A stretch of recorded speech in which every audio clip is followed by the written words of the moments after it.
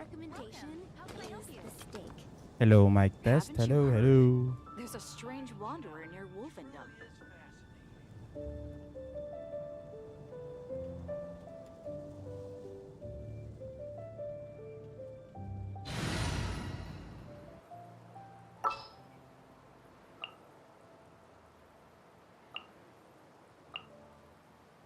I guess the housework can wait.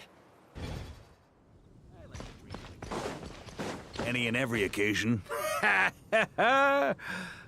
Good one. Okay. Come take a look. So time to play this quest. Moon pie.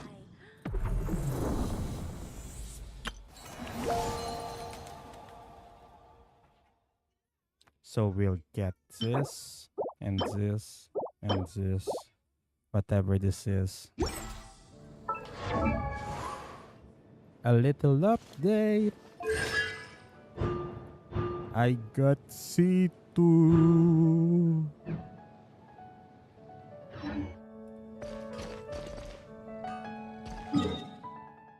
Let's heal up here.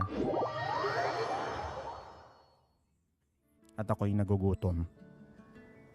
So kakain muna saglit.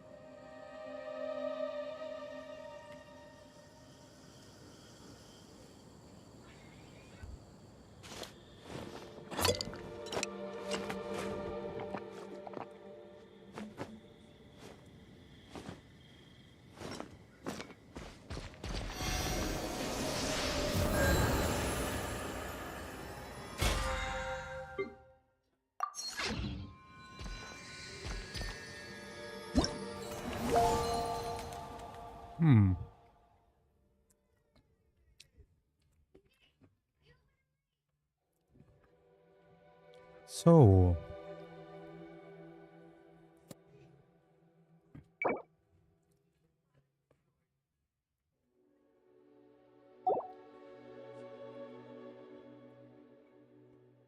Homeward. He who caught the wind. One day, you and Paimon suddenly receive an invitation from the Knights of Avonius. And so, you return to Mondstadt to take part in a welcome ceremony that feels both familiar and just a little different. Okay, let's read the invite. Hey, Hoyo. You keep missing a bit of QA here and there. Hello. Subo mo na ang kanin.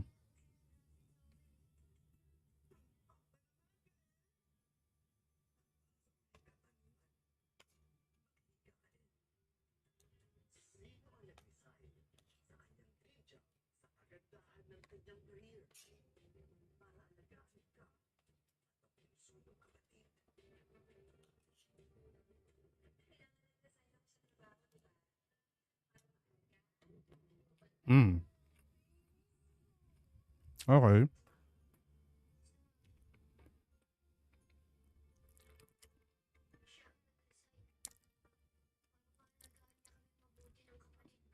Teka saglit. Buwelo lang. Buwelo lang saglit. May kanin pa sa bibig ko.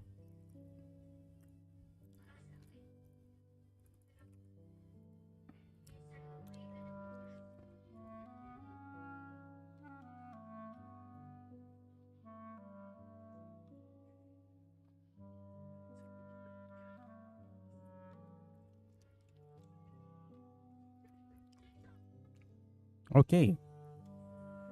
Invitation. Greetings, Honorary Knight and Paimon. Hey, Hoyo, fix this thing. It is a pleasure to be in touch once more. This is Jean. The wild hunt threat in Nodcry has been neutralized, and the Knights of Avonius expedition is drawing to a successful close. Our members will soon begin their return to Mondstadt. To express our gratitude, we have arranged a welcome celebration in the city. We extend our sincere invitation to you both to join us for this event, which will be held on the beach across from Star Snatch Cliff. Okay, accept.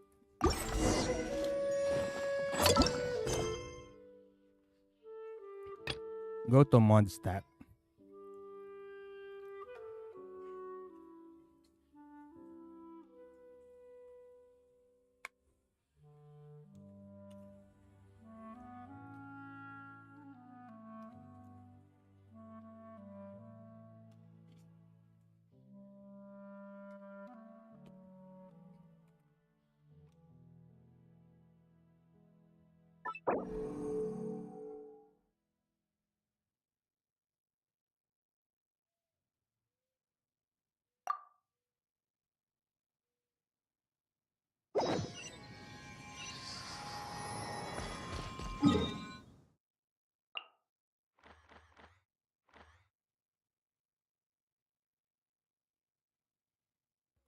Okay.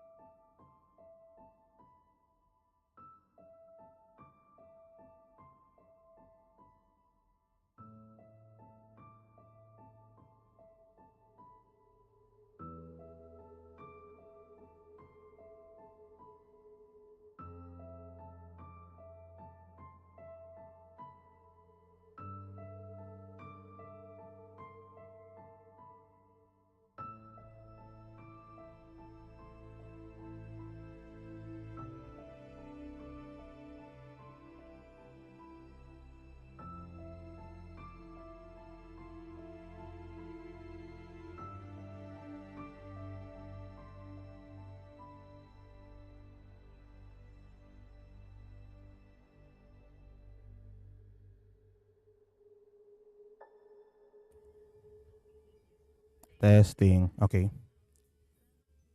So, we're back at that beach. Okay. Subo ulit. Kasi nagugutom.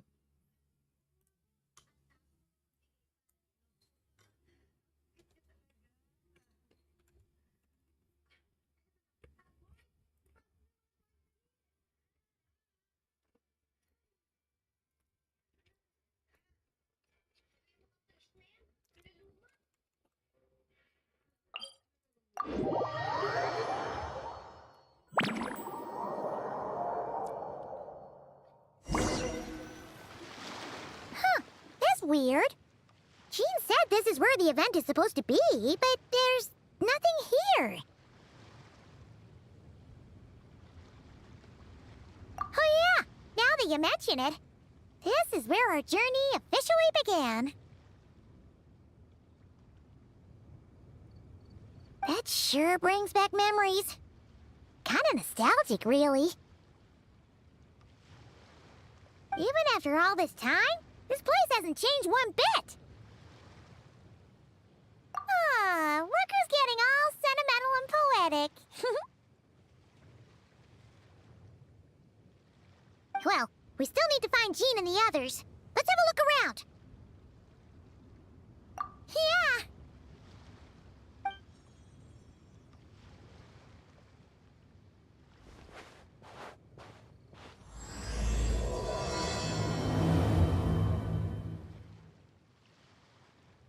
Paimon remembers there used to be hydro slime hiding here, but it's gotta be gone now, right?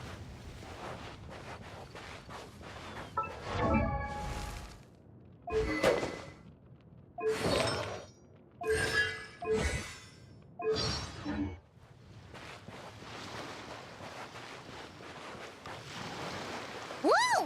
A fungus? Are those supposed to be in Mondstadt? Not that these are a real threat to us at this point, but still!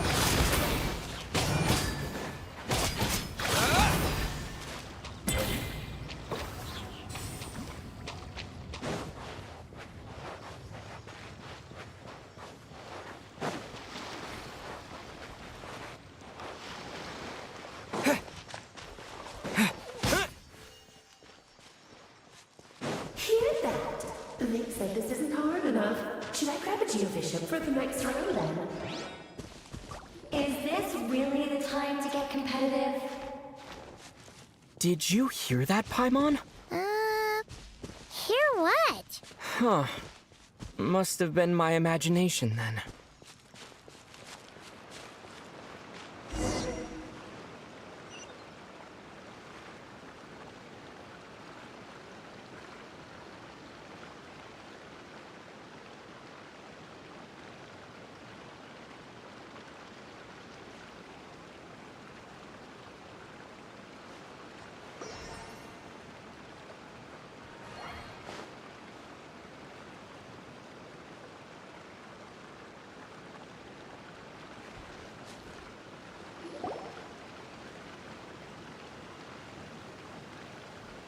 Huh? Why did someone hang Jumpy Dumpty mines all over this tree? What? But they don't look alike. You can't even eat them. Hold on. Could this be an event setup thing? Okay. You're breaking the fourth wall. You're breaking the fourth wall there. Not a lot of people come here, but a bomb's still a bomb. If someone gets hurt by accident, Clee's gonna get marched off to the confinement room again. Okay. Agreed. Let's help her clean this up. Yeah, but let's take a picture with the camera before we take them down. First the fungus, and now this? Something weird is going on. If it turns out not to be event-related, it'll be good to have a record of what we found. You know what, Paimon? You've gotten sharper. You could even say you've ascended to a new level. You couldn't just compliment Paimon's smarts like a regular person? Whatever. Paimon will take it. Better than being called emergency food, at least. Call back. Anyway, it never hurts to be careful. We've seen through lots of tricks, but we've also gotten the short end of the stick a bunch of times, too. I'm not getting a bad feeling this time, though. For all we know, this could turn out to be an unexpected blessing. Wait a sec. I need to open YouTube on my phone. Because I cannot really see if there's people chatting.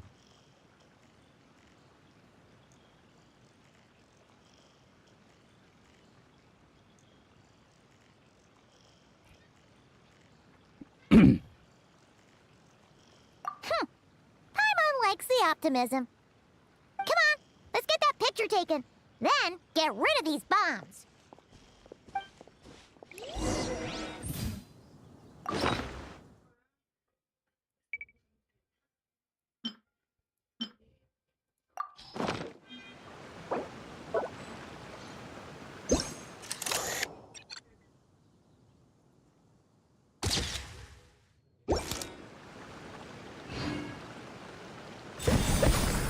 Okay. May paputok. Fireworks! Guess there was no danger after all. Were those meant to welcome us or something? Anyway, we should be good here. Let's keep going. Huh. What was it Paimon said back then? Ah, right! Oh, wow!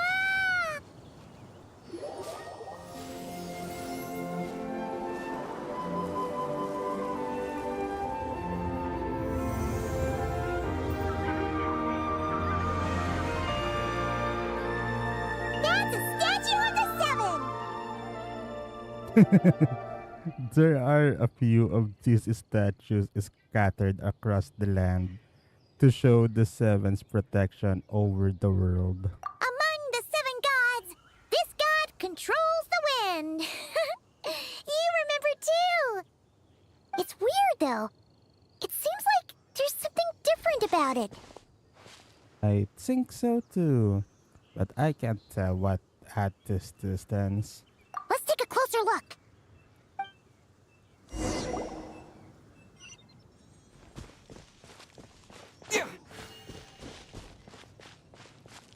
Huh. Paimon's next line was... As we all know, Right! Poetry and language flow like the wind!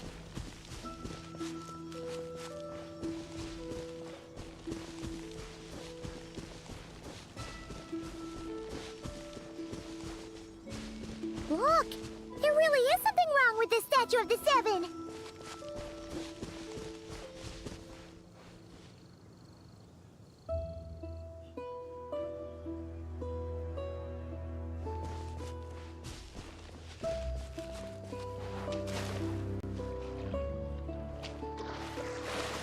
It's fish! But it's so light! Huh. Wonder why?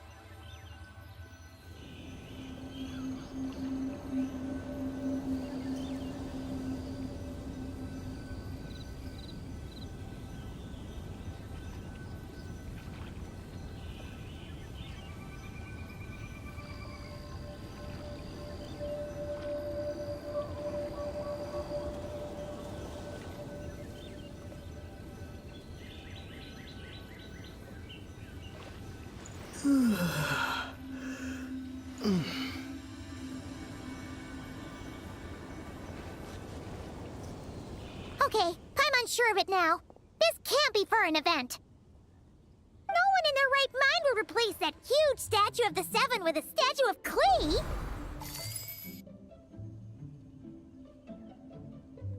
It's pretty cute though. Hoya! It's pretty cute. It's pretty cute. Seriously? Man. What kind of dumbassery are we getting recently? Like, ang dami ng typo ha.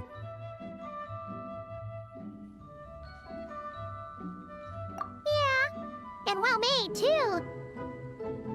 But that's not the point. You're not weirded out by this? Nope. Because I got it figured out. Something this over the top. It's got her written all over it. Because she is her. Oh, you're right. This must be Alice's doing. She could put 100 Klee statues all around Mondstadt and Paimon still wouldn't be surprised. That explains the other weird stuff we saw up till now, too. Yeah, even though she hasn't showed herself. We must already be inside her event. She must have asked Jean to write that letter so we'd lower our guard. No, wait! Maybe that was Alice just pretending to be Jean. Paimon wouldn't put it past her. Looks like the joke's on us. All in good fun, though, right? Paimon's not upset. The surprises were nice, and this statue is pretty cool. Plus, we got to take a little trip down memory lane. Makes Paimon feel all warm and fuzzy, remembering where it all began. Same here. What do we do now, though? There's nobody around. If this is some sort of elaborate prank, guess we're in it until the people behind it jump out and say, "Gotcha!" Maybe what Alice wants is for us to just keep going. Huh? What does that mean? The fungus, the Mondstadt tree, the statue of the Cleven. She seems to have prepared lots of surprises for us. Oh, yeah. And there could be even more. Guess all there's left to do is touch that statue and find out. Maybe it'll give you the power of pyro or something.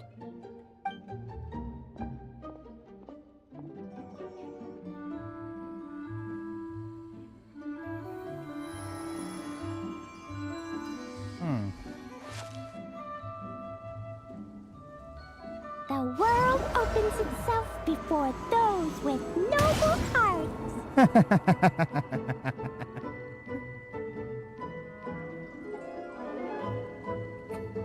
It's that line when we interact with the statue for the first time.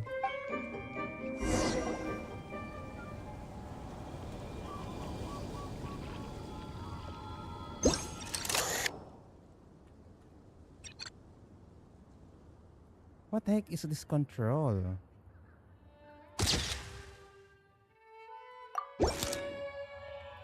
Sparks and Splash! You were right! Alice is full of surprises. Good guessing on your part. Let's keep going and see what else we find.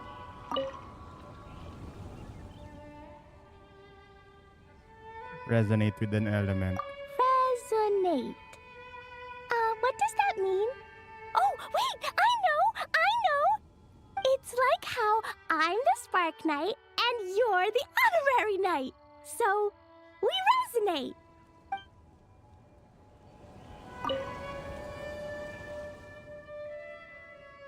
Klee blesses you with happiness. Have the best day ever, just like I am.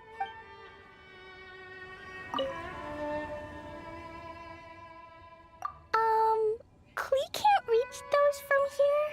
And Master Jean says it's not polite to just take people's things. What? Worship? Warship? So, pass them to me when no one's looking, okay?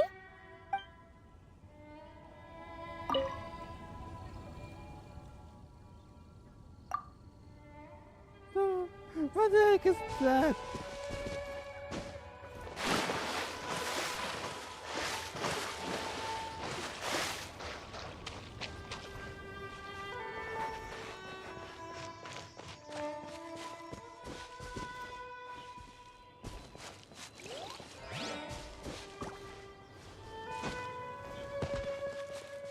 Go now. Yes, now or it'll be too late. Whoa!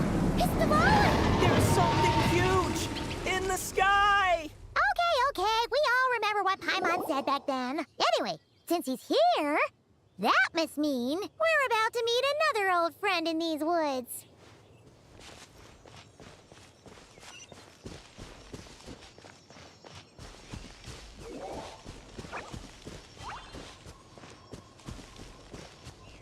Nakakapanibago. What? Hey.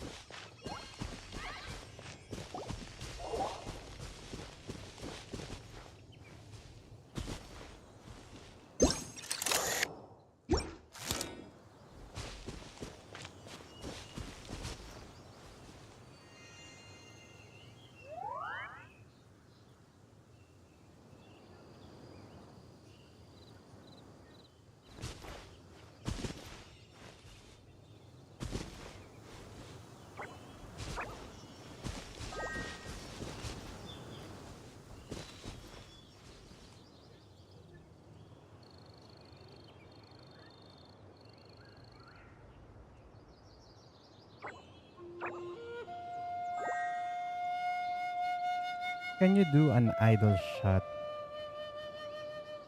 Like showing some stars on your hand?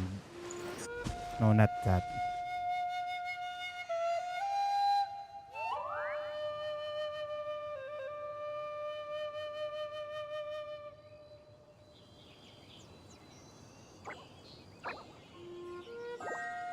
Come on. Come on. Show your idol.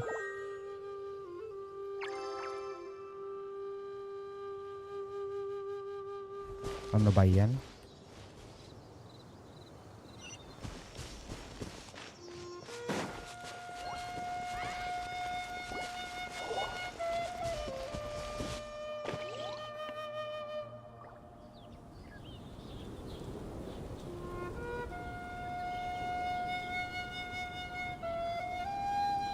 Look! There he is!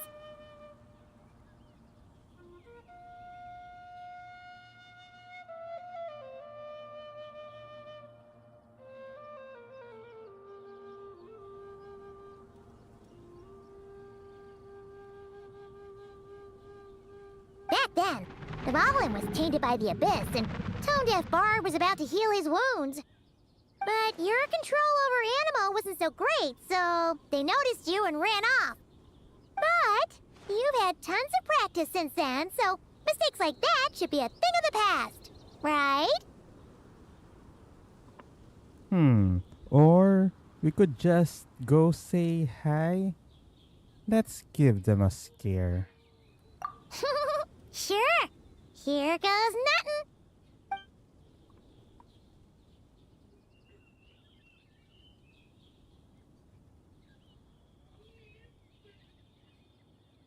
Rah!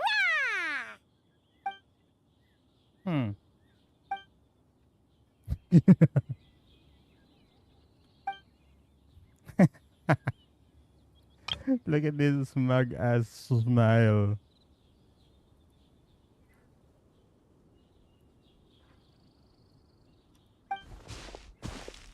Well, this is awkward. You really hung Paimon out to dry there, traveler. I didn't think you were gonna take that approach. Apologies. You were just even livelier than I remembered, and I wasn't expecting it. Which means mission accomplished on the surprise front, I suppose. What do you say, Alice? High marks. Oh, yes, indeed. That was fantastic. I've recorded it all, in fact. Huh!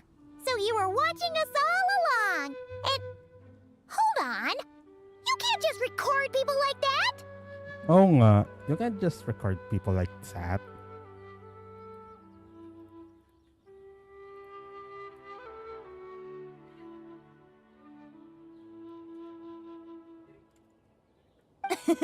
What a delightful reunion. Welcome to Mondstadt, you two. The place where it all began.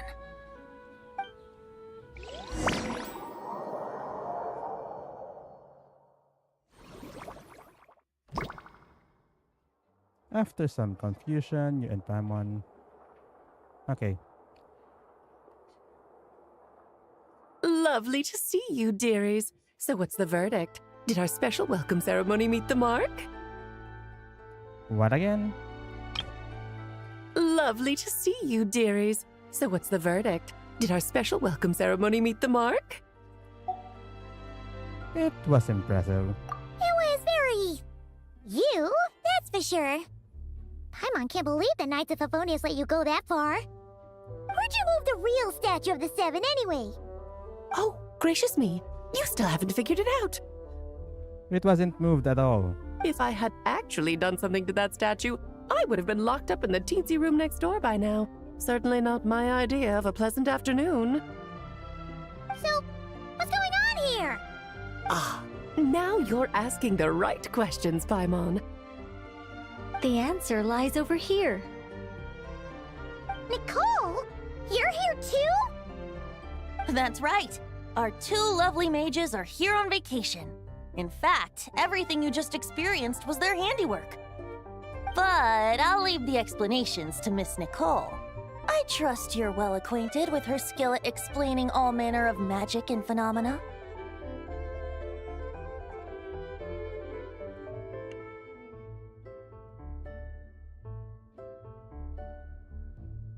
Yep. We experienced that firsthand in Nokrai.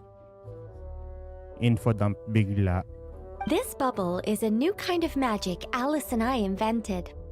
Inside it is a small world created using a person's memories.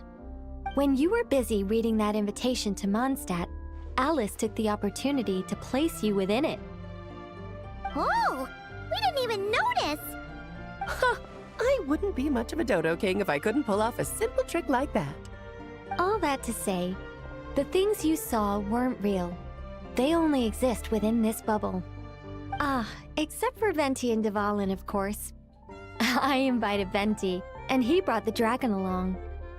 It's not every day you get to relive the beginning of your journey. It feels like listening to a verse you haven't heard in a while, right? You might not remember the name or melody, and still, you start humming along in no time. I'm assuming your trip down memory lane was similarly nostalgic. Definitely. Thanks for going to so much trouble. So does Jean know about this or not? Paimon's starting to think that invitation letter was a fake. Oh, no. Jean wrote that herself, I assure you. I wouldn't dare forge a letter under her name. Huh. So you do draw the line somewhere. Ooh. Not with my daughter in her clutches. If you ever become a mother, you'll understand. Oh, come on! It's not like she's being held hostage. The point is, this magical bubble was created at the request of the Knights of Favonius. With the expedition in Nokrai coming to an end, the Knights will be home before long. Varka thinks it's better to give people time to reunite with their families, so he told Jean to hold off on a huge welcome reception for now. Of course, Jean has her own thoughts on the matter. You can get the details from her soon. As things stand, we're keeping the reception small, but there will be some activities. This magic bubble is one of them. The returning knights can use it to catch up on all the major events that have occurred in Mondstadt while they were gone. Okay. Simply put, it's a reenactment of your adventures. The thing is, her vision is a Mond frame. Yes, she has this thingy, but her vision is tied to Mondstadt. So yeah, probably having Klee in Mondstadt kind of tied her down. Indeed. The ultimate goal is for everyone to have a chance to take part in the excitement. Never. So, what about the parts that took a few, creative liberties? Oh, those were there because the bubble world is still being transcribed and debugged. Memories are easy to extract, and the resulting information density is fine, but it's not exactly a stable medium. What? Yeah, transcribed and debugged. So you're talking about magic that needs to be debugged. Yeah. Genshin is not fantasy. Genshin is sci-fi disguised as fantasy. If memories are the only thing used to recreate a world, it's hard to ensure a lack of deviations. For example, these memories belong to Venti. But even for someone like him, whose memories are quite reliable, there is bound to be some variance. Okay. I gotta do something in Gcash first. Not to mention, on their own, memories lack an interactive component, so I added some self-deductive capabilities to this magic, which exacerbated the instability issues, unfortunately. Yeah, that, makes sense. For instance, Say we're recording memories, and Lisa happens to fly into a fury over some overdue library books at the same time. What? Recording memories. This happens to fly into a fury.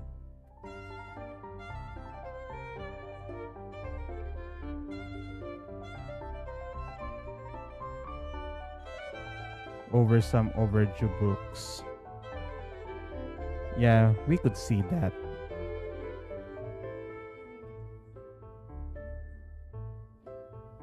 A powerful thunderstorm might unfold in the bubble world out of nowhere.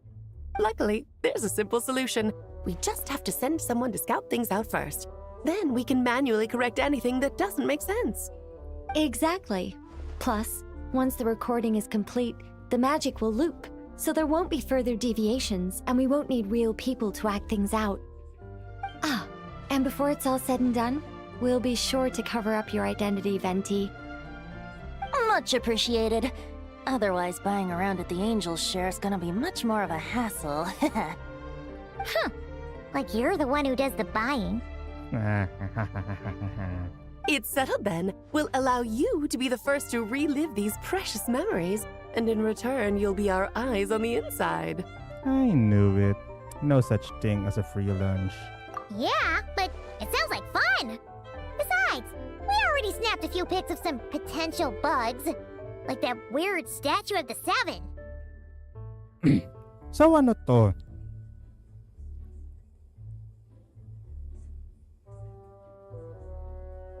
I mean, it's not like the Traveler hasn't done this for a million times, but this event is just the Traveler debugging some shit. Oh, no, Paimon. That one was entirely intentional. What? Seriously? As the creator of this world, I'm afforded a bit of creative license, I would think. Creating this bubble was no easy task. Is a little personal touch too much to ask for? I doubt anyone will mind. As far as I'm concerned, you're free to do as you please. This is Mondstadt, after all. Oh, well. Paimon can't argue with that. In that case, we'll be counting on you to continue testing our work tomorrow. It's still early. Why not check out the other events at the testing grounds in the meantime? Jean should be there too. So this is just the Traveler being a tester for their magic. I know it's one thing for the previous events, but there are actual in-lore in-universe mechanisms, but this one, it's their shenanigans and we have to test it. Yeah, this is definitely the Traveler being a QA.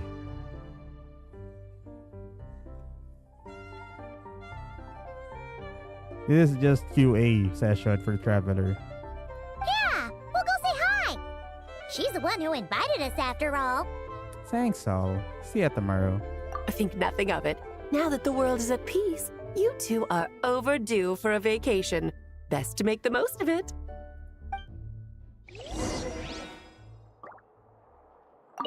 Devalin appeared a little late, but his sparks and splash triggered a deep magical reverberation. Background music needs to start half a second late. I should put another instance if now the diagnostics are failing. I just don't get it.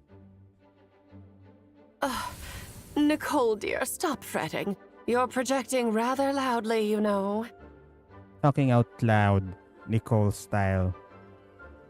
Oh, the details at her ears. Never mind prosthetics for her actual ear, but this. Every detail is within your control, huh? Color me impressed. So this is the programmer. This is the project manager.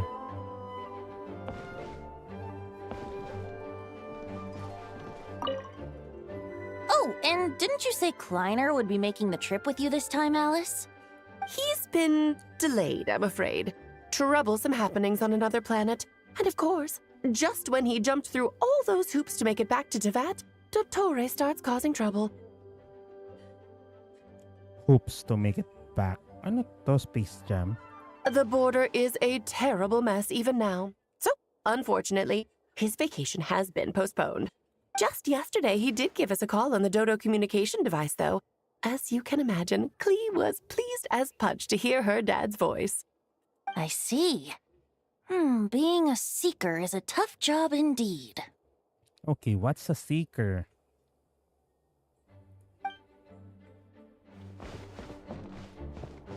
Dvalin appeared a little late, but his sparks and splash triggered a deep magical reverberation. Background music needs to start half a second late. I should put another instance of and now the diagnostics are failing? I just don't get it. Ugh, Nicole, dear. Every detail.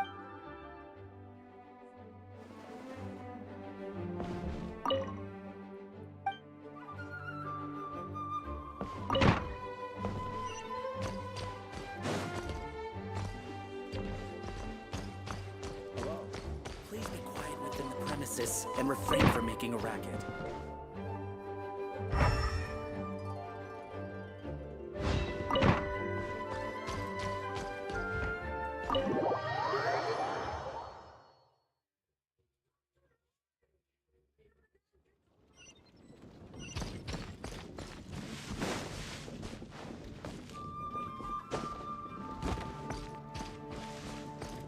Yo, Doc.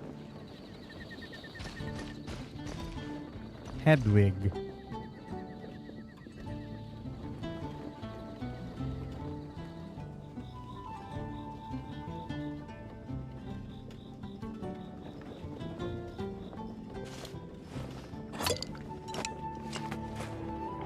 We have a knight named Hedwig.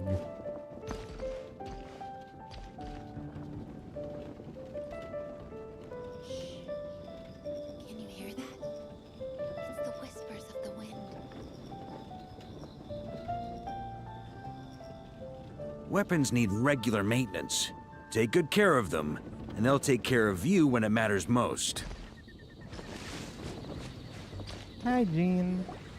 Yes, good work. We'll go with this setup. Dandelion tights. Hey, Jean! We're here! Honorary Knight, Paimon, welcome back.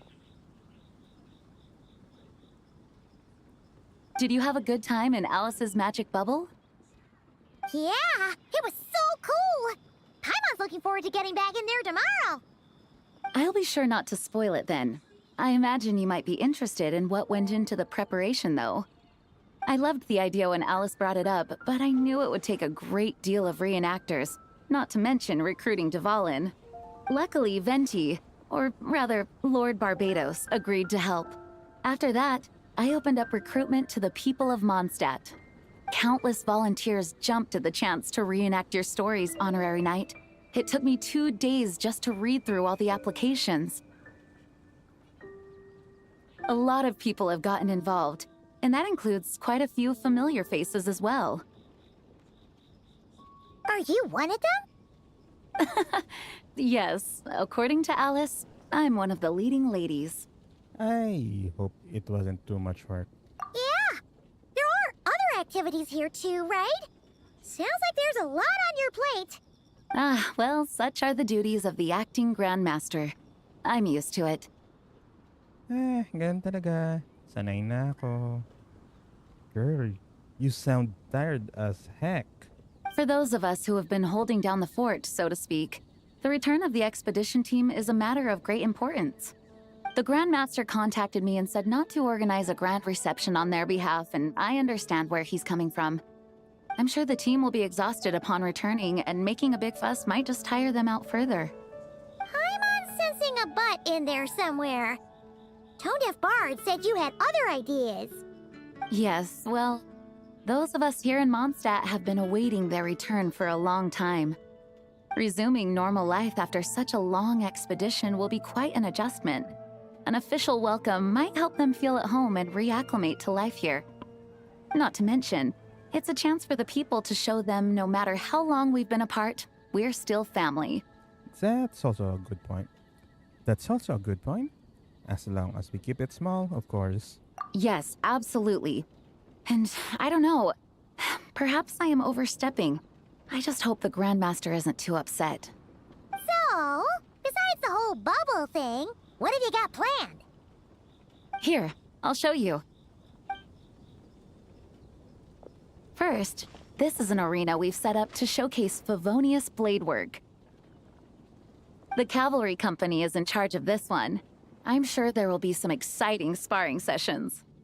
Ooh, that means we'll get to see Kaya on stage! That's right. Compared to me, he's much better at keeping things interesting, even when the subject matter is quite serious. I can think of no better person for the job.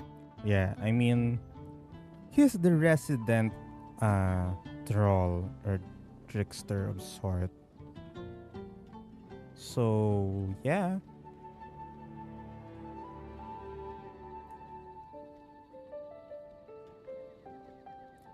He's just quick onto his feet. And he could just go do things on the fly. You're as modest as ever, huh, Jean? Over here, we're running a wind glider speed shooting event. It's not hard to guess who's in charge of this one, I'm sure. Amber, of course. Yes, her gliding skills are top-notch, and she's quite creative when it comes to event design. Be sure to check it out when the time comes. At least they're introducing the event. They're introducing the events before the act, before they just get sidelined and oh, here's the event after the main dialogue. There's also a booth that will serve as a reception area where people can relax and chat with each other. A few simple games will be available as well. Hertha is in charge of the drink stall, but we're still working on the menu. Well, the more alcohol options, the better, I think. The expedition team likes the strong stuff. Yeah. Fair point. Huh? What's with that face?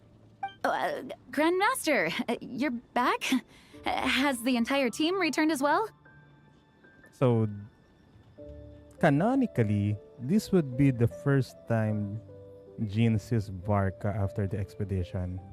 Well, apologies, we're not quite done with the preparations, but I assure you, it's limited to what you see here.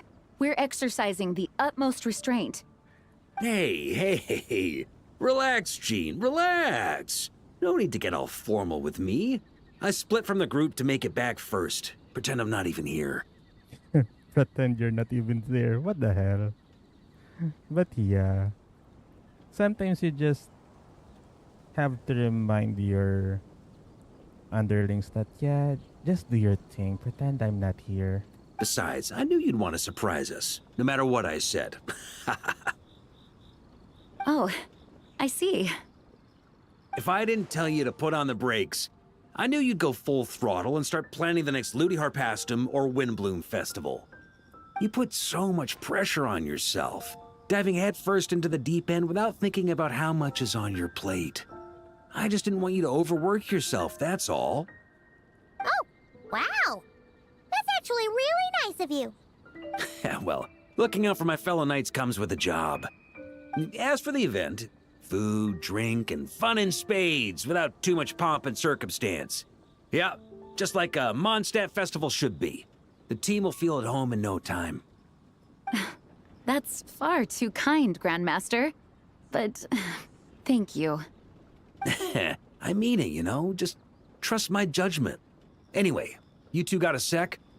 Now that I'm finally back in my old stomping grounds, let me treat you to a meal. I'll even introduce you to the Good Hunter's secret menu. Oh, nice! Paimon's never heard of that before. Siya yung malinaw, so what's with that? What's wrong? Not hungry? Actually, Grandmaster, there's a few things I'd love for you to look over, since you seem to have some time to spare. Kamot ulo siya. Perhaps we could go back to headquarters first. Hang on, you know this is just a pit stop, right? There's not going to be time for me to take over the whole shebang. Of course. Still, You are the Grand Master. Can't argue with that. Can't help you there, buddy. Oh, you have no idea what this means. I'll be trapped in the office until tomorrow morning. It's not that dramatic. If we make haste, we'll finish before dawn. As much as Paimon wants to check out that secret menu, you should at least do some work now that you're back. All right, all right. Oh, let's go. Guess I'll see you tomorrow.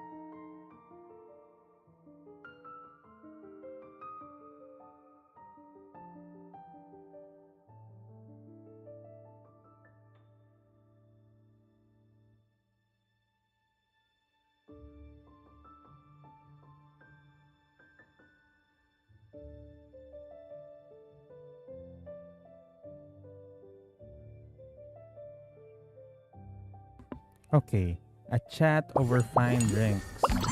Lion Fang's Radiant Onslaught. Pavonius Falcon's Recon Log.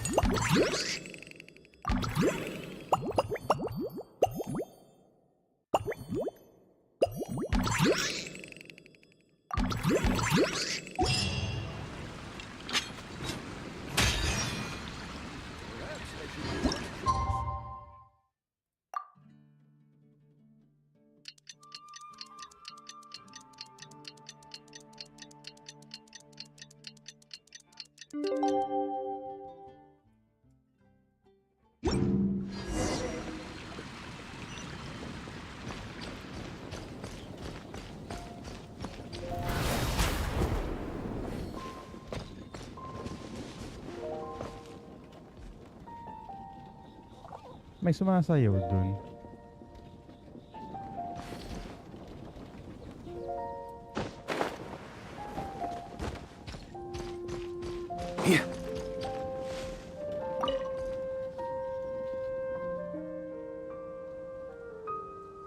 Still feel like it could have gone a bit further.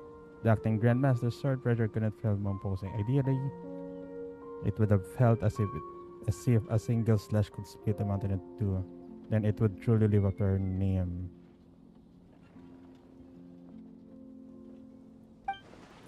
For a morale standpoint, I agree. But in terms of presentation, I'd say the current level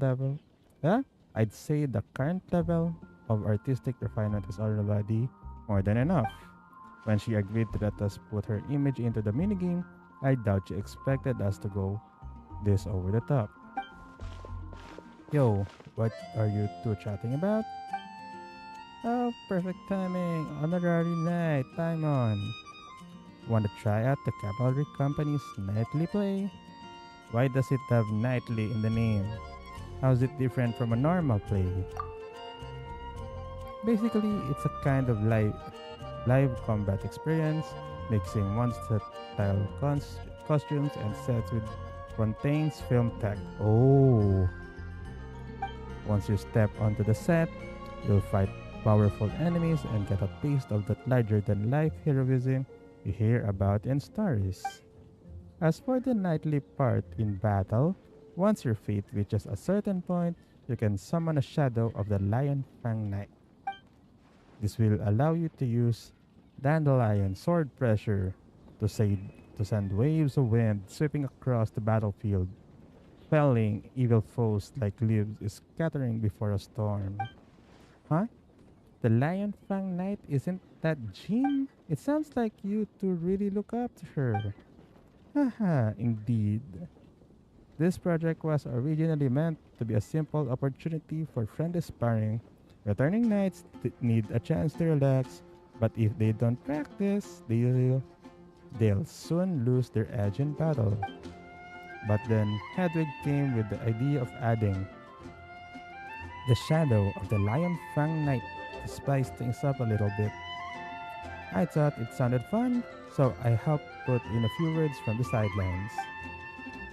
We really owe it to Captain Kaya. The expedition's been away so long. I just wanted everyone to see how much stronger the acting Grandmaster has become. Her administrative skills are flawless, and her combat skills have reached heights as regular knights can only dream of. Wow, that's so thoughtful of you, Hedwig.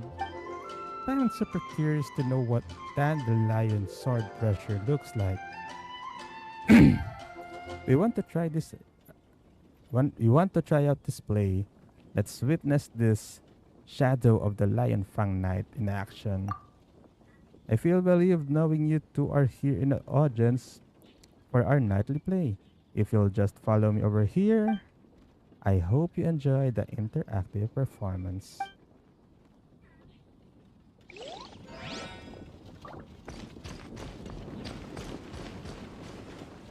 Outsourced employee. Ba't naman may former clients.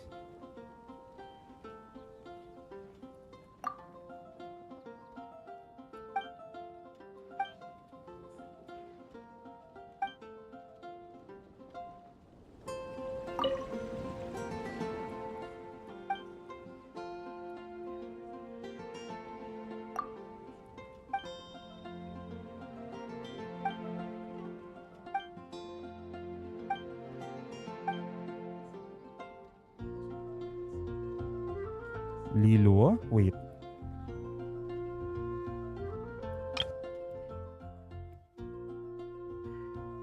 Oh, huh? Liluo. Wait.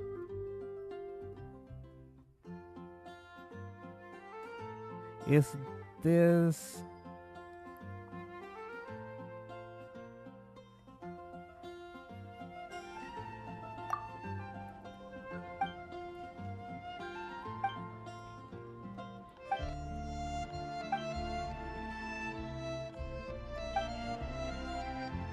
Fortress of Veripede. Okay, so I cannot really talk to them.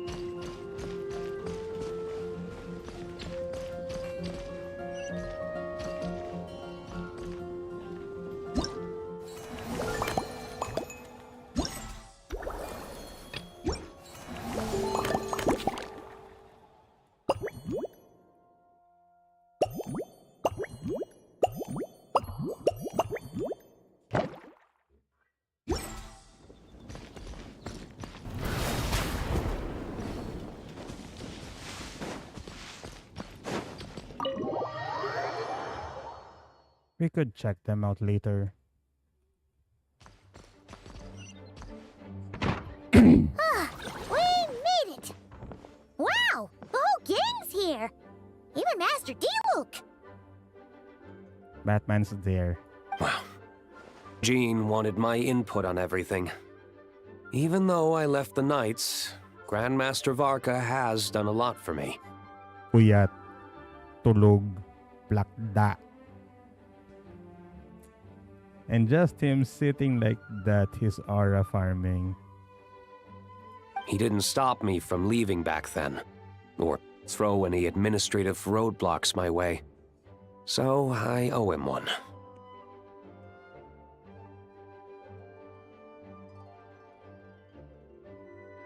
Well, I was sad to see you go, but your mind was made up.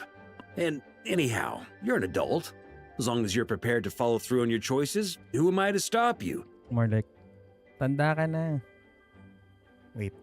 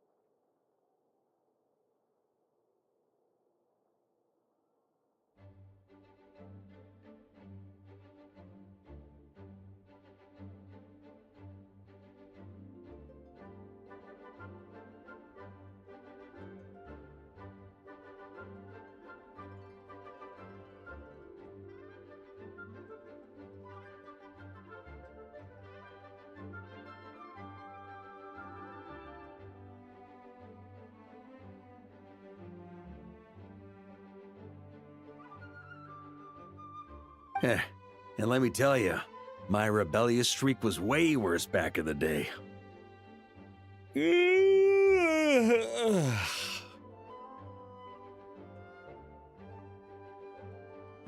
Puyat siya eh.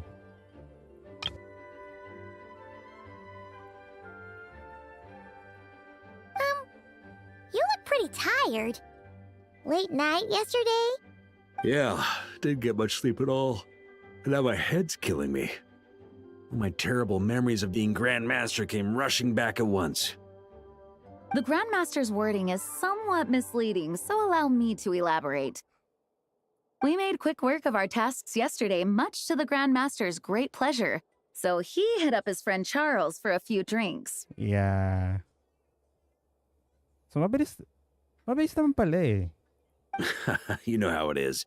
When you're catching up with an old friend, a few drinks turn into a few too many. Am I right? Ah, so you're just hungover. Ugh, and Paimon was starting to feel bad for you. I see. Understood. What? I just received word from the knights stationed at the venue that the setup is complete. You can start today's story at any time. I get a question actually. Ask away. If everyone can experience the story in the bubble, there shouldn't be anything in there that only I can do, right? Ah, you mean like how only you could have purified Dvalin's tears? That ability is unique to you. And to be honest, a lot of people might not even know you're capable of something like that. So they might get stuck at that point in the story. Don't worry, I thought about that. The story told within the bubble has some jumps. I've deleted the parts that might complicate things. The remaining content doesn't require the participant to do much of anything, actually. It should be like watching a play, except you get to walk around as you enjoy the performance. Wait! But we ran into a combat encounter yesterday when that fungus jumped out at us. We'll take care of that. Alice and I want this to be an experience even a child can complete without trouble.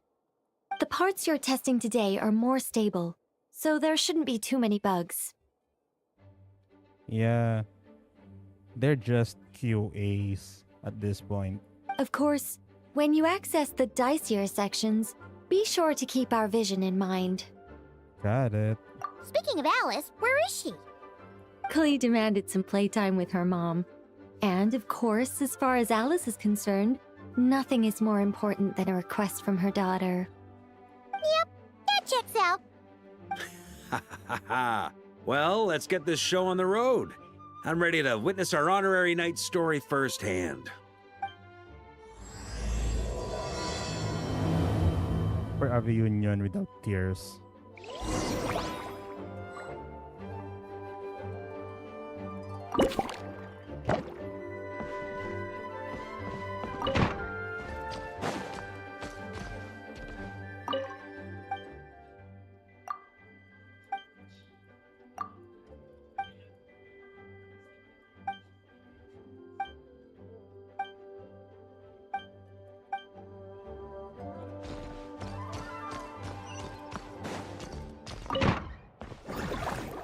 Enter the bubble world.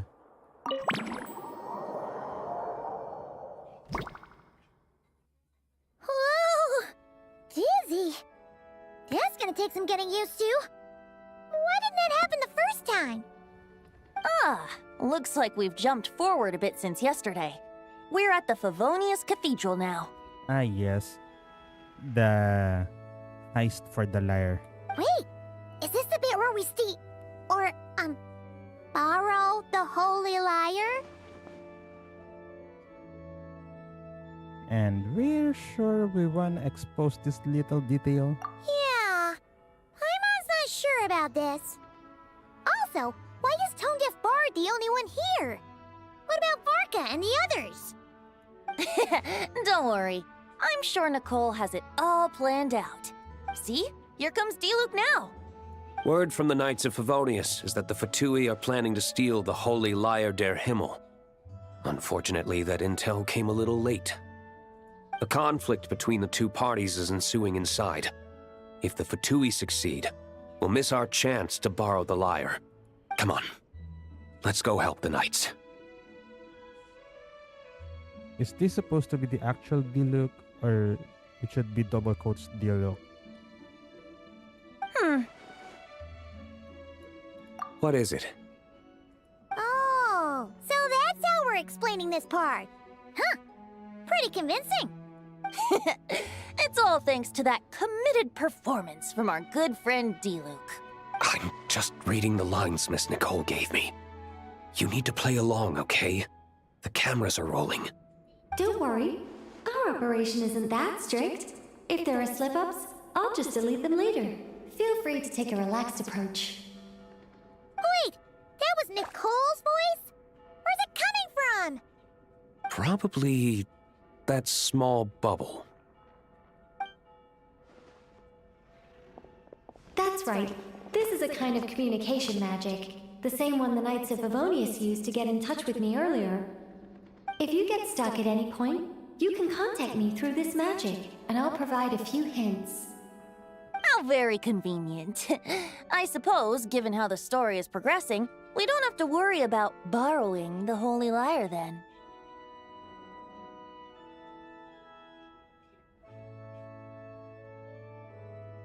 That's right. Obviously, we're not including the stealing part in this version of the story. After all, the Fatui were the ones who ended up with it. Borrowing, stealing, leaving out that detail doesn't change the direction of the story. Anyway, the Knights are currently fighting to protect the Holy Lyre. Varka and Jean are already in the underground area. We should head over as well. This is like getting to read the script before watching the movie. I wonder what would happen if, this time, we managed to catch the Fatui thief in the act. That would complicate things. Worst case scenario, we might need to do another take. So if you could refrain from going off script, that would be great. Okay, now they're actors. They're QA. What else? Okay. Someone's got an axe to grind.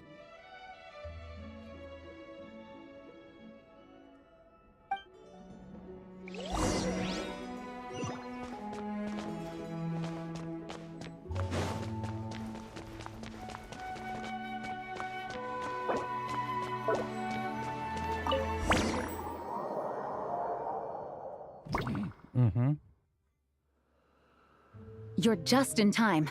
The situation is not looking good at the moment. The Fatui brought much more force than expected. Yeah, it's turned into quite a mess. What?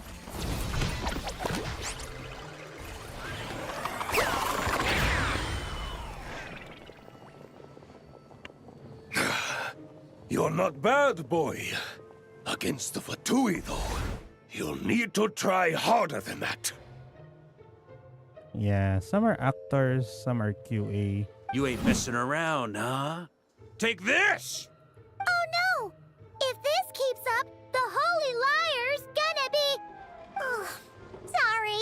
Paimon can't do this. Nicole, shouldn't these people be wearing Fatui costumes at least?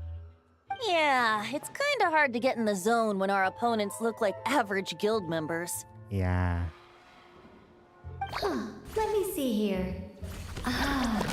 It looks like magical autoload has been disabled, so the Fatui costumes didn't appear. I'll get that fixed. Just ignore the problem for now and continue with the scene. Remember, this is a tense moment. Got it.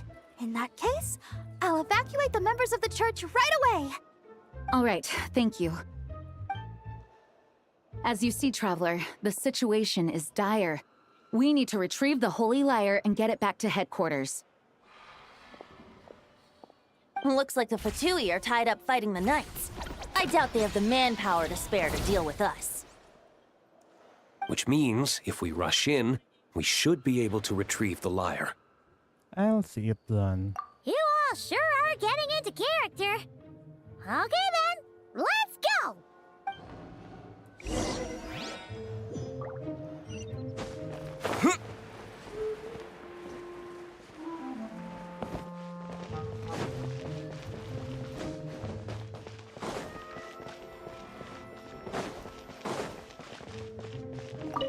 What a coincidence. Yes, well, this looked like the most relaxed. I'd prefer to get this over with and return to my work. Of course. After all. Okay, let's talk to them. How dare you stand in our way! You'll face our Harbinger's wrath soon enough!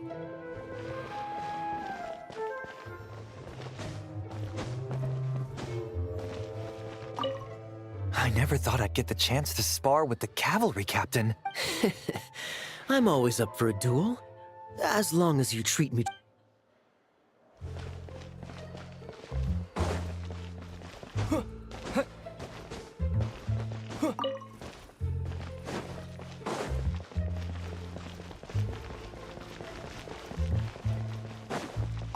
I couldn't keep up with you.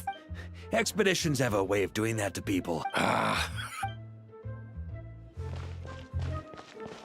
Let's talk to these guys.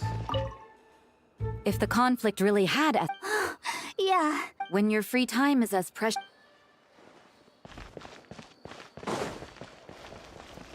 No entry. This place is under Fatui jurisdiction.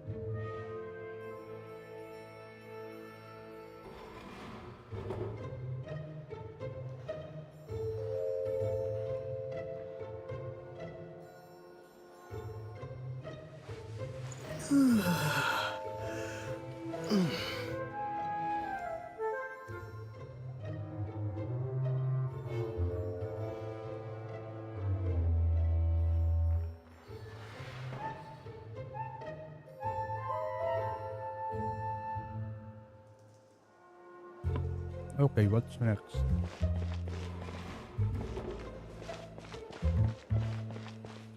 No more hidden interactions? Okay.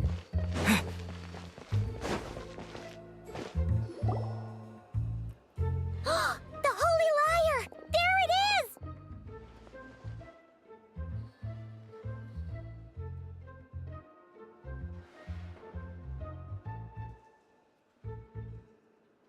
Well, well, well. It seems our outer diversions were most effective. The knights know not that the true danger lurks right beneath their nose.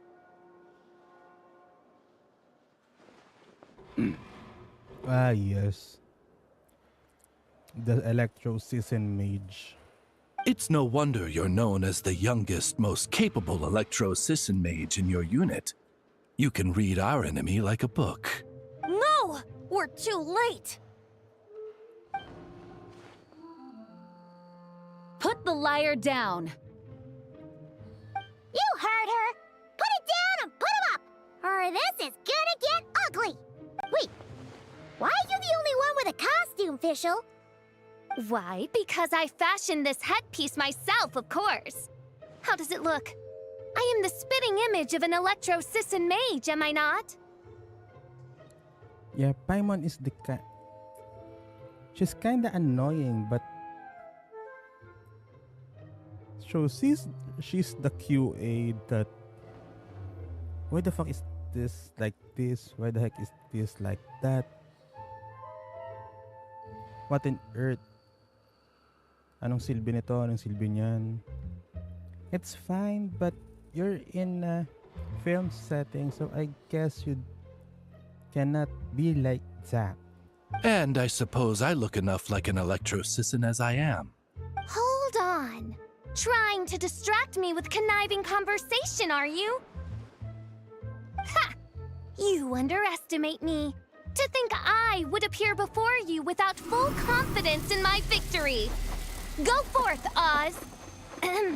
Sissons, take care of these pests. The holy Liar der Himmel belongs to the Fatui.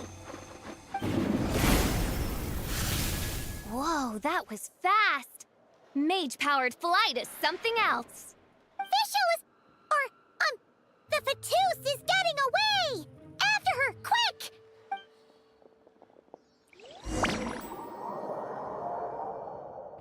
Paimon, you suck as an actor. Here, take it away, and don't let them catch you. That's nothing the gliding champion of the Fatui can't handle.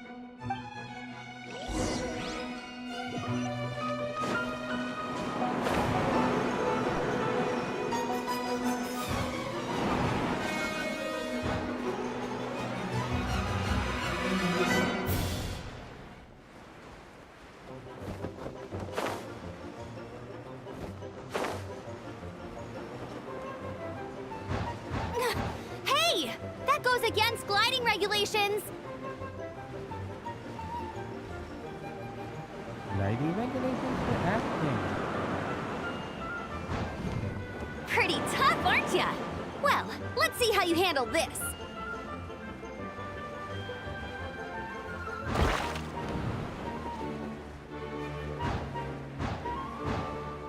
Oh. Paimon thought the Adventurers Guild were the only ones role-playing as Fatui. Just thought I'd lend him a hand. official didn't have time to make me a cool hat, though.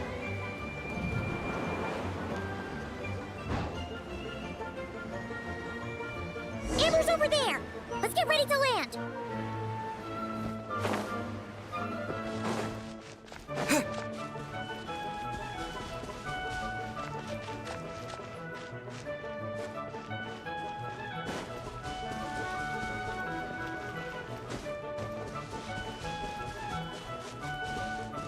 Here they come! Positions, everyone!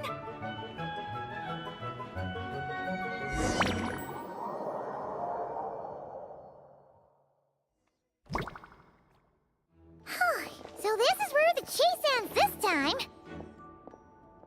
Wait a minute. This isn't what their hideout looked like. It's at least a few times bigger.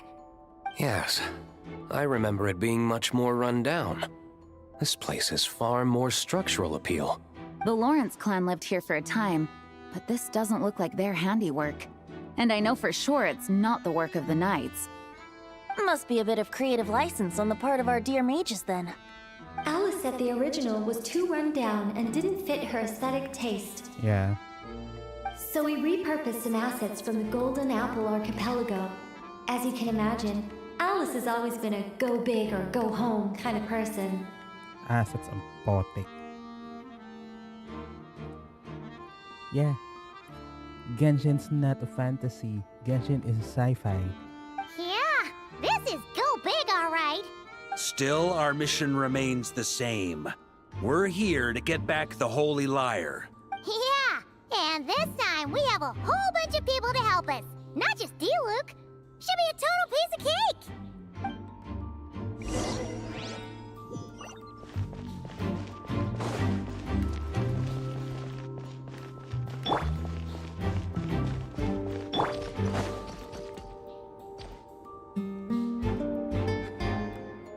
A human never doubts what their eyes see or rejects the ground beneath their feet. Both now warn you that this is the end of the road.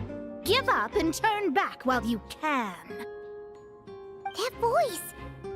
Is that Mona? Oh, shut your Paimon. Mona? Oh, you mean Barbarloth's student. You know about her? But Mona came to Mondstadt after your expedition left. Well, I had regular contact with the Hexen Circle, so her name came up now and then. The whole thing about her messing up and being too afraid to go back? Yeah, I know that too. What? But She went off character with that. how? No one in the Hexen Circle should know about that! For real? Sorry, but I'm pretty sure all the mages know. All of them? I'm afraid so. Oh, except Granddaughter, I suppose. Oof. Fine. That's just fine. It's not like the old hag's gonna come find me in Mondstadt to settle the score, right? Anyway, how do we cross? I'm not telling. Aw, come on. Don't take it out on us. I'm not. This is unrelated. Besides, I'm playing a fatus whose job it is to issue riddles. You can't just ask me for the answer. Oo nga naman. All right. Almost forgot about that. If you want the answer, think back to what I said at the beginning.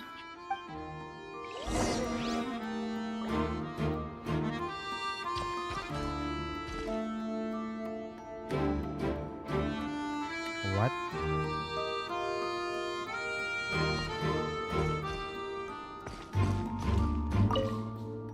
Mona's riddle was as follows.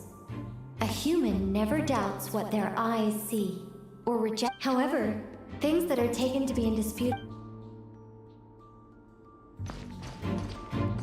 Okay, how should we do this?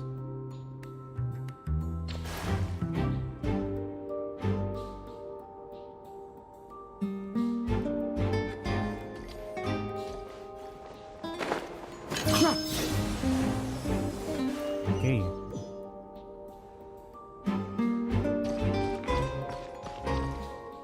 So it's that tile, then that, 2 blocks forward,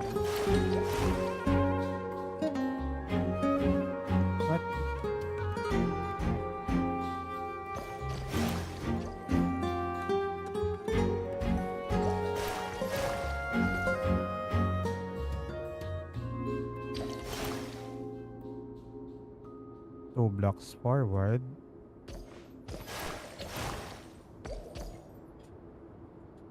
Two blocks to the right.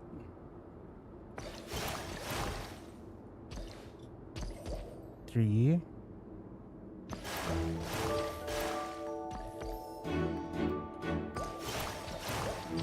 For the loose, I wanna jump with Varka's skill, but Nice! We made it!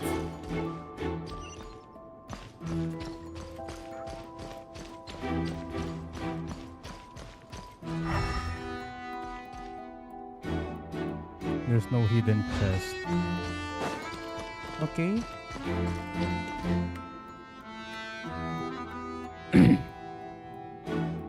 Looks like Mika's guarding this spot. Oh, hey! It's been a while. Hello, Grandmaster. Hello, everyone. No. Wait, my line. How did you get in here?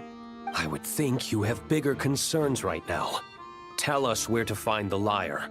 It's locked in the back room, but good luck getting in there.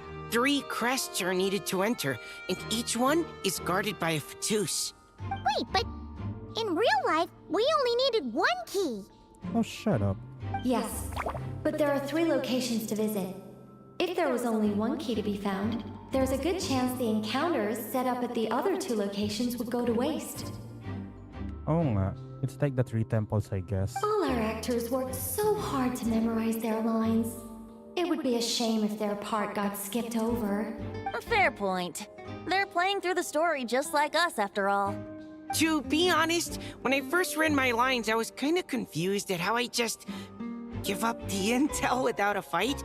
But when I actually had to stand off against all of you, it made sense. I mean, Mr. Diluc practically had me in a cold sweat. Really? I only had 1 line. Aha! Yet in a game of cards, it's the ones that remain unturned that strike the greatest fear in your opponent. The same principle applies here. That's right! And I've been told you have quite a few tricks up your sleeve, Mr. Diluc. Anyway, you can head in now. Everyone should be ready. Yeah.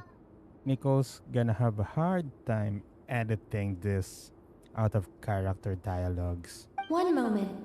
We can't quite end it like this. I believe you have 1 more line, Mika. Do I have to say it? It would benefit the scene. All right. I told you everything I know. Now leave me alone. And off he goes.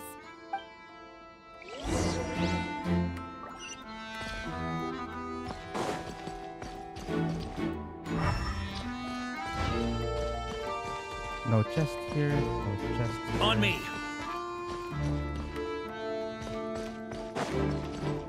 This is a Nudcry box. Oh, Bennett's playing a Fatuli, okay. Looks like we were followed. Guess Mondstadt's elite aren't to be underestimated, huh? Stand aside. This one's personal. But this time, I'm fully locked and loaded! Come on, kid! Let's finish what we started!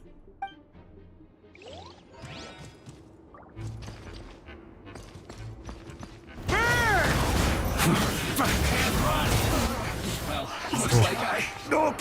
Okay. You win. Somehow this round wasn't quite as fun. Probably because you had to act like a Fatus. At this point, I could take down those with my eyes closed. True. Guess I didn't stand a chance, huh? Oh, so you were the one in the Fatus costume. Does that mean the auto-low bug is fixed now, Nicole? It would seem so. Man, their armor is heavy and not breathable at all. You're telling me the Fatui and Sumeru and Natlan also wear this stuff? I can't even imagine.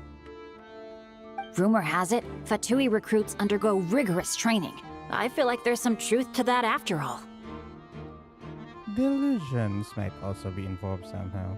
The Harbinger seemed like the disciplined ones to me. Well, even though we lost, Dad had fun for sure. Here's the crest I was guarding. You've earned it. Oh, and Bennett told me about what happened in Natlan. How you helped him navigate his past. It's hard to believe we finally have answers after all these years. So, on behalf of all the adventurers in Mondstadt, truly, I can't thank you enough. Well, that's what friends are for, right? Speaking of, how have things been since you got back, Bennett? Same old, same old. Bad luck included. But that part's nothing new, so I don't mind. I do miss the Asha, though. I hope I get the chance to show them Mondstadt someday.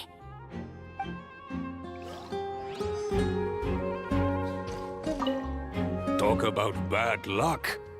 The minute you... Yeah.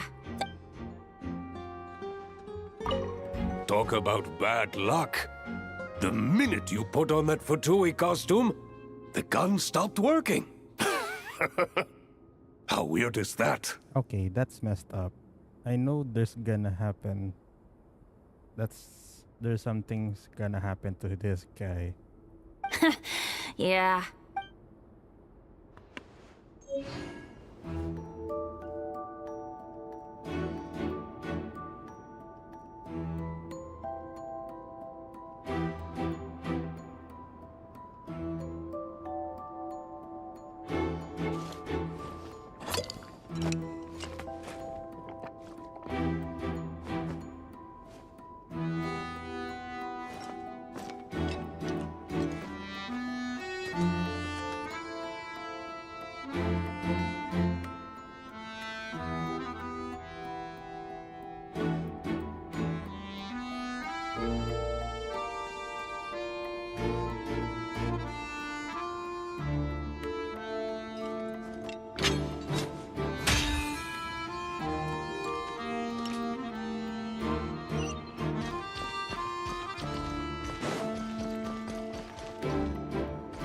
Okay, so no hidden boxes here. No nothing. Okay.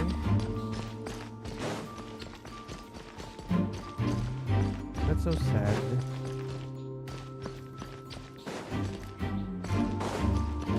The road ahead is almost completely blocked. Looks like this person isn't taking visitors. Guess we'll just have to be careful. We need that crest.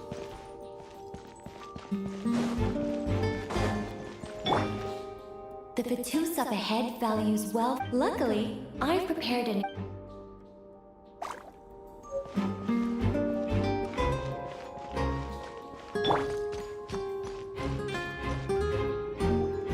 Wait, Mona? Again? What? The more roles you play, the more you get paid. That's what Alice said. I was hoping to do even more than this, but it is what it is. Anyway, the crest is with me. All I need to know is how much you're willing to cough up to get it. Let's talk business, shall we? So this one's playing Regulator for the duels.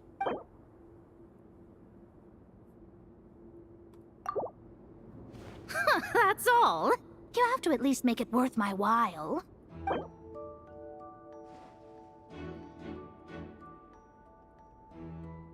$400. No, we both know this crest is worth more than that.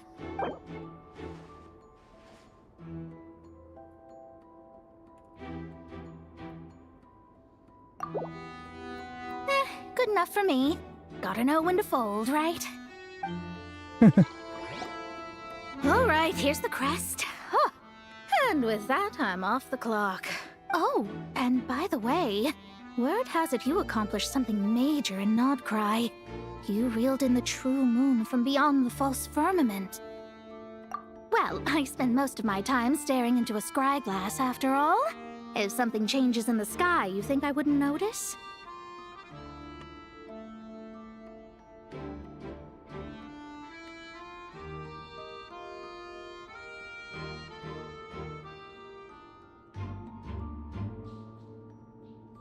hydromancy uses the false stars to reflect true fate within the water.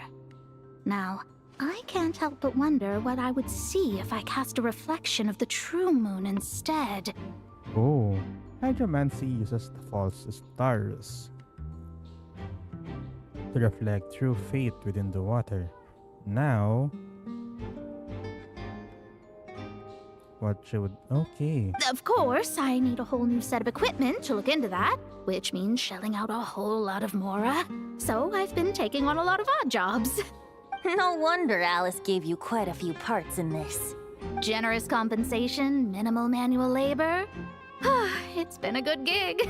Plus, the Hexencircle never promises an amount they can't deliver, even though her daughter is, in some part, responsible for my predicament.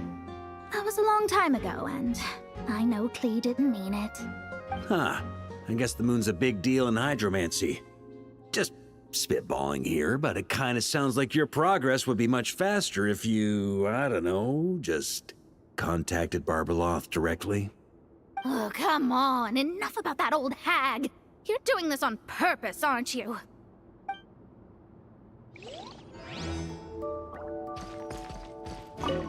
Oh, come on. Enough about that old hag. You're...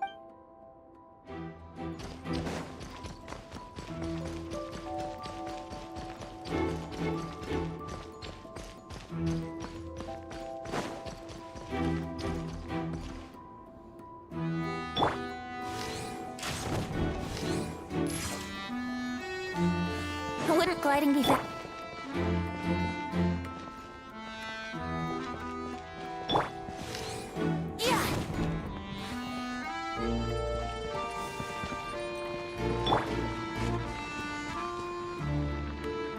What? They handed over their crests?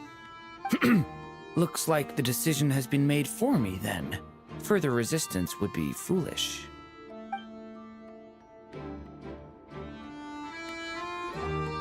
Gotta say, Paimon didn't expect you to play this kind of role, Durant. Well, actually, Aunt Alice was planning for me to play Dvalin if the dragon himself didn't agree to take part. That was the backup plan. Apparently, there's a spell like the one used to make Simulanka that could change me back into an evil dragon. That does not sound like a good idea. I have to agree. That sounds like a disaster waiting to happen. I don't think I'd be very good at playing the evil dragon anyway. I'm not intimidating enough. Luckily, Dvalin agreed to take part after all, so my role was switched to Timid Fatui Guard B, and I got to wear a costume instead. Timid Fatui Guard B. So Timid Fatui Guard A is Mick, I see. Wow, that's a pretty huge change. Why B, though? Oh, because Mika is Guard A. Diba? As expected, Alice has got it all planned out. Alright, we got all the crests. Let's head back. I'm just glad I didn't have to play the evil dragon in the end.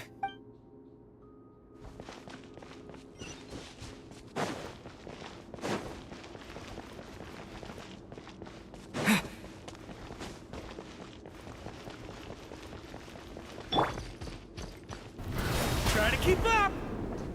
But you have 4 Mondstadt units there. Bakit 7 seconds yung ano mo? Cooldown. Mika! We have the crests! Alright. This elevator's a bit complicated to operate, so Miss Nicole asked me to help activate it. Just one moment.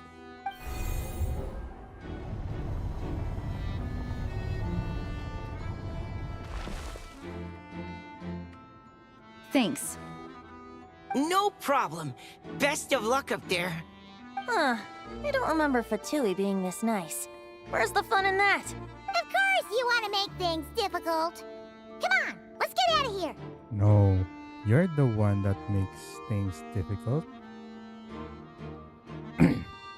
I mean, you're the one who makes things difficult. You're supposed to act. And now they're not acting. Best of luck up there.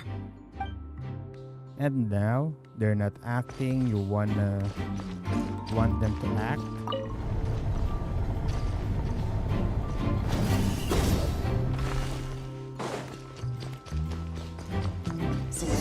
tight around here.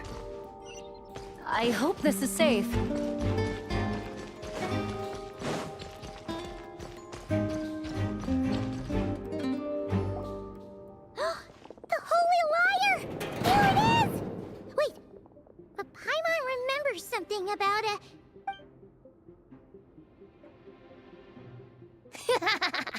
Hot-blooded, careless, and reckless heroes! Despair, for you have stepped into my trap! Wait, what? All it did was lock the liar up? Well, I wasn't the one who designed it. All Alice said was that activating it would turn the tables. I see.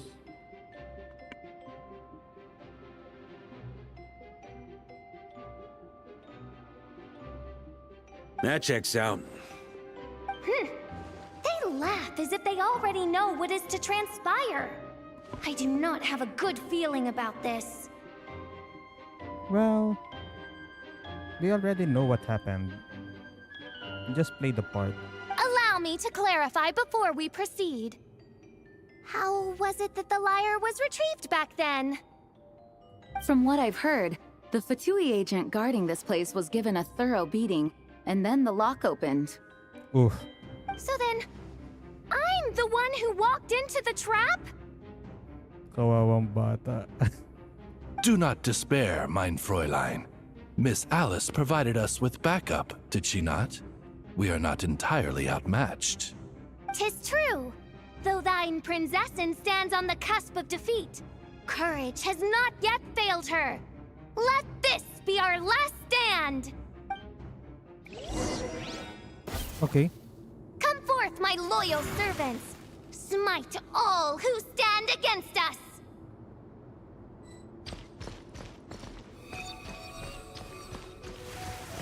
Look! The Ravens get confused if they don't hit anyone. Now's their chance! Group 2, reinforce!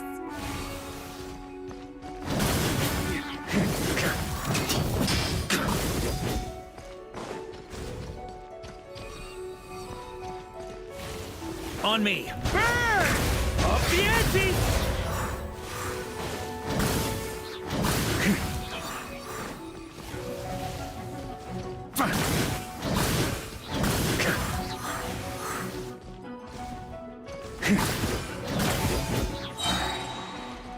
Group 3, Group 4! Oh, forget it. All of you, attack at once!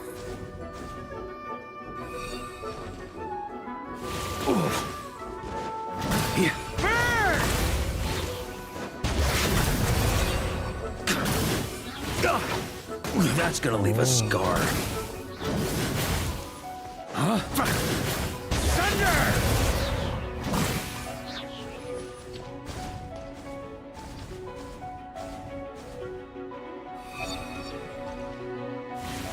On me!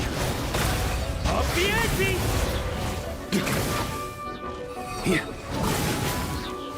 On me! Huh? Well, well. It seems I must send forth my most capable servant of all. He shall dispose of you in one fell swoop. As you wish, mein Fräulein. Let's play! Slow as blood!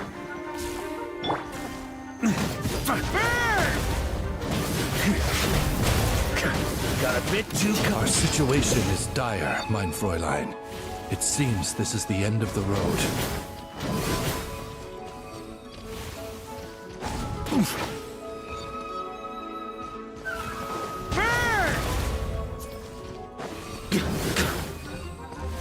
Huh?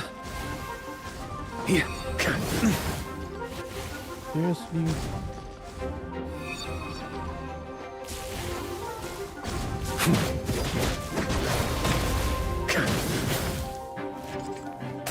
All right. I give up. Just don't hit. All right. I know when I'm beat. You win. You were brilliant, Miss Fischl. The recording was fantastic. I'm certain future participants will have a great time. Yeah! This role was perfect for you! Huh. Your praise is a compliment to your own good sense. Yet know that this is but the least of your princess's abundant talents. Huh. It doesn't look like the lock is opened, though. True. This isn't what we were told would happen. I doubt the mages want us to just break it open. It's not their style. Perhaps we haven't met a certain condition then? Wait.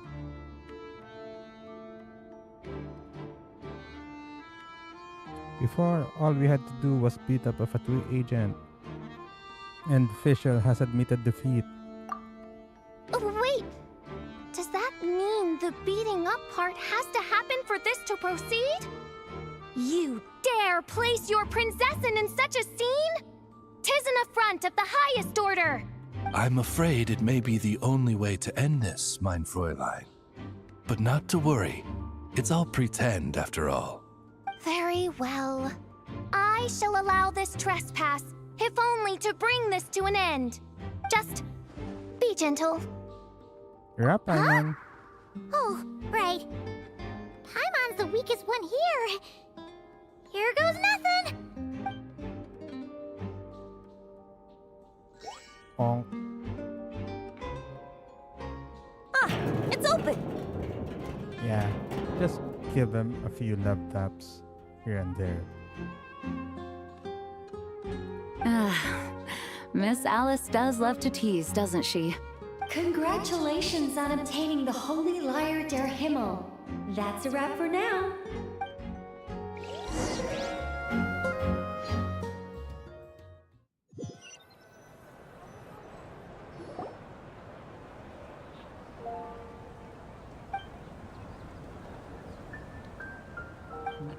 Wow!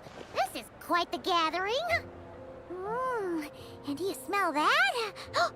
Is that the secret menu Varka was talking about? Oh, Paimon's stomach has been rumbling this whole time, so she's gonna dig in. Don't forget to grab some food before it's all gone, okay? Okay. Oh, hello. Did you need something? Nah, just noticed that you seem a lot more relaxed. You know, we often threw banquets like this when I was little. But then, as more and more of our ranks left on expeditions and I was left in charge, the number of celebrations decreased. I'm not the most natural entertainer after all.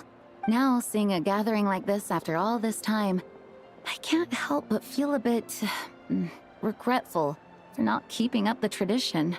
There's no right and wrong. Everyone leads in their own way. Well said, traveler. Barbara?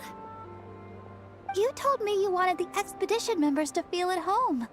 But in my eyes, the feeling of home isn't something you can force. Home is... what happens when we're all together like this? Oh, you're right. And you know what? I've been coming to the same conclusion. The location isn't the most important factor. No matter how far we get from Mondstadt, home is wherever we're together. The return of the expedition force is a good thing. You deserve to enjoy it too. I appreciate the kind words, you two. I will do just that. Make sure to do the same, traveler. It's not often you get to make it back here. There's a lot of people waiting to catch up. Now that we're outside the bubble and no longer in character, there should be plenty of time. Okay, I will. Hey! Honorary knight! Yeah? Look up! Pretty stellar view from up here, and the breeze is nice too. Care to join me? Oh, of all the places to sit, it just had to be there.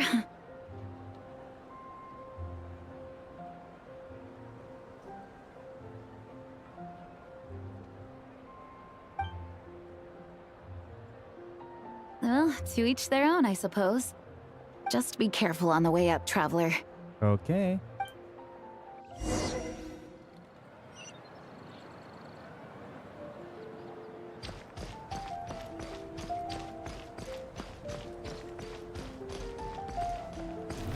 Try to keep up!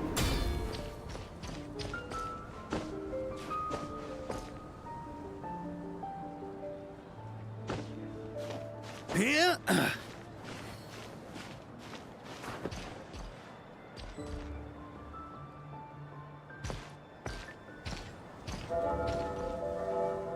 Have a seat. I come bearing drinks.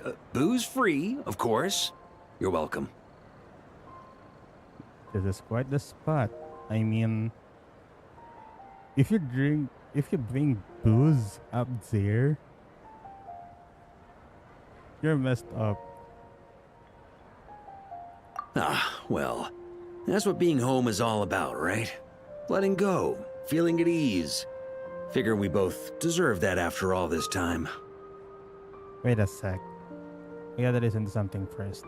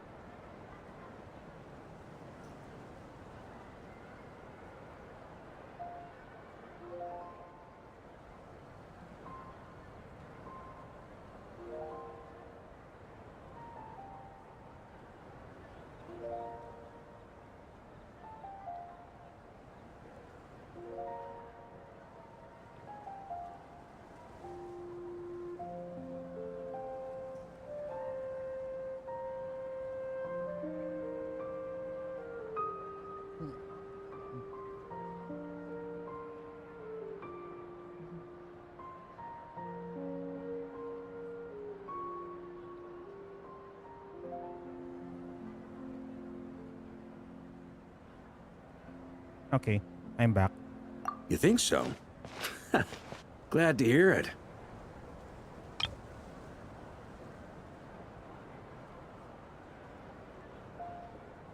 Wait, the moon here though. It's as if Columbina's watching. There's no place like home. That's what people say, right?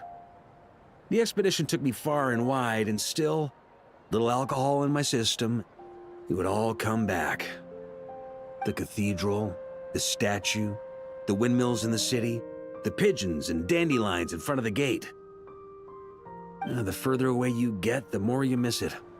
I might be biased, but it means a lot that you care about this place. This is where things began for me in Tibet, and this is where I began my search for her. Still, this should be voiced.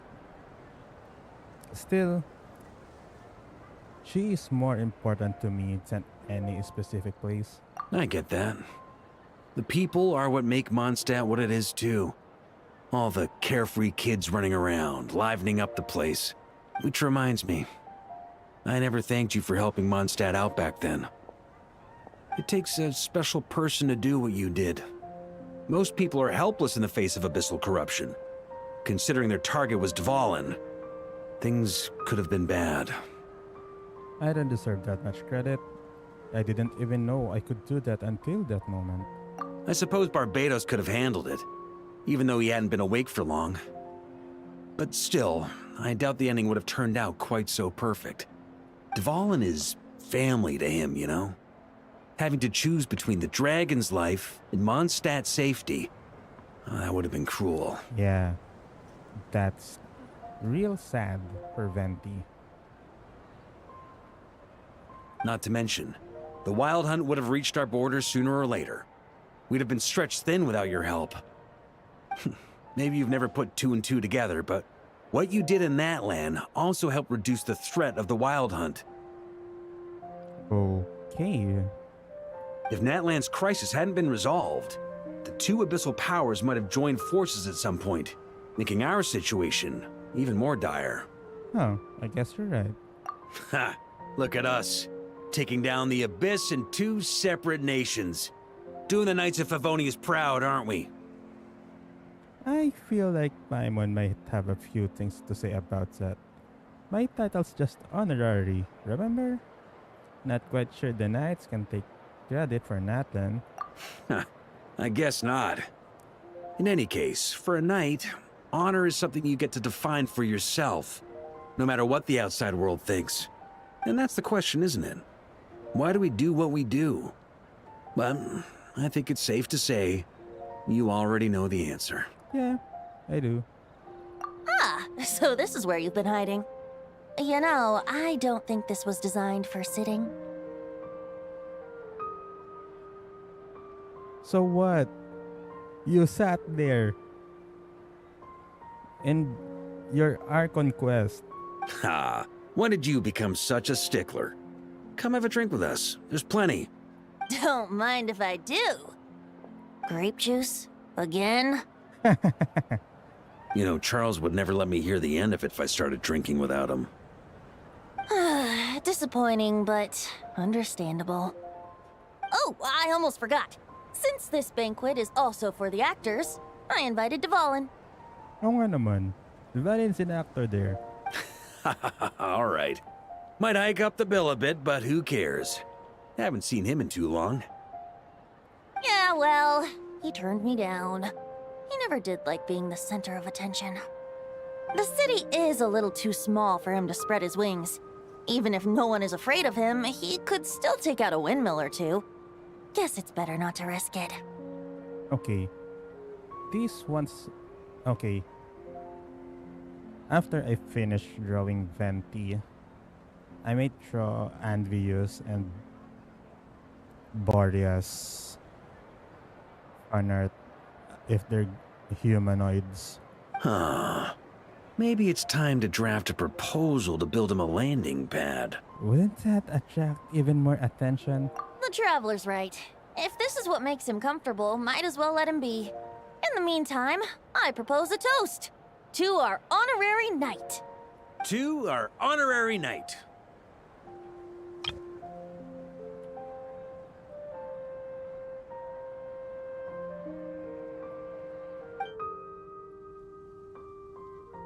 I often think about our parting at Windrise, you know. And now, almost in the blink of an eye, the final stop on your journey is just around the corner. Snezhnaya. The Tsaritsa's plans have continued to advance. Now, only the Pyronosis remains free from her grasp. But if even the captain couldn't take Malwika's Gnosis by force, I guess we don't need to be concerned about its safety for now. So that's good news, at least.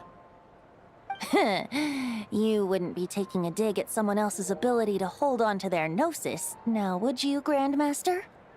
Okay. That's an unintentional dig to Venti. Of course not. I'm not one to rub salt in old wounds. Her harbingers do often tend to take a rather extreme approach. Just look at Child or Signora. But we would be mistaken to ignore the fact that Signora did not win the Geonosis using force. Yeah. Right. You told me about the contract Morax signed with her before his death. You're saying she didn't need to resort to violence in Mondstadt either?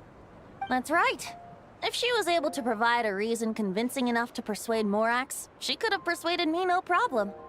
Okay. I suppose she just didn't think there was a reason to negotiate. I had just woken up, so I must not have seemed like much of a threat. Honestly, the Gnosis was of no use to me. I didn't care who it belonged to or what means were used to take it.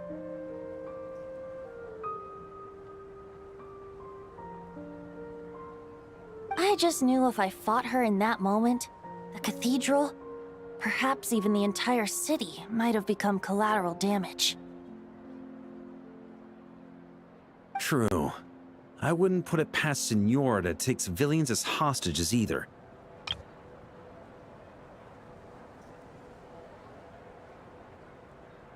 May nakasilip oh. May CCTV. In the end, though, it was those same methods that led to her end. After all, her third target, the Raiden Shogun, wasn't a big negotiator back then. Yeah. Perhaps Signora's success in Mondstadt and Liyue convinced her that she was a match for the Archon of any nation. I had to stop her. You did the right thing. It pained me to see Inazuma as it was back then. I'm glad things have changed since. Of course, now the elite force of Harbingers has quite a few missing from its ranks, so I suspect the Tsaritsa no longer has the means to meddle in other nations like she used to. Who knows? Perhaps a chance to formally meet her in Snezhnaya might come sooner than we think. Some of our knights remain stationed in Notcry. If you need help, just say the word, and we'll be there. Thank you both. I'm getting closer to the truth. I can feel it. The look in your eyes. It's changed a lot since you first set off from Mondstadt. But my advice remains unchanged.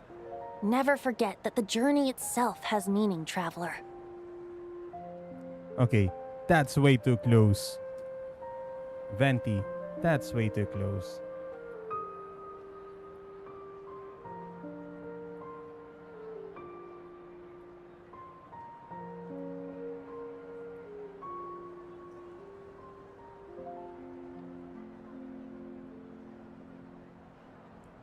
That zoom at his face. That's way too close. The birds of Tevat, the songs in the cities, the Tsaritsa, her Fatui and the monsters, they are all part of that journey. Perhaps earth-shaking truths and indescribable trials await you at the end. Just remember, there is more to life than that.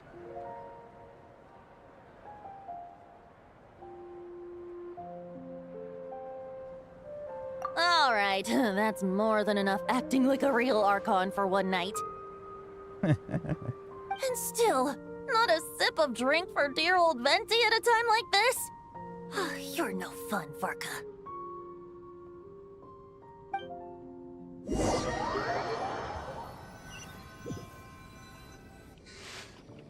Dun dun dun! Dun dun dun! Oh no.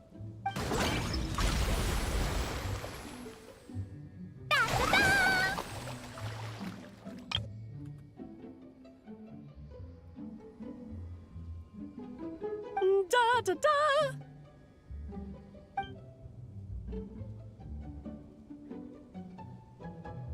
This is so fun, Mom! I think so too. Come on, let's blow them all up! Mom, when can I play with the magic toy you made me? Oh no. Very soon, darling. In fact, it should be ready tomorrow. I just know you're going to love it. Yay!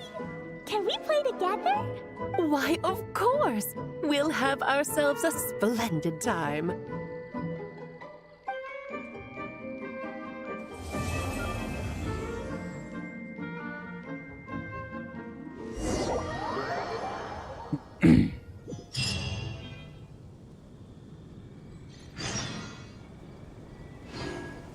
Variations on the Song of the Dragon and Freedom.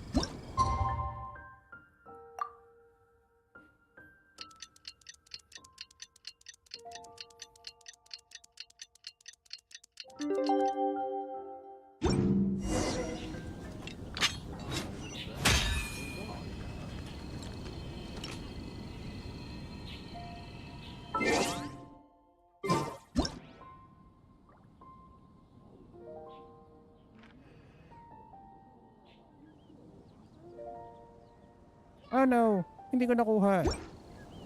That's so sad.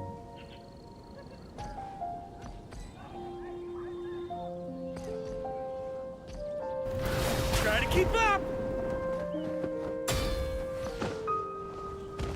Ay! Na-full damage siya dun. Pass din pala.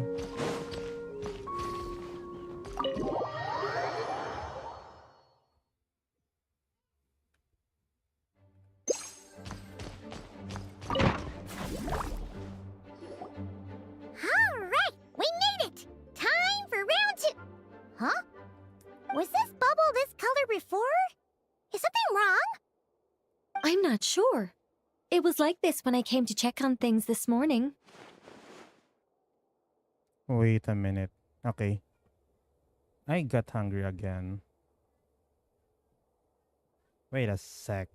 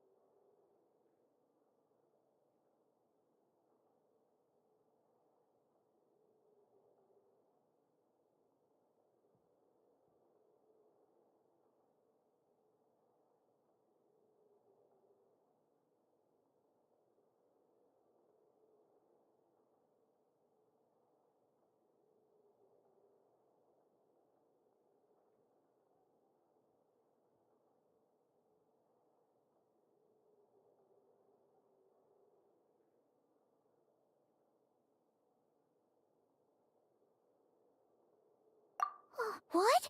That can't be! How would the power of the Abyss even get in there?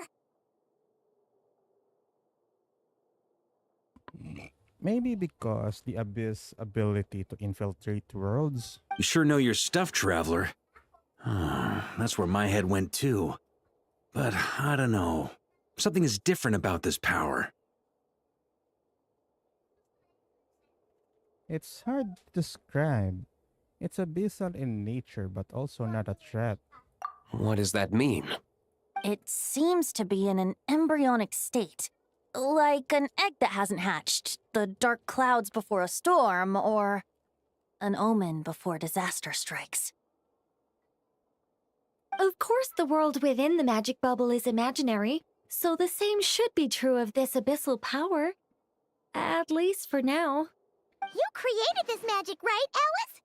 Do you have any idea what's going on here?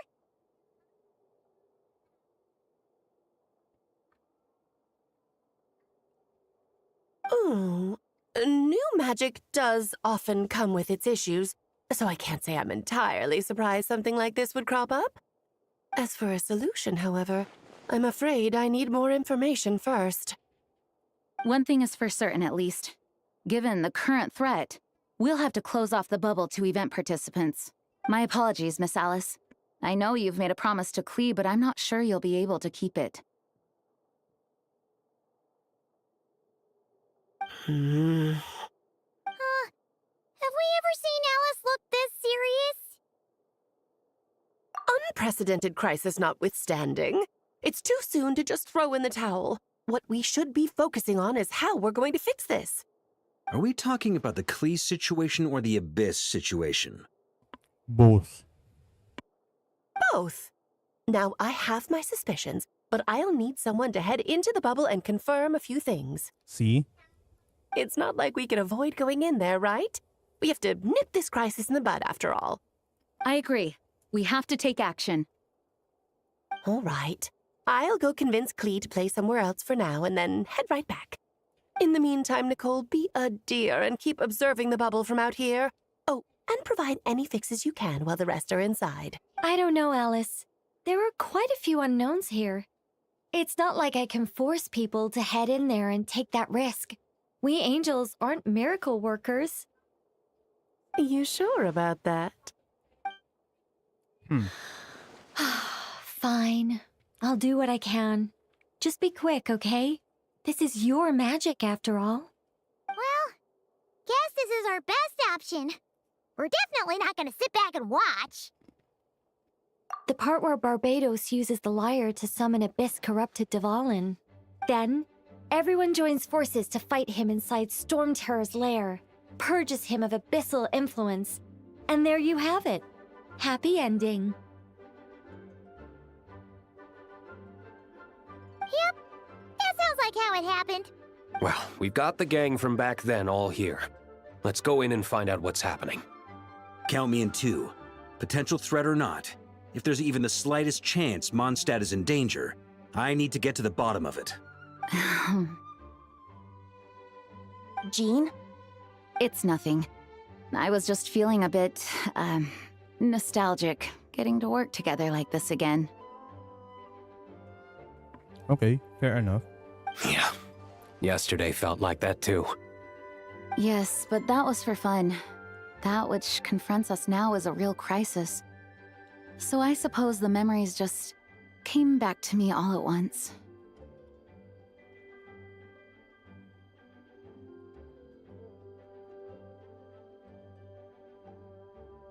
Ooh, look at you getting all sentimental. That's a first. Well, I suppose I am a bit too high-strung most of the time. Hey, don't be embarrassed to say what you feel. I think that's how things should be. It's how we all grow closer.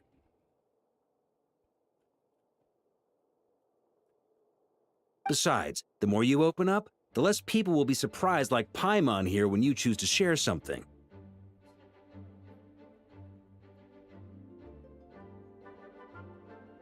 Just look at Paimon. No filter whatsoever, word vomits whatever comes to mind.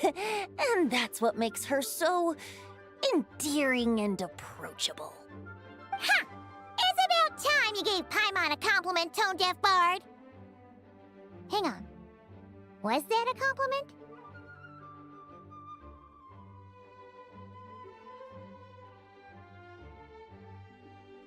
Before we set off, I just want to stress that whatever is happening in the bubble right now is a huge unknown.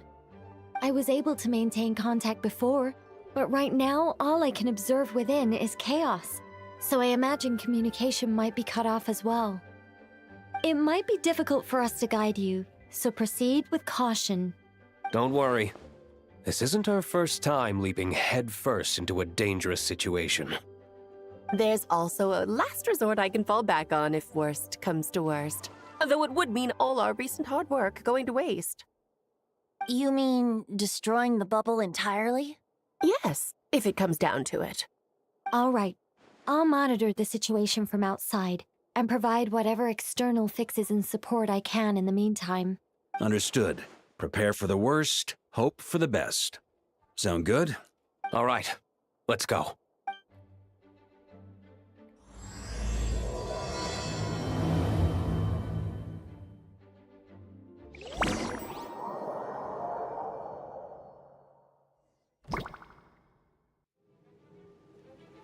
Okay, it's dark.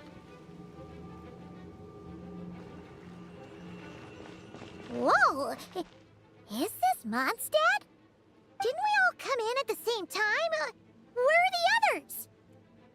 Yeah, it's unstable. Look! There's Venti! Surrounded by a whole bunch of monsters! Okay, let's back him up. Yeah! Ah, perfect timing. Come on, let's show these unwelcome guests the door.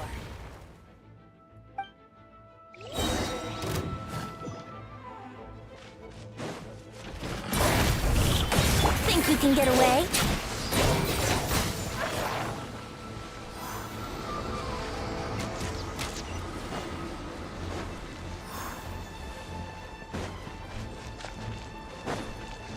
Wouldn't gliding be faster? I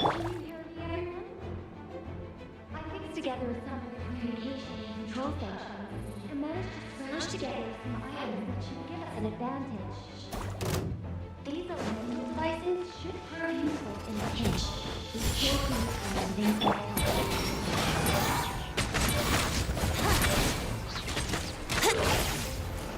Here we go!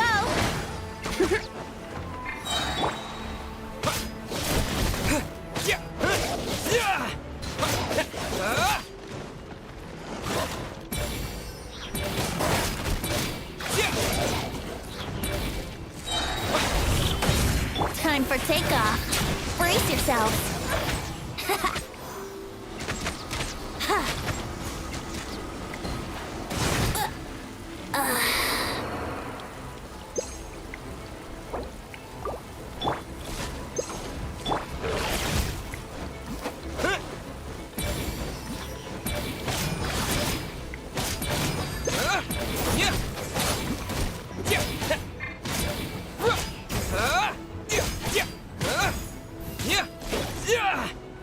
Yahoo! All good, Venti? Very much so, thanks to your timely arrival. But Mondstadt looks like it's in bad shape. Yeah! The city's crawling with abyssal monsters. It's almost like we've already lost.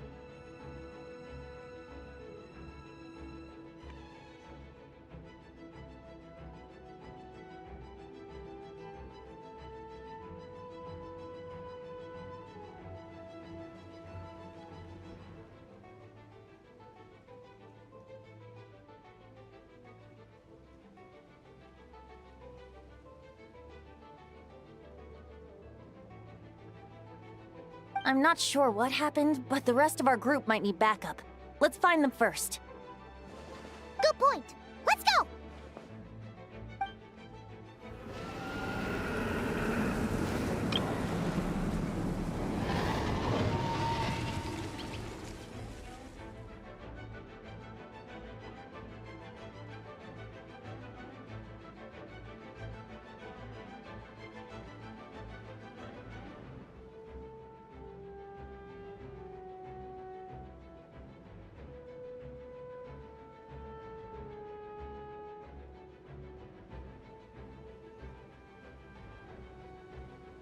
Look! It's Dvalin! Is that just Paimon, or does he look way worse than back then? You're right. The corruption has spread throughout his entire body. If we had failed to purify him in real life, I imagine this is what would have become of him. Wait! It looks like something's falling! It's his tears. Like the ones we purified in the past? Yes, but at this point, these tears are essentially crystallizations of abyssal power. If left unchecked, they will continuously summon abyssal monsters, and this disaster will never end. We also need to get our hands on one of them. No, this degree of corruption cannot be cleansed. Besides, we need them in their corrupted state if we want to summon Dvalin. I doubt the pure sound of the lyre can reach him in his current state. Sounds like this whole thing is still gonna end in a confrontation, though. Just like back then. Yes. I wasn't certain before Dvalin showed up, but now I'm sure this situation is more than simple chaos. It seems more like an alternate version of events, and I have some idea of how it came to be. Well, monsters abound no matter where we look. You choose where to go, and I'll follow.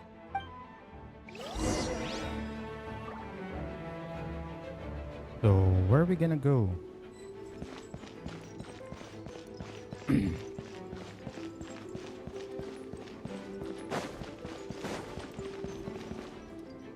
Look! It's Jean!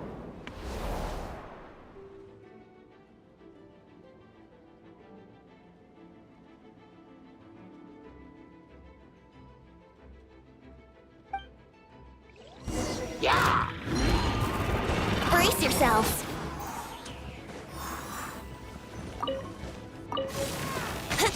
Here we go!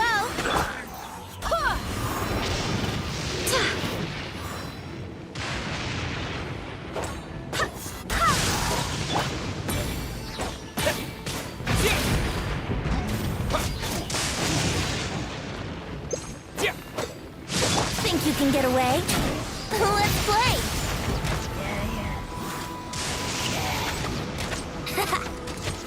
Yahoo! I swear by my sword!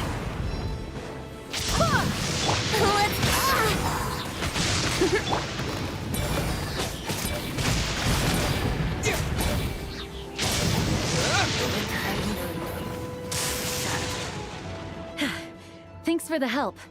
I know everything we encounter in this bubble is imaginary, but these monsters sure fight like the real thing. It's a bit too true to life. Don't worry. As long as we collect Dvalin's tears, we can use this abyssal power to our advantage.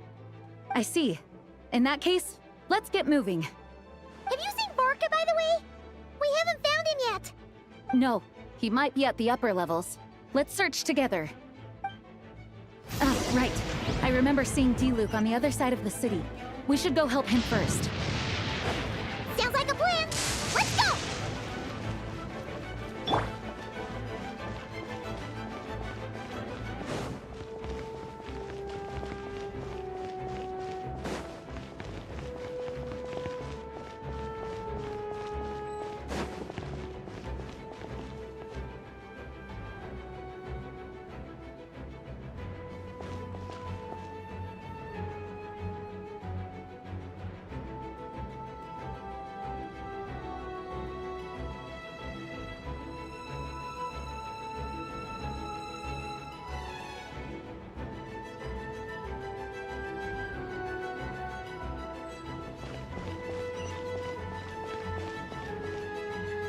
Hey! D-Luke is over there!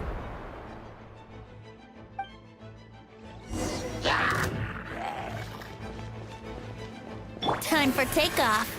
Yahoo! Yeah!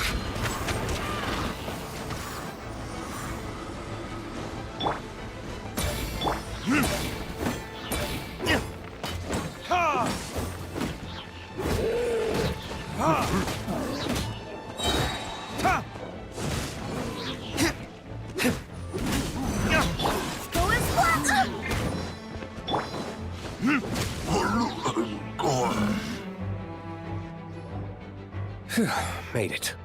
Thanks for the assist. It looks like Mondstadt is in dire straits. Did you see any knights or civilians on the way here? And my initial suspicion could be right. The knights have abandoned the city and evacuated all civilians to a different location. Abandon the city? In the face of unrelenting abyssal attacks, it's possible they had no other choice. But none of that matters now. An empty city has its advantages. We won't need to divert our attention to protecting civilians, for one. Oh, and this thing. It looks like one of Dvalin's tears. I don't feel good about just leaving it here. That happens to be just what we were hoping to find. Let's take it with us.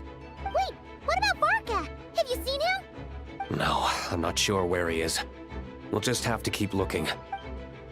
Better to find him soon than later. The Grandmaster is an exceptional warrior, but this is the abyss we're dealing with. You can never be too careful.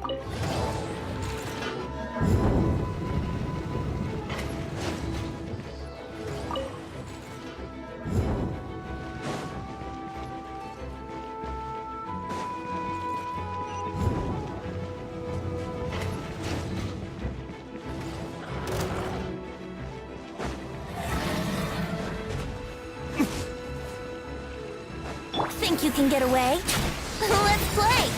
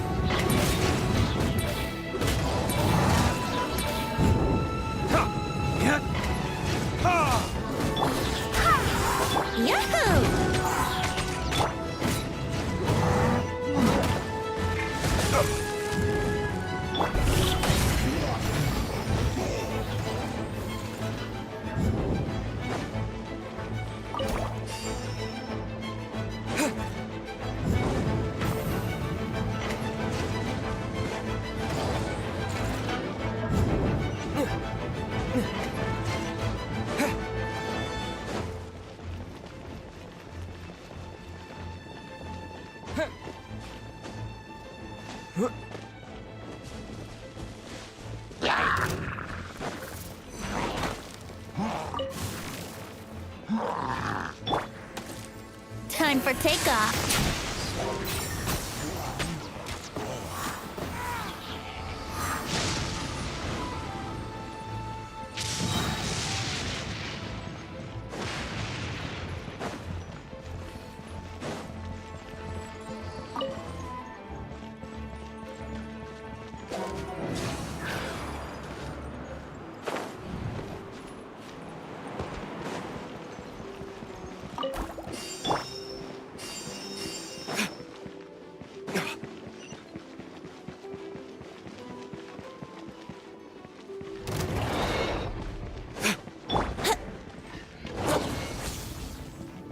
Think you can get away?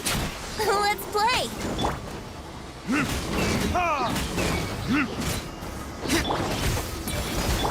Yahoo!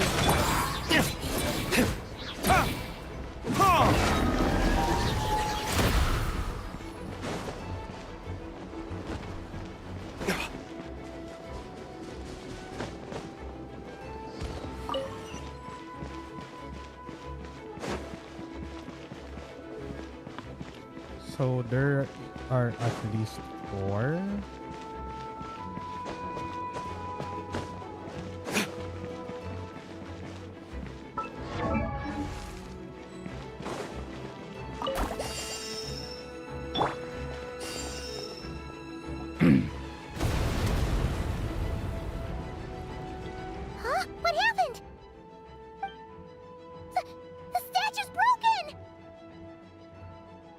The Grandmaster should be over there. Come on, let's hurry.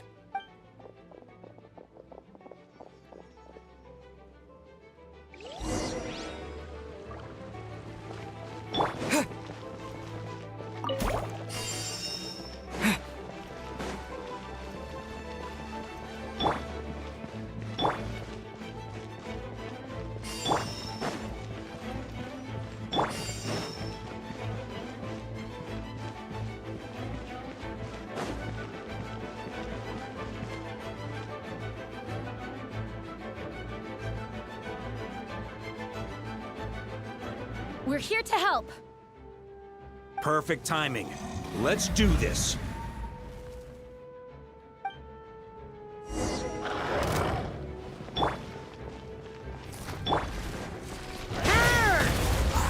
Thunder!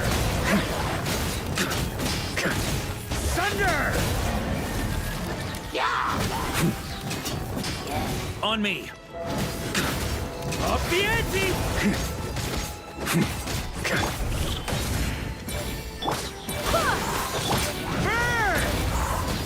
Up the ante! Up the ante! Looks like we're all back together. Everyone in one piece? Yes.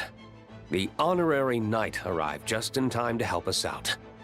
Now that we've collected Dvalin's tears, the monster attacks appear to be easing up too. I'm sure you've noticed, Varka, but the city is pretty much a ghost town at this point. Yeah, we should get out of here. No sense wasting our strength.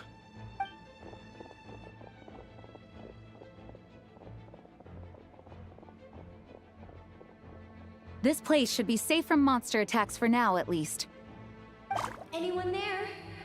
The communication function bugged out again. Do you copy? It's me, Nicole. Alice just got back too. Yeah, we can hear you now! What's going on? When designing this experience, we cut out the part where the Traveler cleanses the abyssal power, and we didn't think to replace it with a different sequence of events. I think what we're witnessing is a direct result of that. Okay, so you took too much creative liberty that you screwed up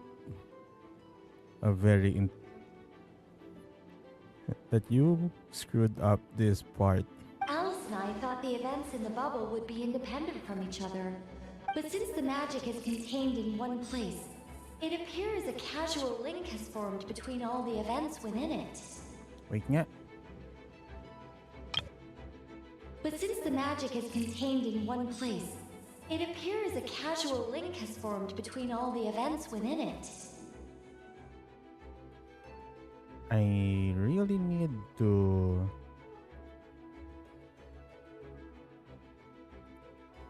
put this in my headset properly.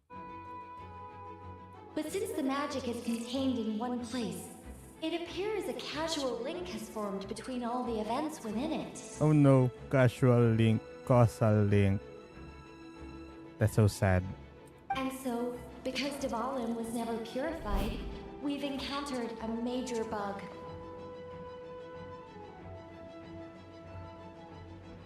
I knew it. So, what we're witnessing now is like an alternate version of events where the honorary knight never appeared in Mondstadt.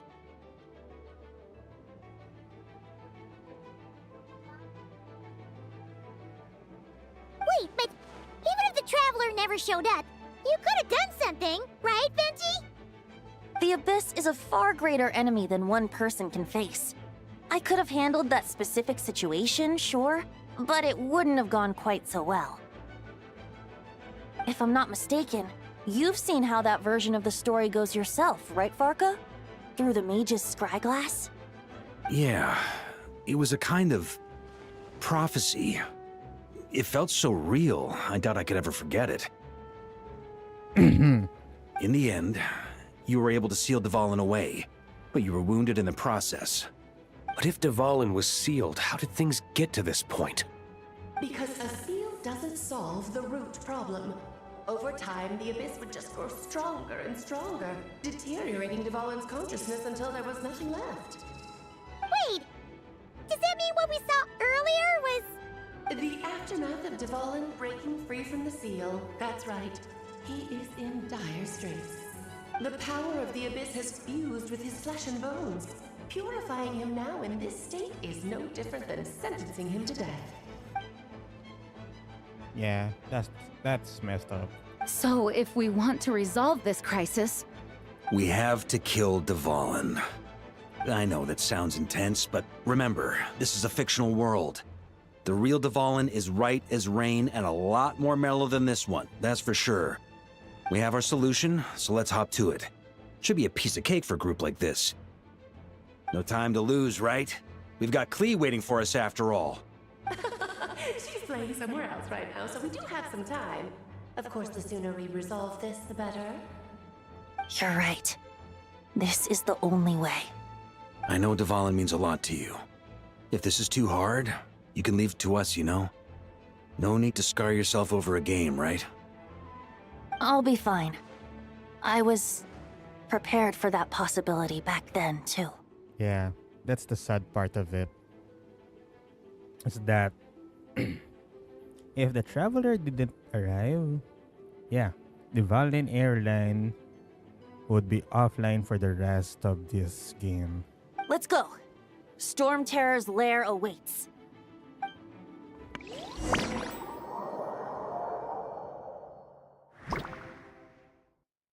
This is it. Ready, everyone? More than. of course. I just hope I learned a thing or two since the first time around. Ha! Guess I'm the newbie, huh? Good thing I'm a quick learner then. What about you, Traveler? This was your first big fight in Tibet. Were you nervous back then? How about now? I'm not nervous. We've all grown a lot since then. Finally voiced. We overcame this challenge once, and we can do it again. It's like Crown's Domain, but in their main verse. Paimon believes in you! Then let the mournful cries of this lyre, tainted and defiled, summon a familiar now utterly warped.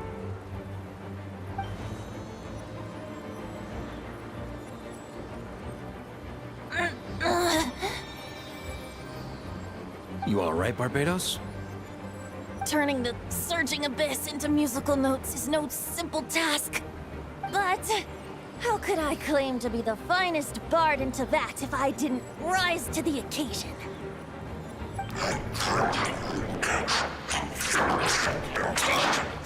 I have heard enough.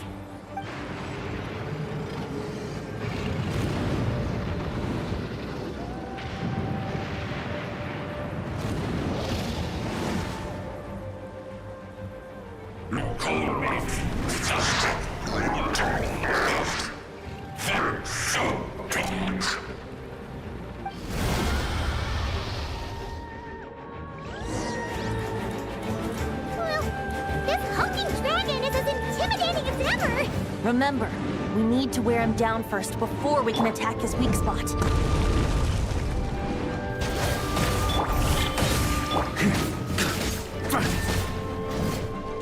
Oh shucks, I forgot about the cooldown.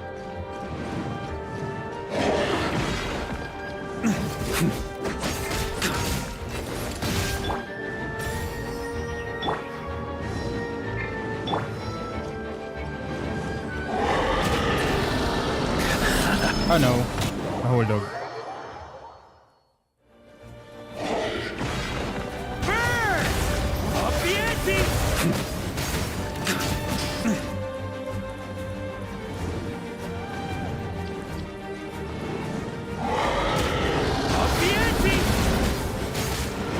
Now's our chance. Climb up and attack the abyssal core.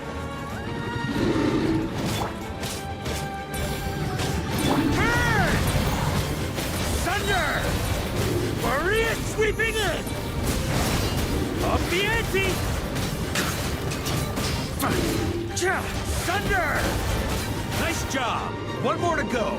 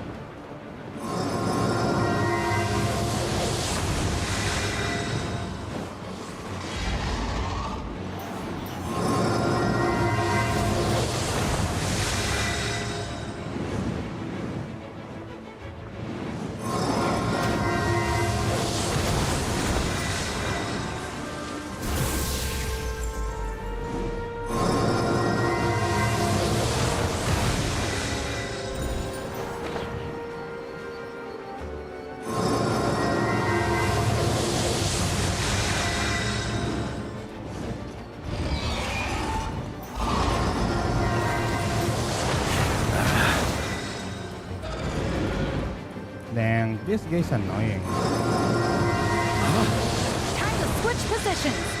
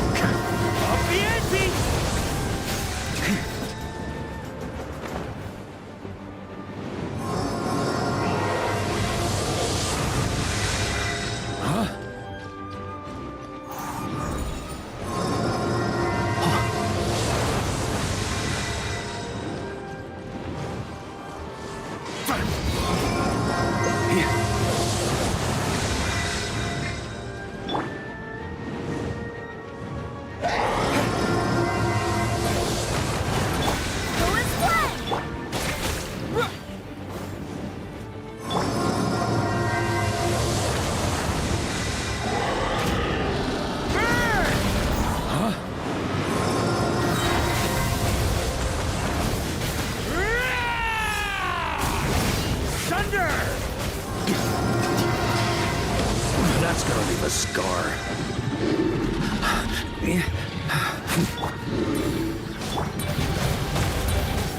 Thunder! Up the ante! Thunder!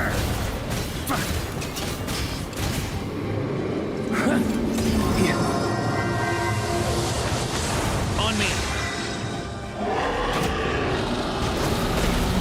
Up the ante! Barbados, guide us. Maria sweeping in!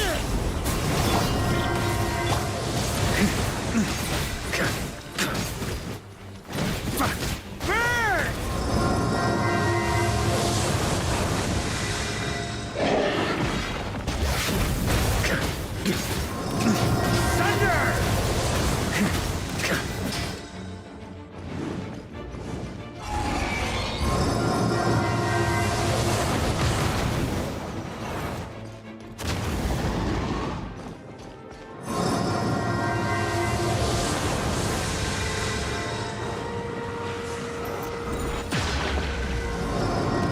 Oh no.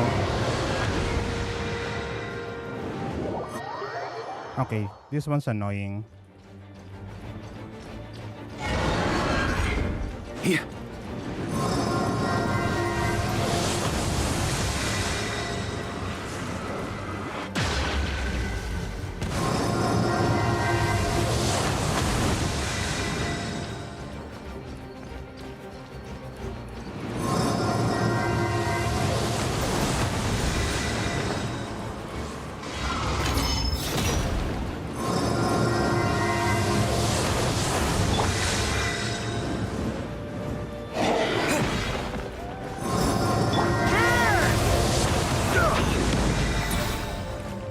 Yeah!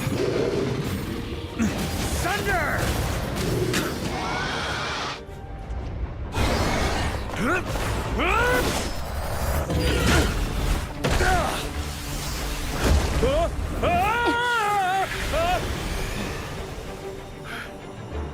Thanks, Gene.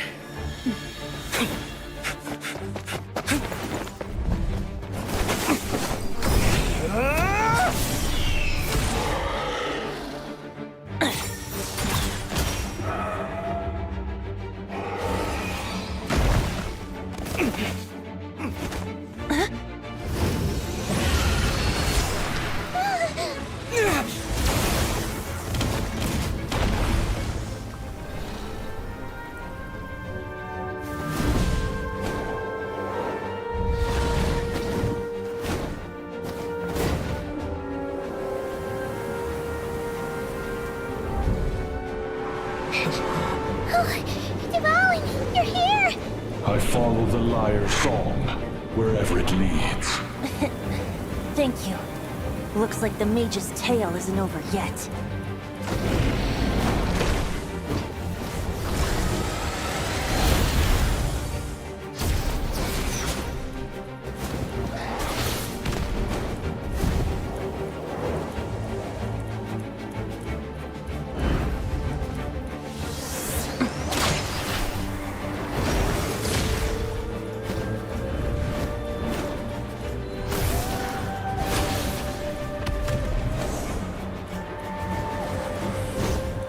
Might not be a happy ending, but someone's got to strike the final blow.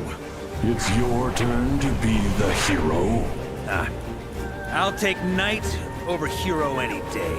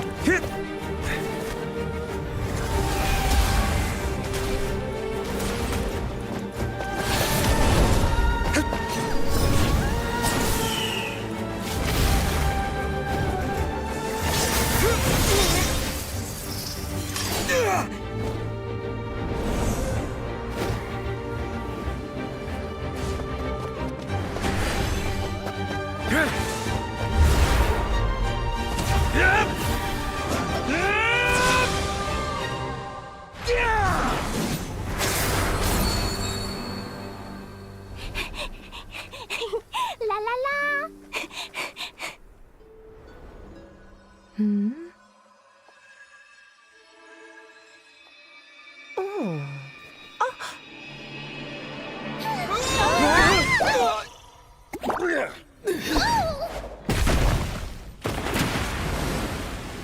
Mom, I'm here to play! Huh?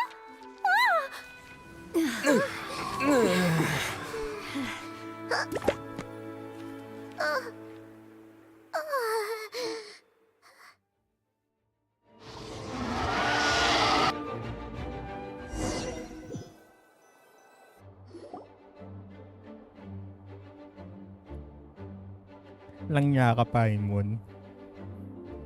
Inedbat mo na nga si Ether. Natadyakan mo pa si Varka. Bastusing bata. Tama lang yun, binagsakan ka ng libro.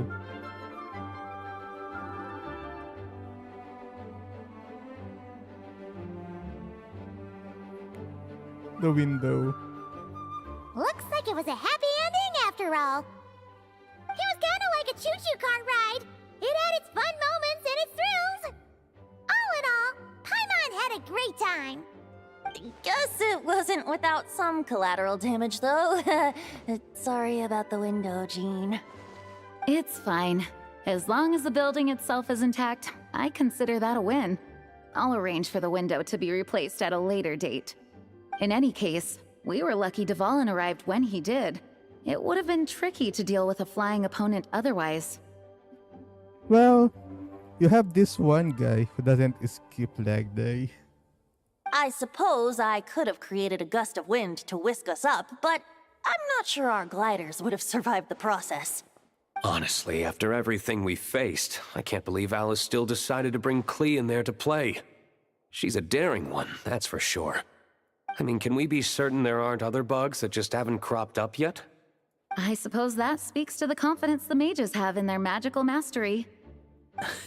If I know Alice, the whole bubble could have been blown to bits, and Klee still wouldn't have had a single scratch. Her abilities do speak for themselves, I suppose. So, what now?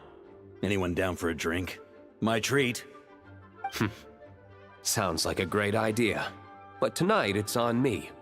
I happen to have a bottle of fine wine set aside just for the expedition team. Haha, even better. Count me in. Say no more! You had me at fine wine. All right, let's head over to my place then. You're coming too, right, Jean? I'm afraid not. There's still a lot of work to do. So what? The world's not gonna end if you push it off? Come on, we never get a chance like this.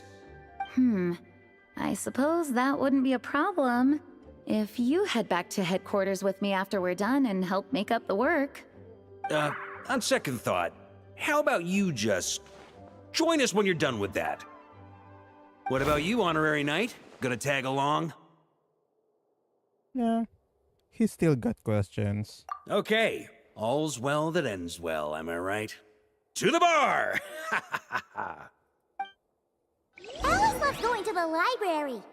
Let's wait for her there.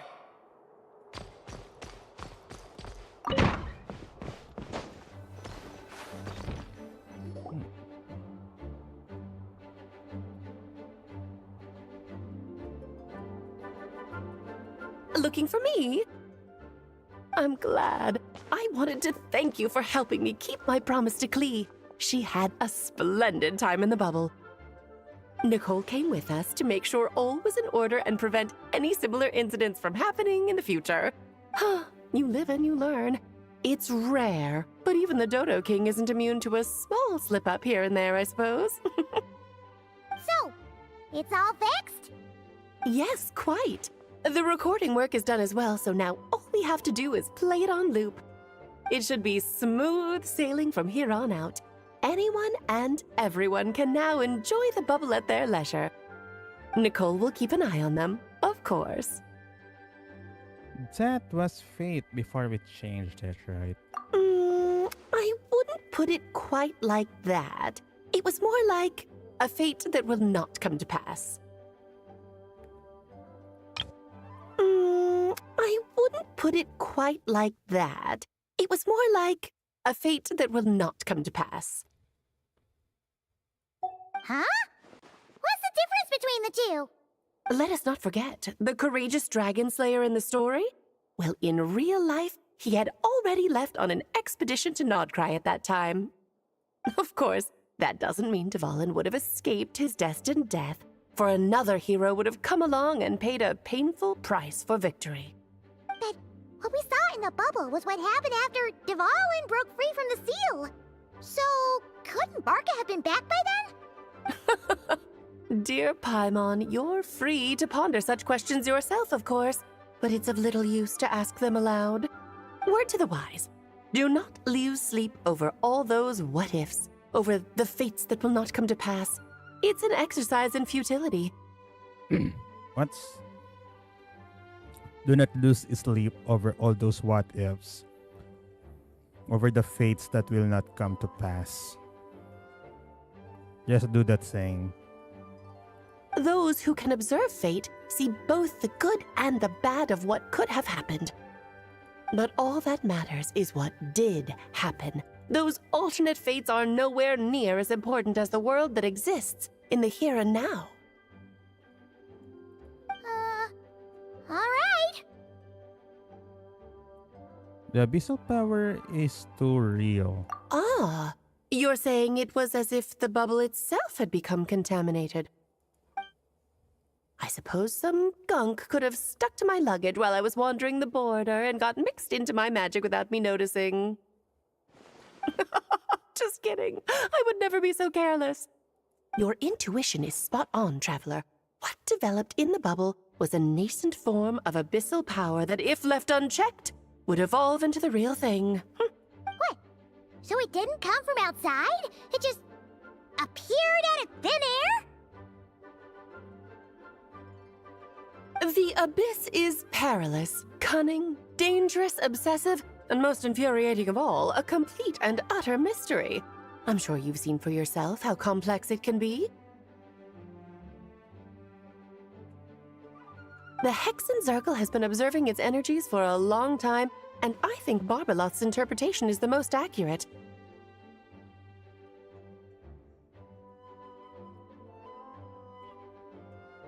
The essence of the abyss lies in the hatred carried by all the fates that will not come to pass.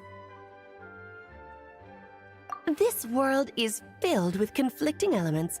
That one thing should happen signifies that a different possibility has been eliminated.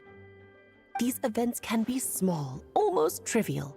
I had Sweet Madame for lunch today, for instance. That means the Alice who chose tea break pancakes instead is no more. Of course, they can also be events that threaten the world, such as my friend Rhindotter's decision to tap into the abyss. In that instant, the tale of a future in which she remained pure was gone forever. Okay. It's shakes. It's more of the theory na there are multiple universes, but if you pick one, the others will be dissolved. So then, the question at the heart of it all is this. Why must these fates be the ones to disappear? Paimon gets it! It's hatred that stems from not being chosen. Precisely. The magic we wove this time involved recreating the past. However, some of the variables we added allowed a certain amount of these unchosen fates to come very, very close to reality.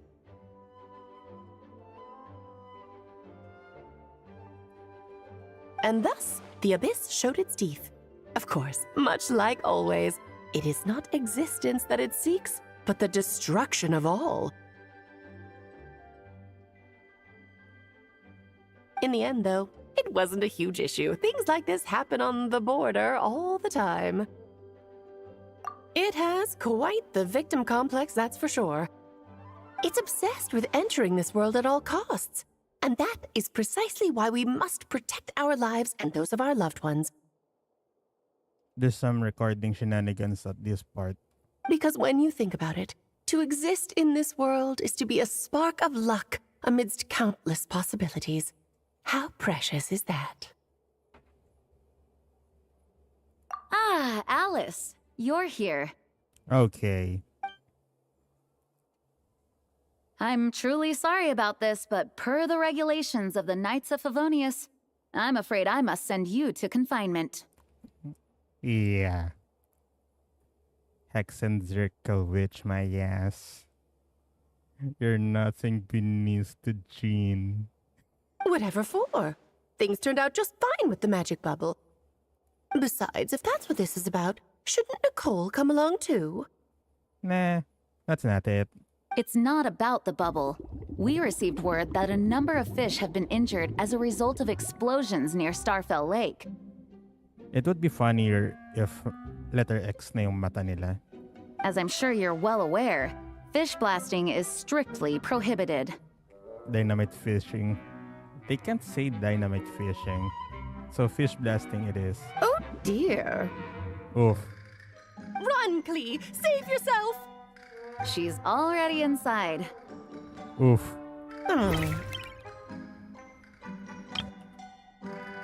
Let's take a screenshot of this.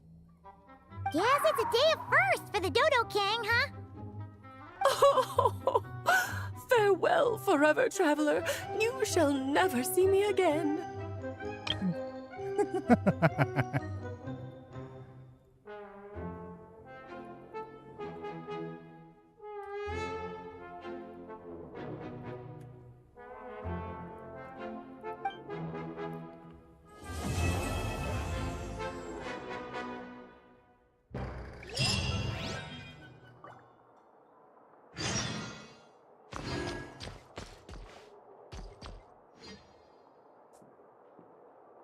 On me!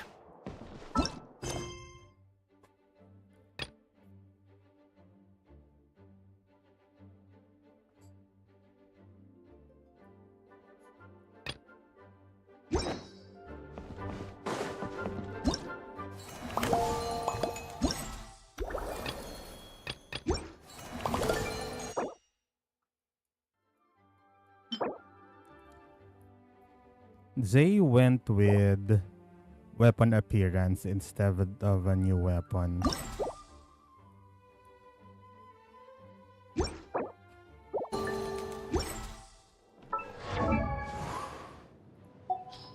Let's see how it looks.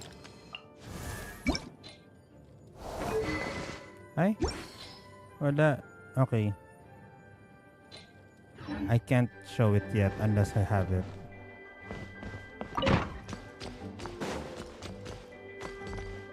Here, I'll draw him for you. Look, This is the bad guy who made a whole bunch of trouble for Daddy. It's all his fault Daddy couldn't make it back this time. That big meanie! We should blow him up! That's right, he is a big meanie. But thanks to the honorary knight and his friends, he's not going to be much trouble anymore. Yay! The honorary knight is the best!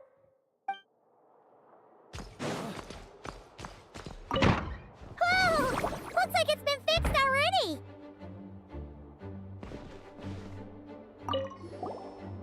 Ah, that explains the loud noise I heard outside. So it was Dvalin who fell into the river. Considering his size, the fact that he broke a single window and not the entire wall seems like a feat of magic in itself. Thanks for helping with the repairs, you two.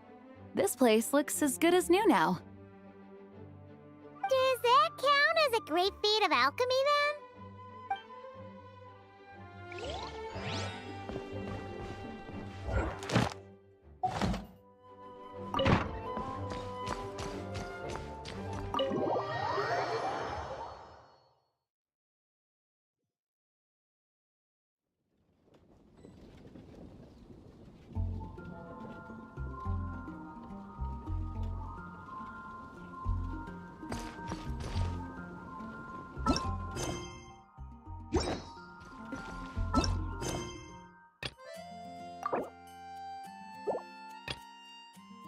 Okay, so this one, I have to clear this first.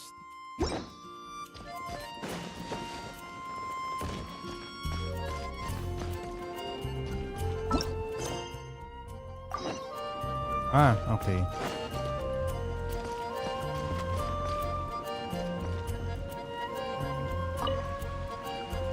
Hello there, Honorary Knight and the Helper in White. It's so nice to meet you, Honorary Knight and Lady Paimon. Glenfidia, at your service. Looks like you're in a good mood, Hertha. And nice to meet you, Glenfidia. By the looks of things, you're about ready to open? Indeed. Thanks to some help from the Angel's Share and the Cat's Tail, our drink stand is ready to go. Besides all the classics, we also mix cocktails to order, and are currently offering a limited-time delivery service. Cocktails? Do you remember that time we served as bartenders at the Angel Share? And recently you've also shown off your skills at the flagship in Knockcry. We sure have come a long way, huh? The only thing is, our current drink selection is quite traditional, and it stopped feeling fresh long before the expedition began. To offer everyone some more exciting choices, we're planning to revamp our menu. But I need to get back to handling resident requests, and Glenfidia doesn't have much experience mixing drinks. Plus, we've got a whole bunch of outstanding delivery orders on hand. Honorary Knight, if you're free, could you maybe help us out for a while, just until my other squad gets back from the Stormbearer Mountains? You'll be amply compensated, of course, plus double pay for overtime, depending on your performance metrics. Paimon's not sure what performance metrics are, but she's happy to help with deliveries. As the best guide into that, Paimon needs to keep up with the changing times. Besides, this will give her the chance to explore the city and stay up to date with all the recent goings-on. Working with you two is always such a breeze. I'll do my best to support Lady Paimon in any way I can. I'm very skilled when it comes to things like portioning out drinks. All right. Well, if you're ready to, then let's get to work.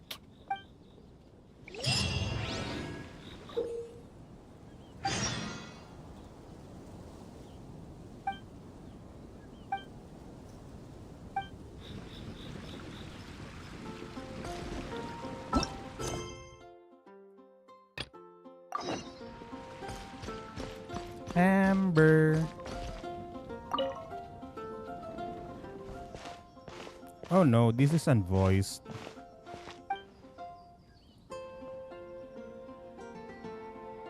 Vesper.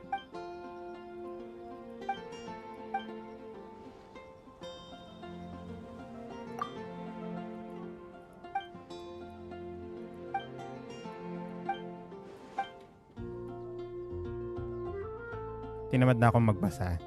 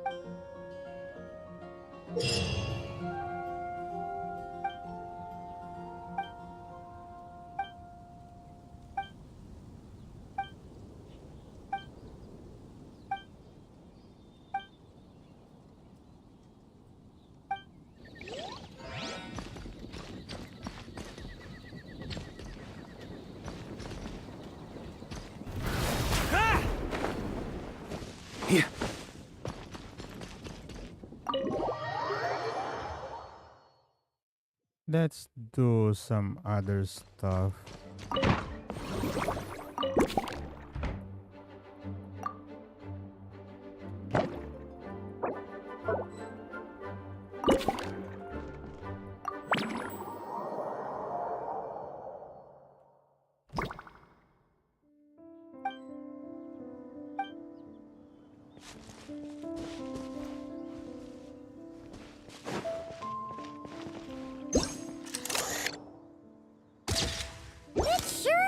Convenient if we could build a choo-choo cart track straight from here to Mondstadt. An express line right to the best fish blasting spot? Oh, okay. Might not be the best idea.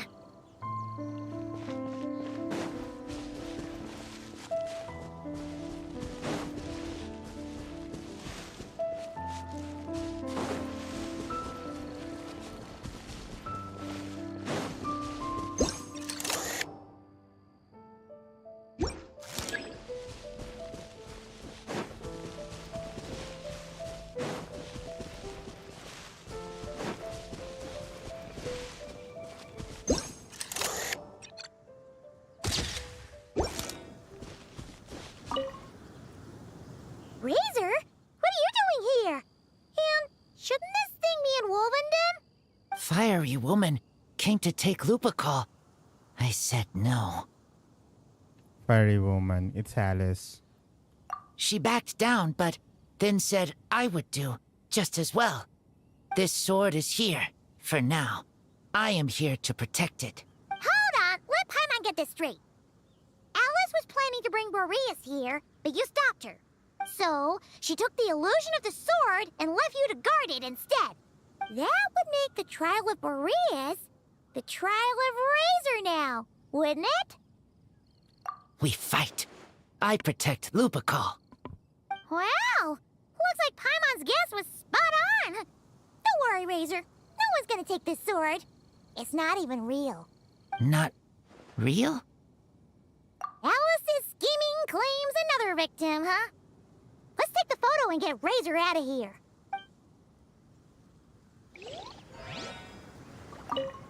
Not real.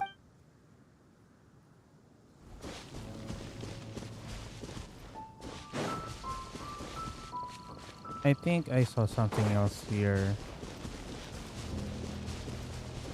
Yeah, there it is.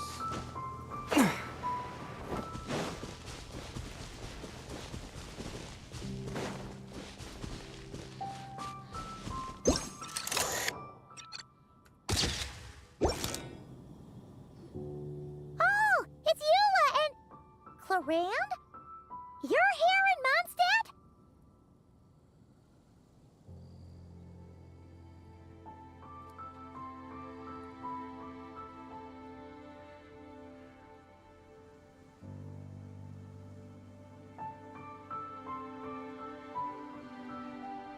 Yes. I received an invitation to exchange swordsmanship techniques. I'd heard of the single-handed sword form of Favonius blade work. Okay. So she's gonna copy the blade work. But after crossing swords with Miss Eula, it turns out the Knights of Favonius are quite accomplished with the greatsword as well. You're quite an accomplished swordsman yourself. Although I suppose that's to be expected of the champion duelist. Even over a few short rounds, I feel like we've learned a lot from each other.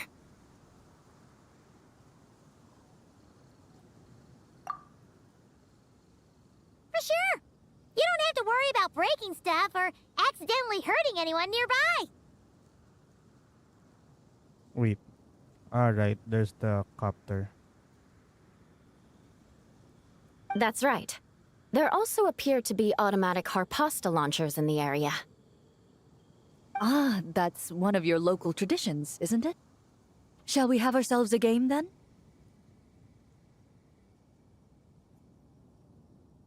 Why not? You should know, though, I'm not easy to beat at this game. Ah, hold on. No muskets allowed. Oh, why not? Doesn't it still count as hitting the harpastum? Oof.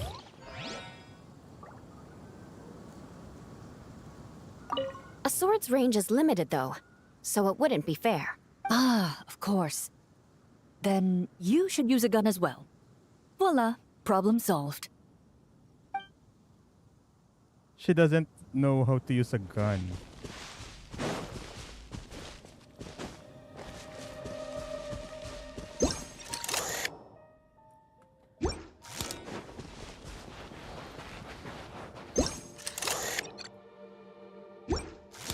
Tapos na pala yun eh.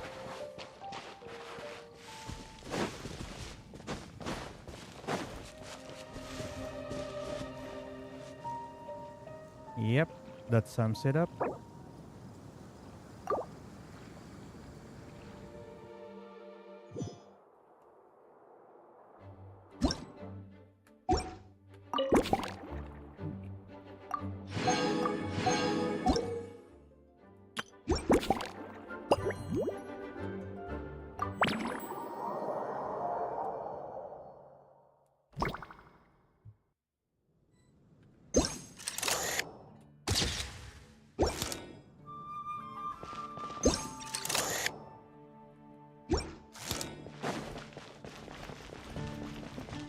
Lieben.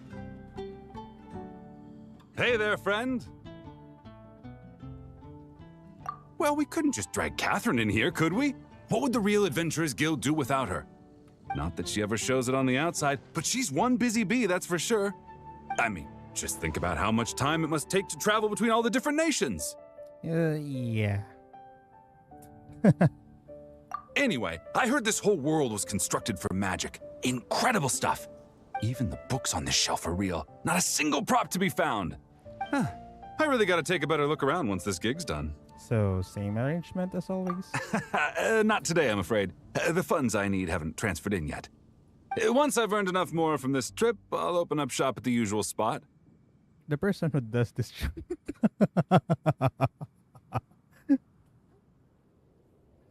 True, but it doesn't seem like the people who created this place set up anything like that. Hey, why don't I go ask for some, and then we all can have a few?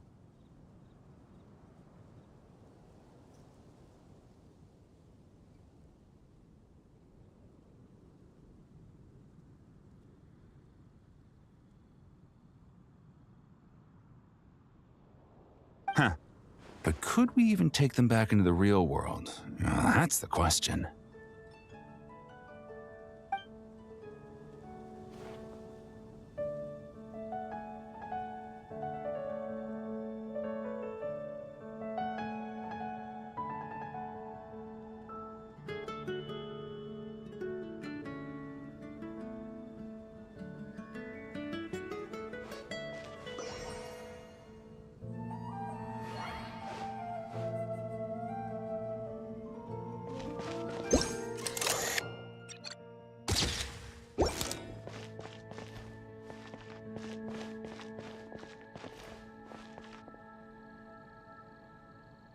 Ah, yes.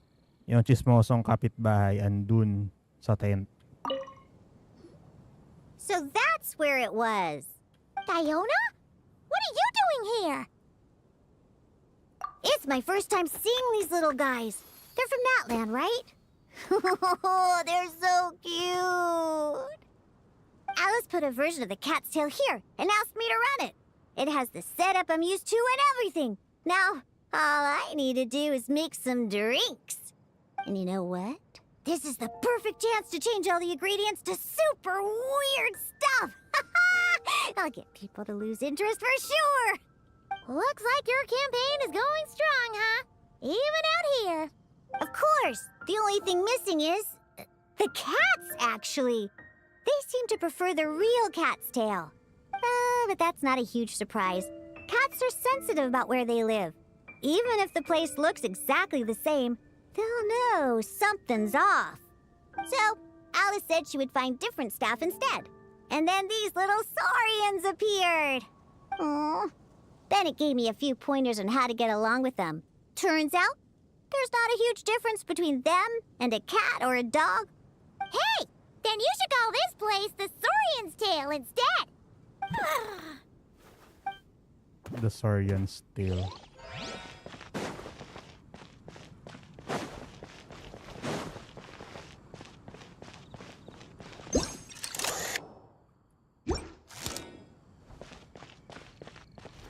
Okay, I gotta take a break.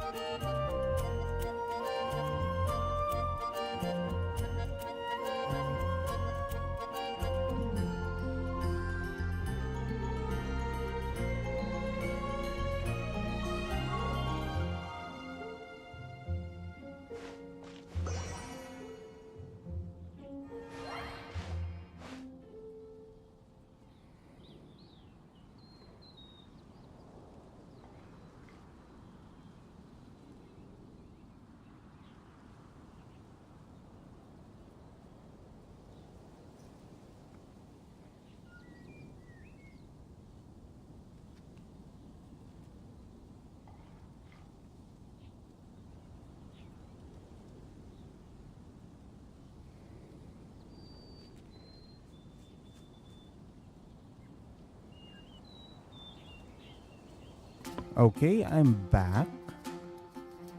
The dog just wants some cuddles.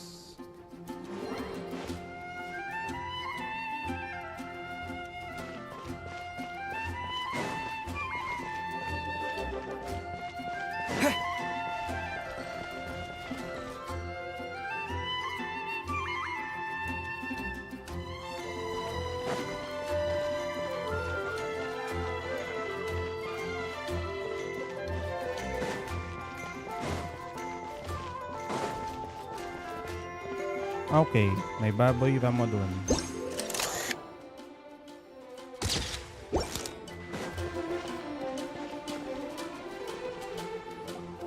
Huh? Weird. Did Mondstatters always raise boars around here? Found it! Barbara, over here! Coming! Oh, how did this happen? Barbara and I were just grabbing some food at Good Hunter. But then, how do I even put this? The sweet madame and sticky honey roast we ordered came to life. Sorry, what? Sticky honey roast. That's right. I managed to catch the sweet madame earlier. Come on, let's wrangle this thing so we can head back and eat. Wait, what? Uh-oh. What is it? More pigeons and forest boars! The rest of our lunch is making a break for it!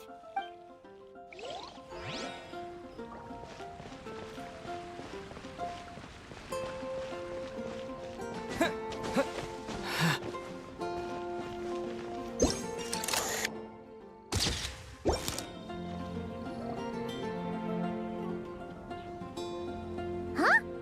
Isn't this a Fatui tent? That shouldn't be here. Wait, but there are always those two Fatui around here chatting about stuff. You've noticed them too? I've been watching them for a long time.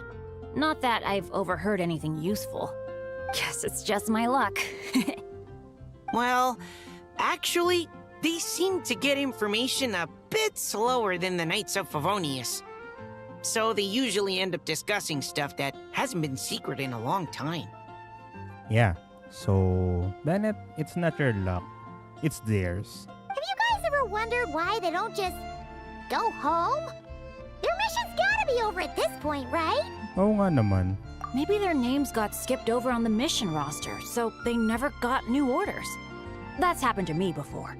I suppose, but your experiences tend to be quite unique. It's possible the Fatui stationed them here long-term to keep an eye on things. Or maybe they volunteered for this position because they don't want to go back. Either way, we should have Nicole take this tent down. It's making Paimon think we're gonna have to fight someone. I guess you're right. We don't want people getting their hopes up.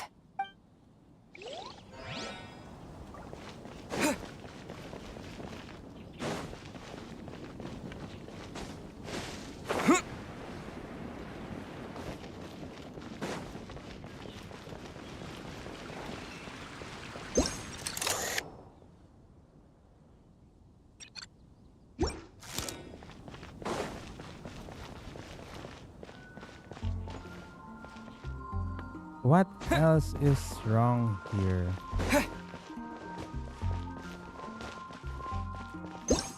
These ones. Huh?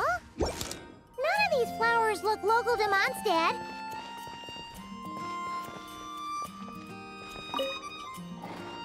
Wait, Emily? Huh, it's been a while. Aba? Pakita ko lang sa'yo sa Lantern Rite, tapos ngayon ulit? Hello, you two. Looking to buy some flowers? Yes, I came to Mondstadt to collect a few samples for new scent ideas, but I wasn't finding anything. What kind of glasses is that? Then, this lady who called herself a mage told me she had a bunch of rare plants she was sure I'd never seen before. All I have to do is manage this flower shop, and I get to research these plants all I want. Nice! That should help you come up with something new for sure. If there's one trait they have in common, I think it would be the feeling of summer. Refreshing and clear, cutting through the full-bodied and dreamlike floral notes. I certainly have a lot to research, so I think I'll be here for a while. Did you need anything? We're looking for things in here that are different from the real Mondstadt. Do you mind if we take a few pictures of these plants? Hey, since you like them so much, why don't we ask Nicole if you could preserve them in some way? Really? That would be amazing. This is my payment after all.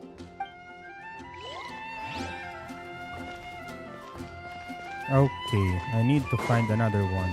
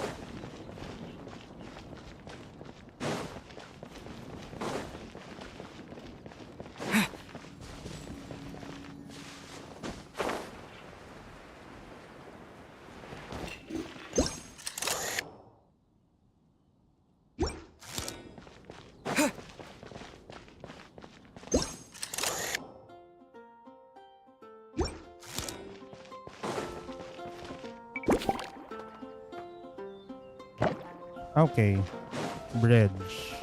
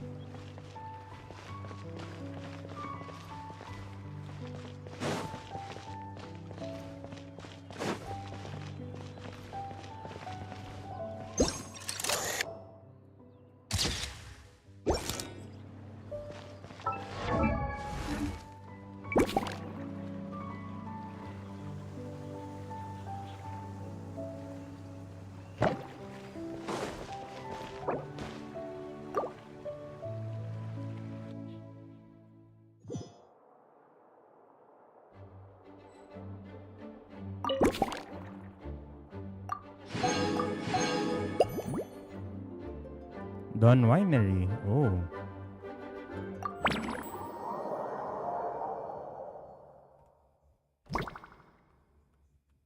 I haven't been here for a long time, but this is new.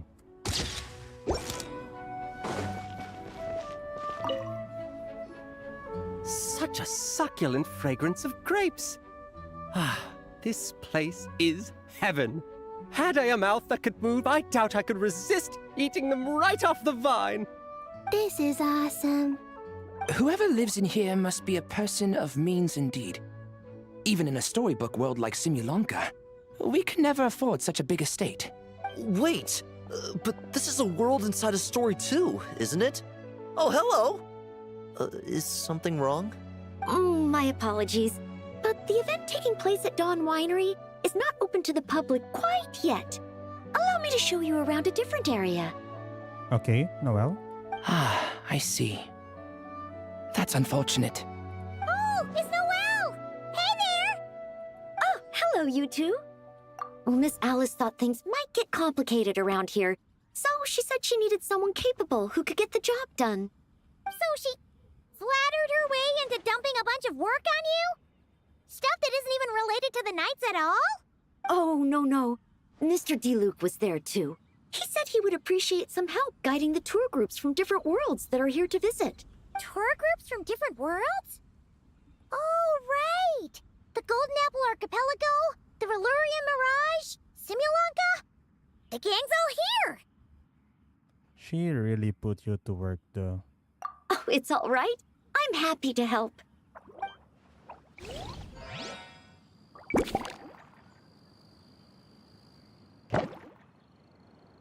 East of the winery, huh?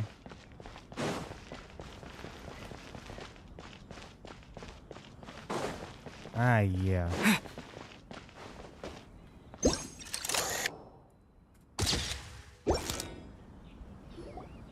Another tent?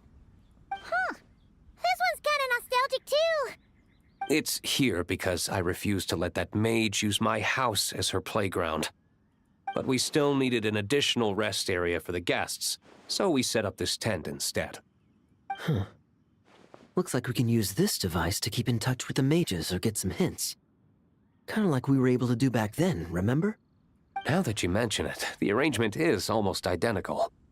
Nights on vacation, summer, the sea, and a small little wave rider.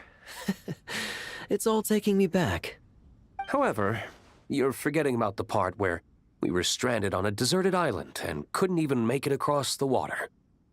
That's what stuck with me the most. Oh, I remember. At least I wasn't dead weight in that situation.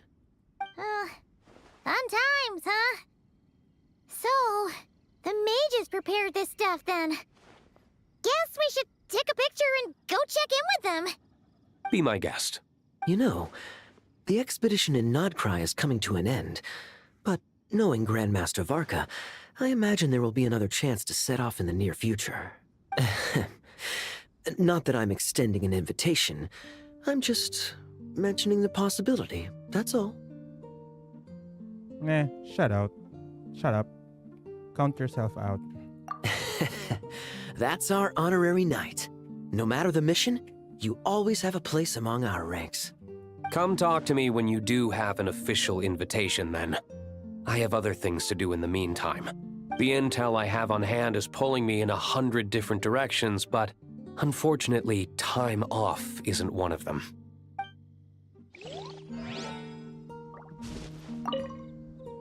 That's a shame. I take vacation whenever I can get it, and it's still never enough. I'd visit the Golden Apple Archipelago again in a heartbeat. For once, I feel the same.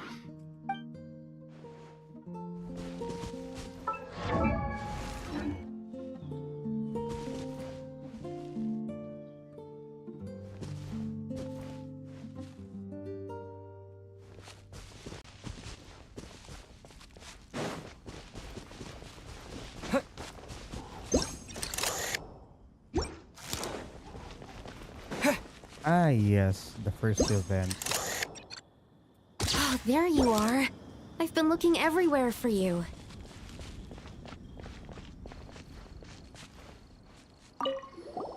Something wrong, Sucrose?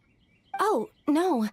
I was just looking for a piece of alchemy equipment we needed for the event. Master Albedo has always been careful with our costs. We maximize the use of every piece of lab equipment we have. So if something hasn't been used in a while, it's usually pretty old. Take this, for example. We've used it a few times before, but we found the effectiveness and ease of use somewhat lacking, so it was sidelined quite quickly. According to the mages, it was meant to be placed in the city, but it went missing after being tossed into the magic bubble. Luckily, I found it. I just don't know why it ended up here of all places. Well, all that matters is that you found it in the end, right? We'll contact Nicole and get her to send it back to the right spot. Great. Thank you so much.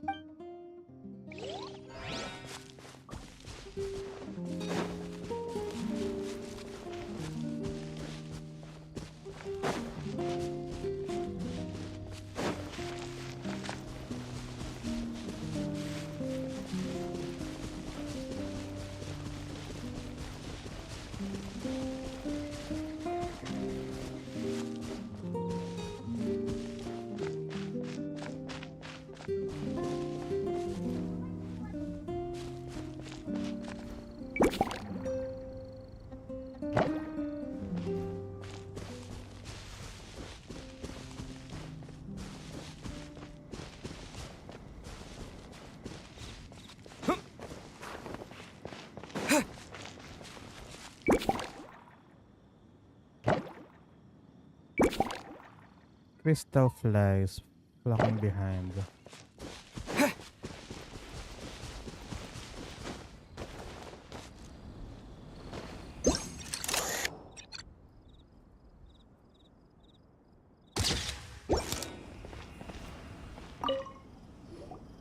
I heard this thing was terribly ineffective when first invented. You could only catch 10 in a week. Why, the research staff barely wanted to touch it, let alone improve it. But for some reason, it gained traction among adventurers once it entered the market. True, it takes time. It beats having to do it yourself, I suppose. But there are so many crystal flies around here. Surely it's not that difficult to just do it the old-fashioned way?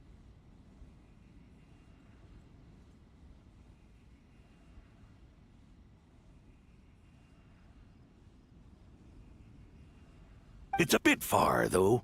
Just imagine how tiresome it was back in the day, having to come out here over and over again, and no gadget to help.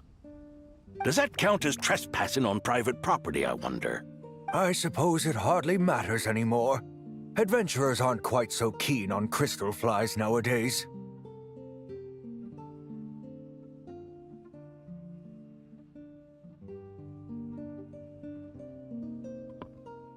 I mean, if you could just consume 40 in one blow.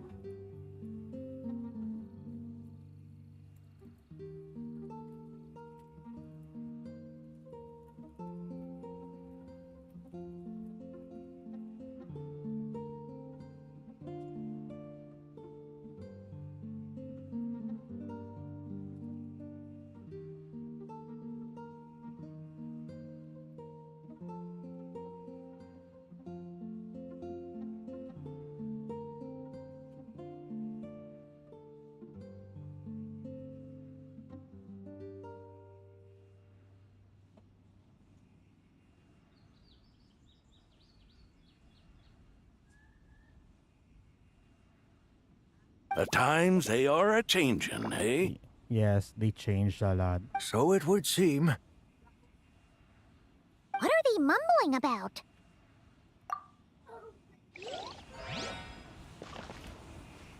The times, so it would seem.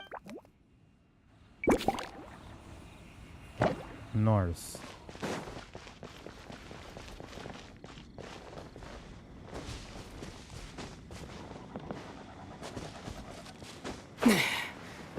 Pagong. A 10 tortoise? That shouldn't be here at all. Definitely not. Ano to yung pagong ni Navia? Wow! I've never seen such a large turtle in my life.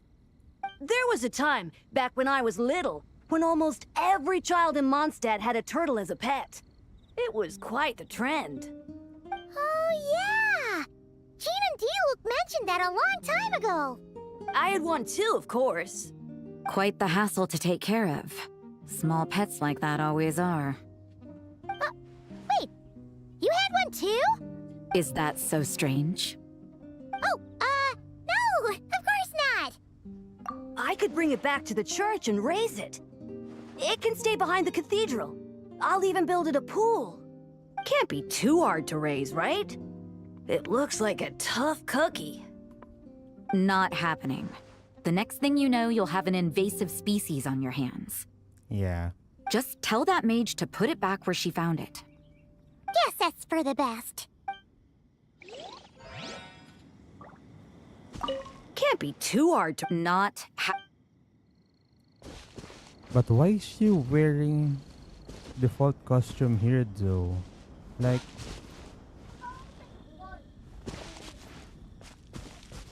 side profile talaga yun, no? But yeah.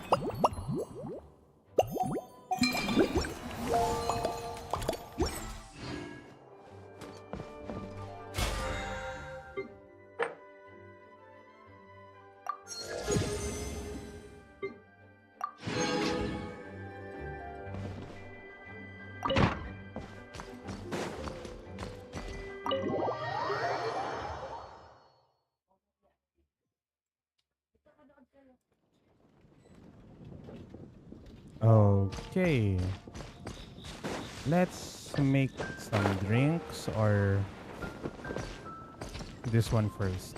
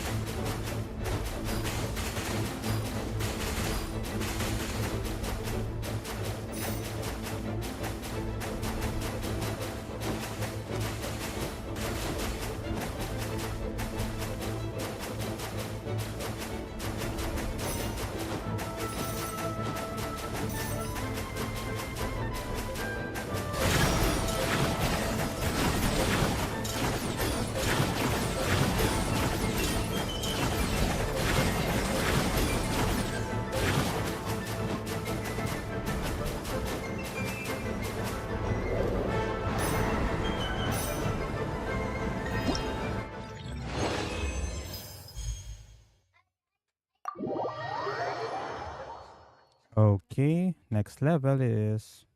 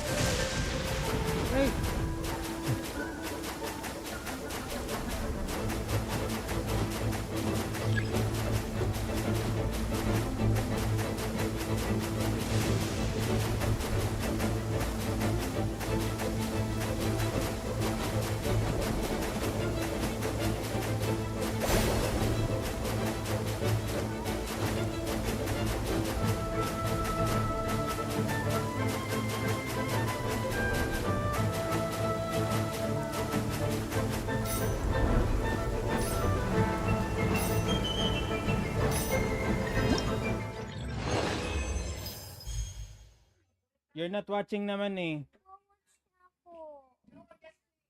You just play.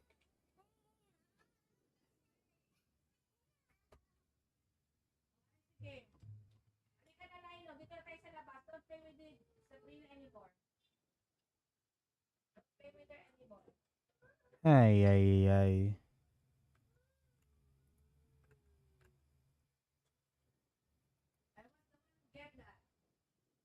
Ay, ay, ay. I'll take a break for a bit.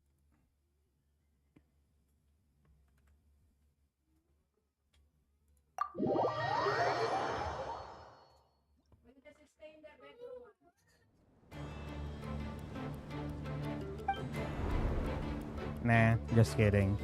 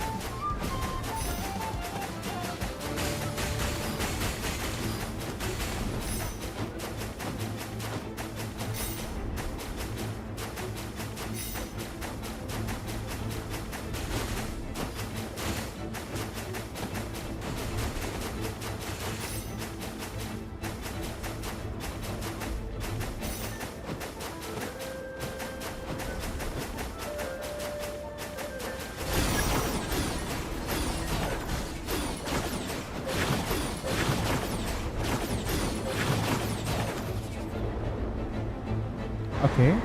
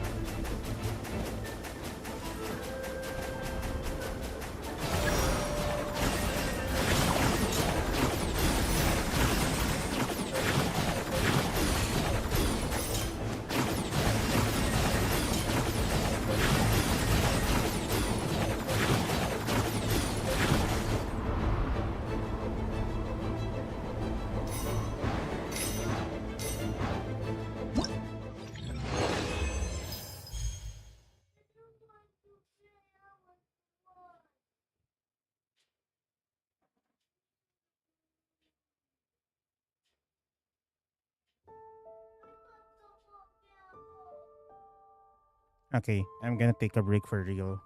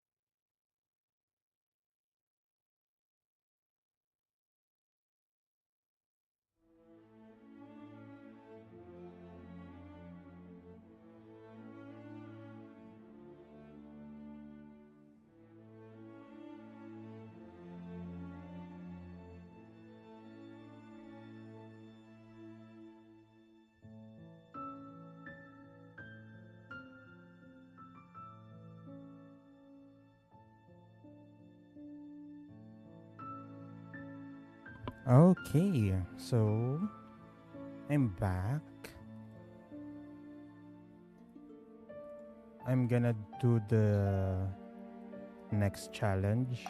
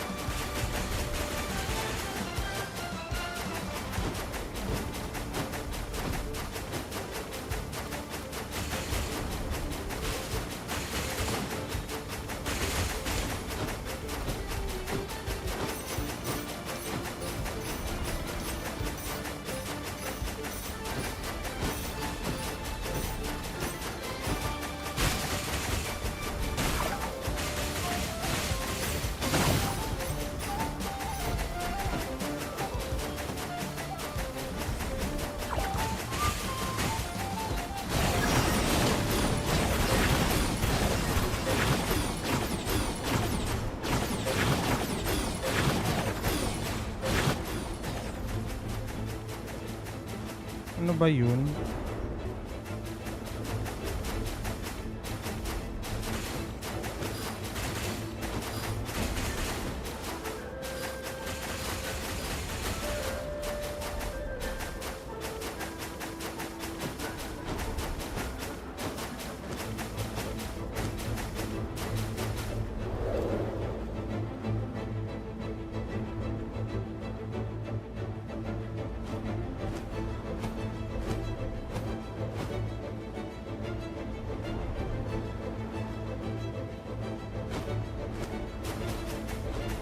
Okay, space impact it is.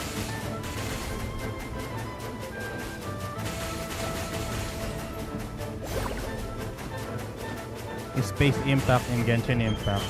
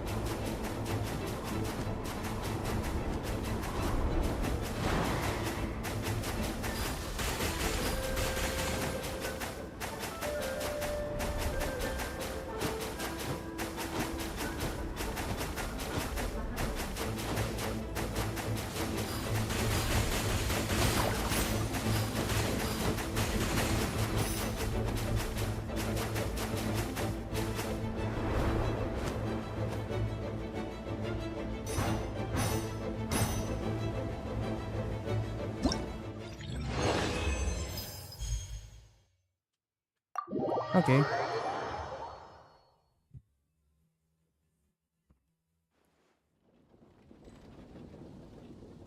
Her part is done.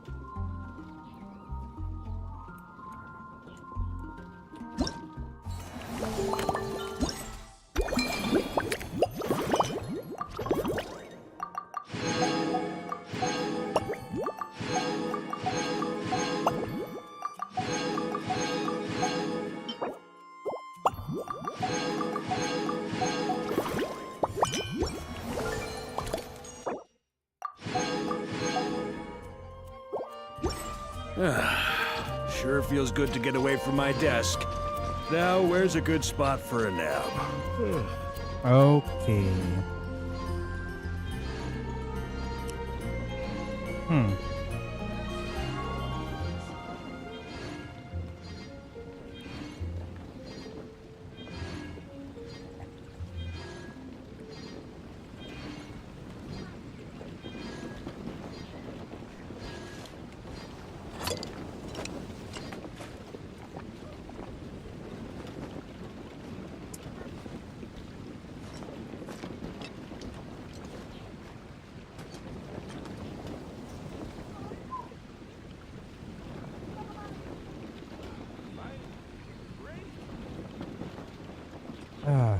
Okay.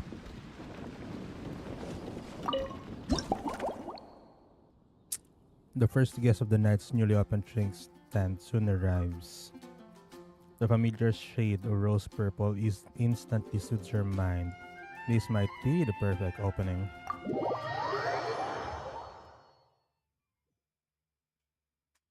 Hi, Lisa. Oh my!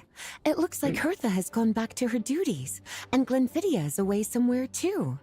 Has our dear cutie taken complete charge of the drink stand? What the heck is this response?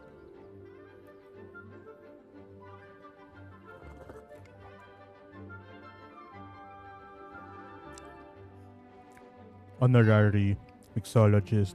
Wonderful. Now I can order without worrying about ending up with one of the logistics company's specials. The type of drink that keeps you awake all night, leaving you no choice but to pass the time working.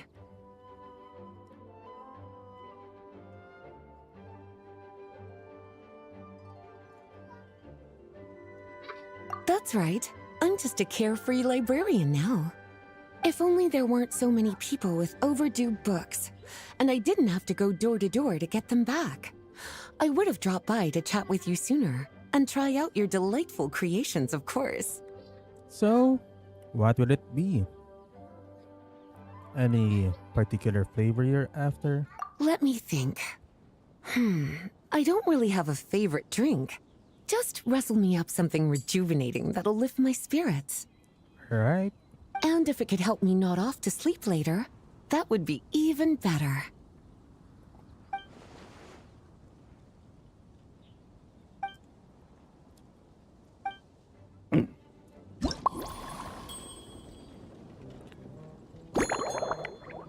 Milk. Cocoa.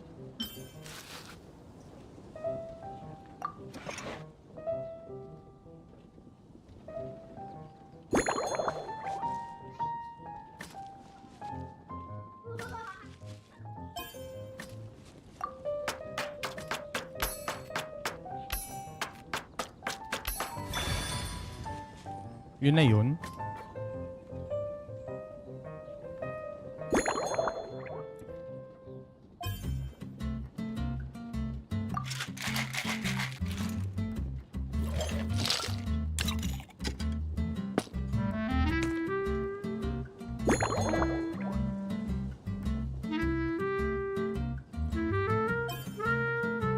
They copied HSR's.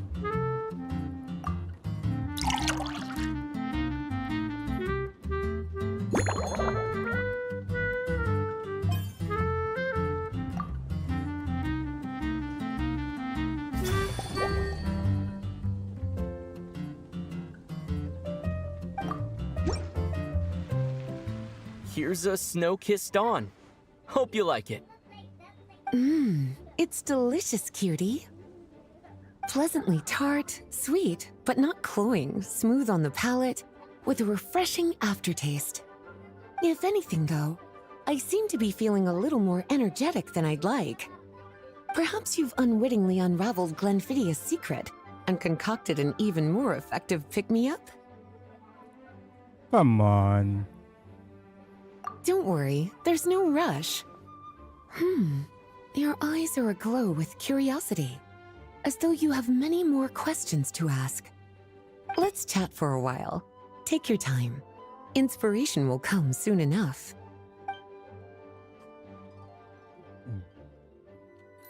Okay. Since you're asking, it's been a bit of an unusual day. There's a chef, fresh out of training in Fontaine, who's recently taken up a position at the Goth Grand Hotel. She borrowed our most valuable book, the Mondstadt Millennial Compendium of Desserts.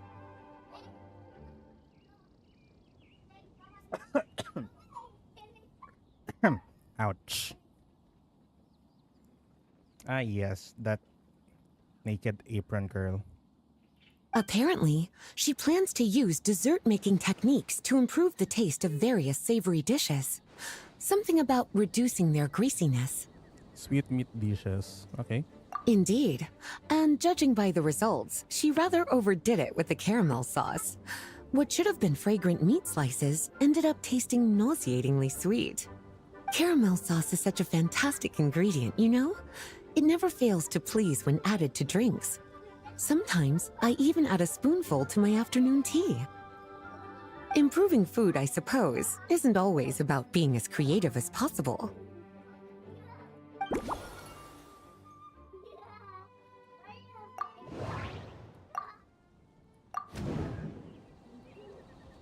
Okay.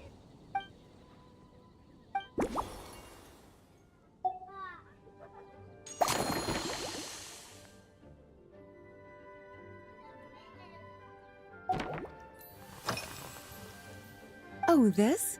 That was for another of today's little errands. A large contingent of the expedition team will be returning to Mondstadt soon. They've been away for such a long time, so there's a good chance many of their tastes have changed. Jean asked me to visit some of their families to try and get a better understanding of what new ingredients might satisfy our knights' changing preferences. Man, even into that degree? It's like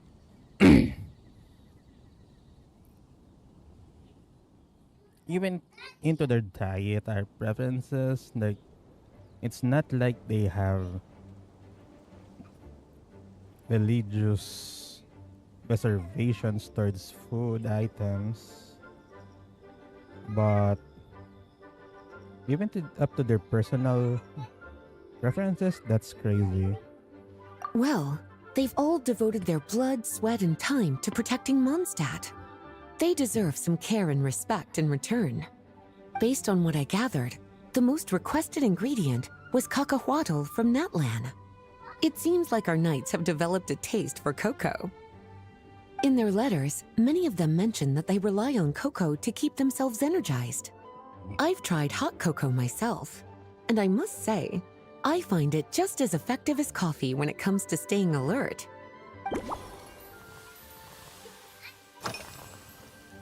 Lately? So careful with your wording, cutie. Or are they? Is that because you think that I, too, might have changed since we last met? Or simply because you can't remember? Well, you're so well-traveled and well-read. Surely it's normal for your taste to change from time to time. Not bad at all. A flawless answer. Yeah, that's a trap. Back in my student days, I might have been drawn to every new and exciting ingredient I read about, constantly expanding my horizons and stepping out of my comfort zone. But now, I've grown accustomed to a life of comfort and routine. To paraphrase a certain Leowed legal expert, my life is fast approaching a state of living out one's golden years in peace and comfort. I'm no longer so easily moved by adventure and excitement.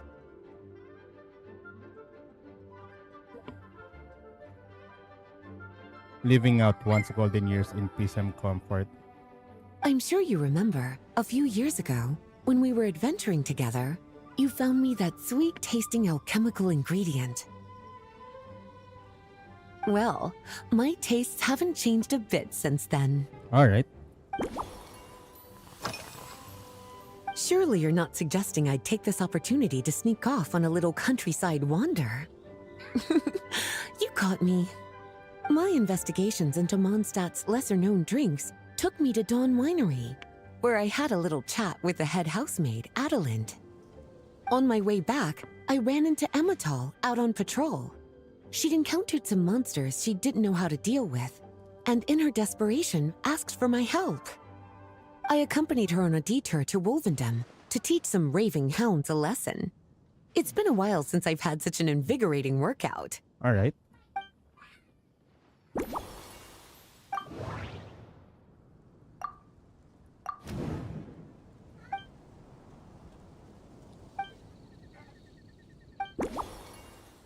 Remove the cocoa.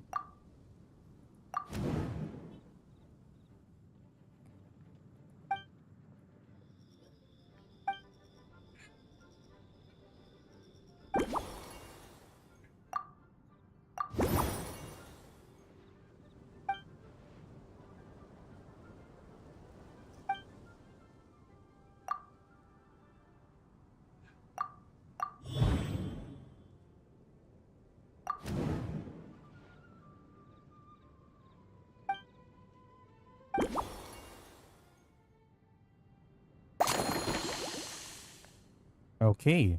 Smetana with a caramel sauce, remove cocoa, garnish with valberries, large goblet. I'd go with large. Add wolf hooks.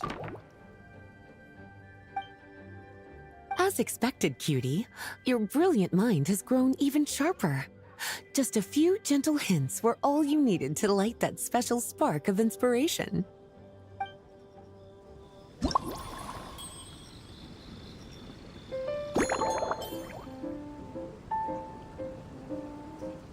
Milk, caramel, wolf hook.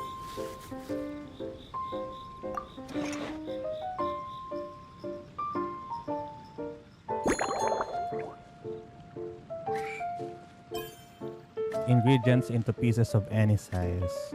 Let's go smaller.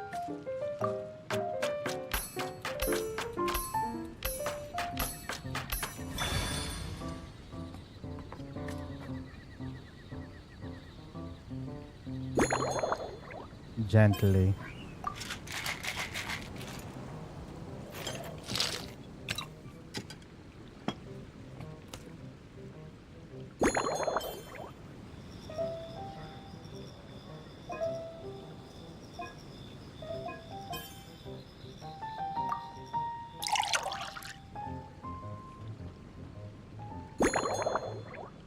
Valberry. Okay, this is kinda close sa HSR event ko.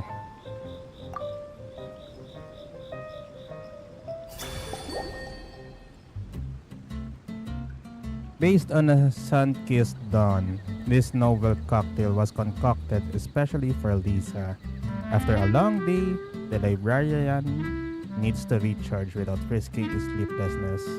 In making this drink, you skipped any stimulating ingredients and found a delicate balance between the sweetness of caramel and a gentle tang. The goal was peaceful, restful sleep, so why not call it a slumbering rose?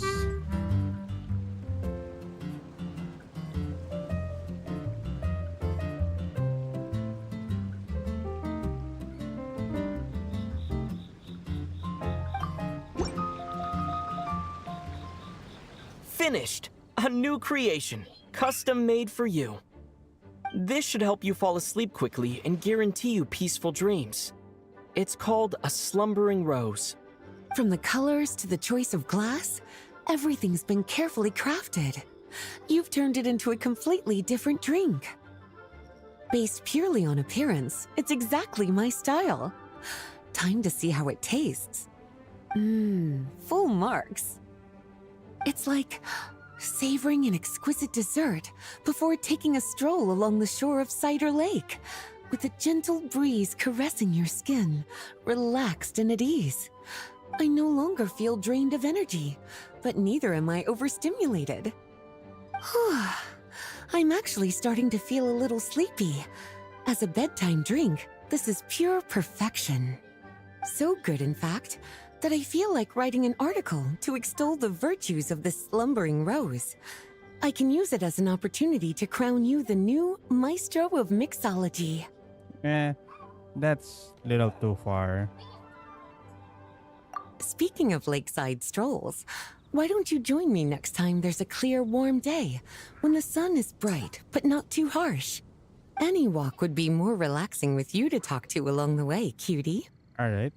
Then, when we get back, you could fix me up another glass of slumbering rose. And I'll make just as sure to hold you to that. When the time comes, I won't accept any excuses. Okay.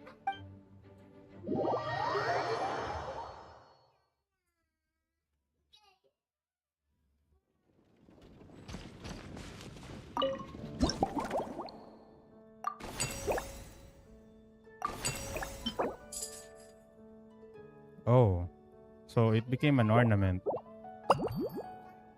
Sent from another land. This is probably Emily.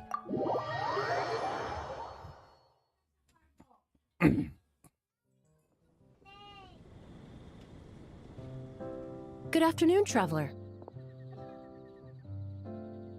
She should be a tall female. I didn't expect the honor of witnessing your harmonizing talents here in Mondstadt. Business, vacation, both. And what the heck is these two doing? Both, actually. A lady calling herself a mage asked me to come manage her flower shop. At about the same time, the Cat's Tail commissioned me to create a new fragrance for their establishment. Ending today's busy schedule with a drink crafted by you in person is truly a wonderful reward. Okay. I have faith in your choice.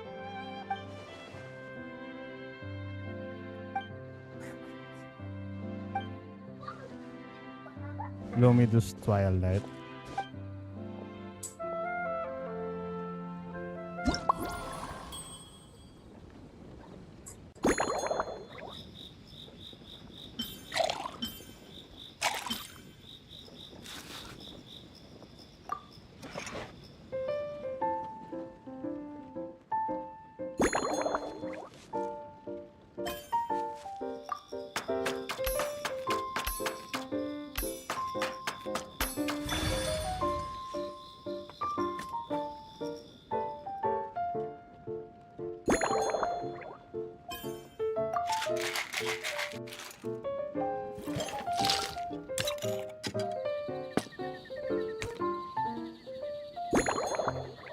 Classic tall glass.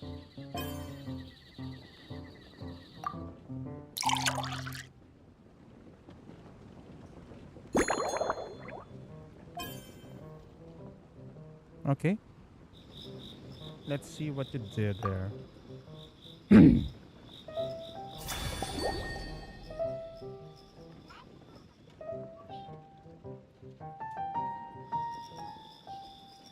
Refined cocktail from Fontaine that has been described by thinkers as capturing the warm glow of sunset over Lumidos Harbor.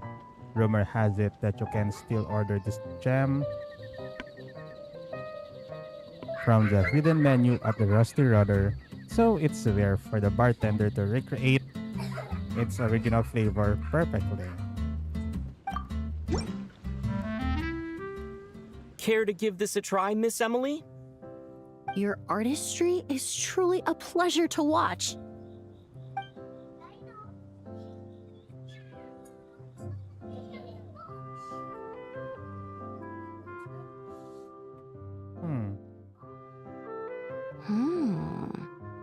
This tastes like a local variant of a Lumidos Twilight.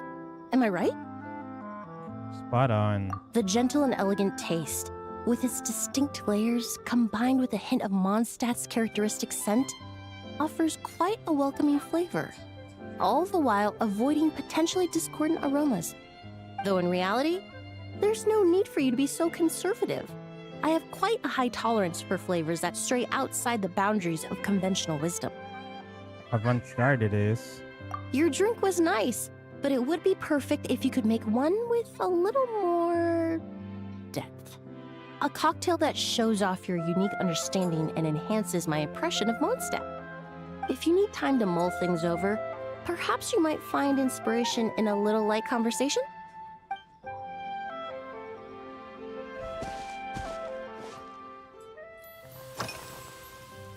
Oh, thank you for asking. It's been going well, though this trip to Mondstadt has presented some unexpected challenges. When I first got here, I was relying on a copy of An Overview of Aromatic Substances and the Human Senses to identify promising local ingredients from the Mondstadt region. To my surprise, my trial fragrance, which used valberry as the primary note, proved far too sweet in the context of a tavern, relaxing people so much that they ended up feeling drowsy. The bartender with the beautiful ears, for instance, fell asleep right at the bar. Let's just say that sweetness isn't always a case of the more the merrier. Maintaining an appropriate balance is beneficial for both body and mind. Even in daily life, I rarely eat sweet food, and I try to avoid fruits like berries that have a high sugar content. In the end, I completely eliminated valberry as an ingredient and turned instead to windwheel aster, with some success, I might add.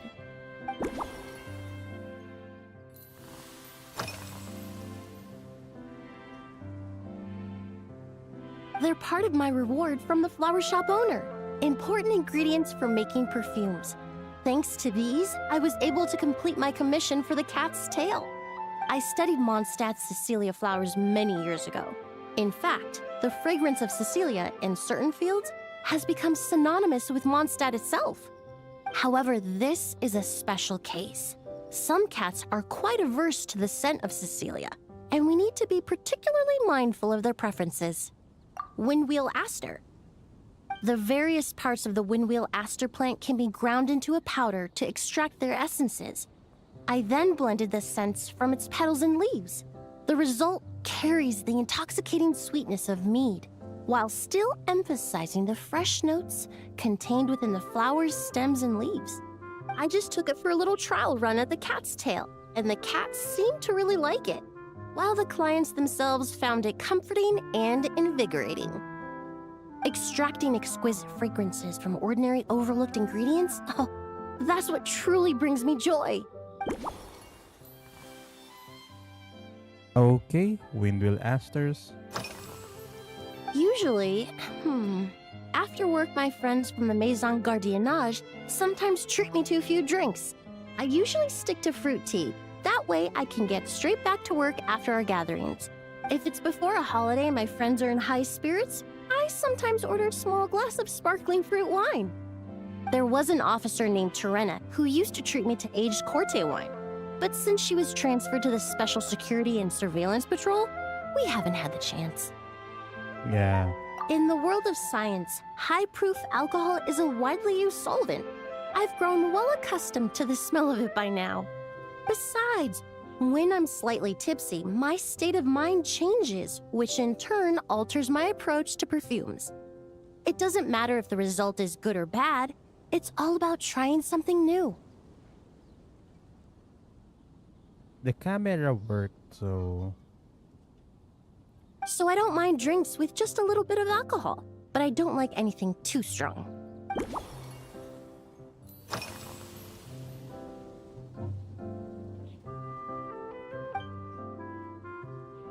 It really is. A while earlier, I watched a whole run of fair weather clouds float by, fluffy as pillows. It's not overly humid either, and the wind is gentle too.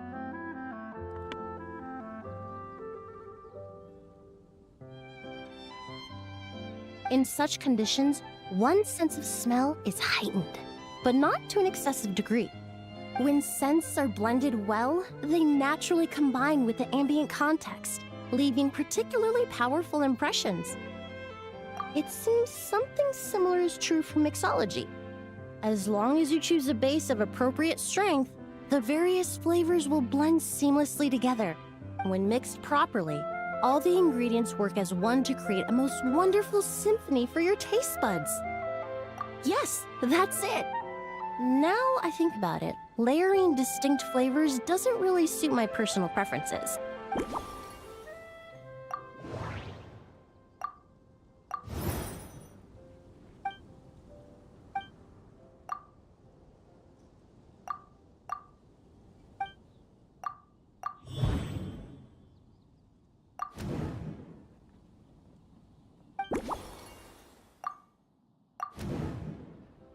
So, Windwheel Aster Petals. Shake harder. Fruit wine and tea.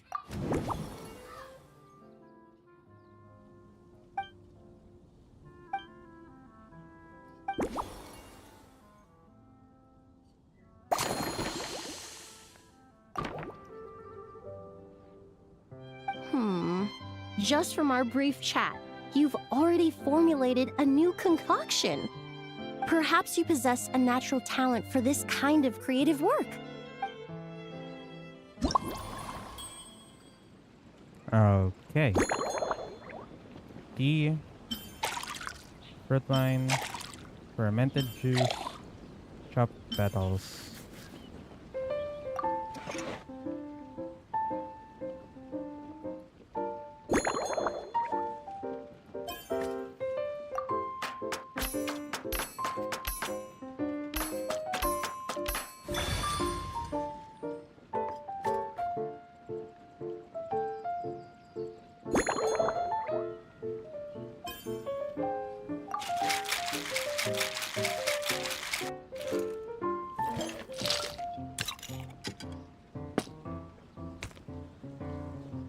Go large.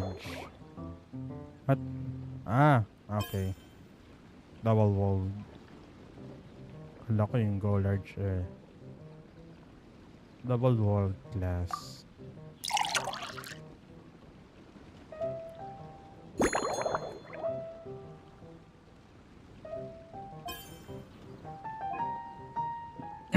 Okay, let's go with this route.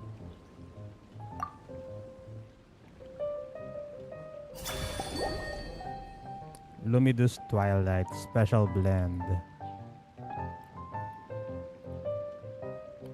Concocted specially for Emily.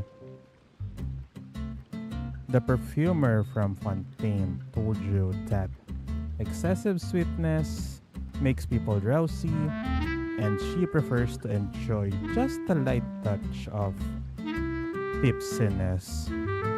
Clearly, knocking a guest out of the Knocking a guest out at the bar isn't a bartender's main goal. On days of gentle wind and clear skies, heightened senses can amplify the flavor of a perfectly harmonious drink. Inspired by the art of fragrance, you develop this subtle, elegant masterpiece, okay?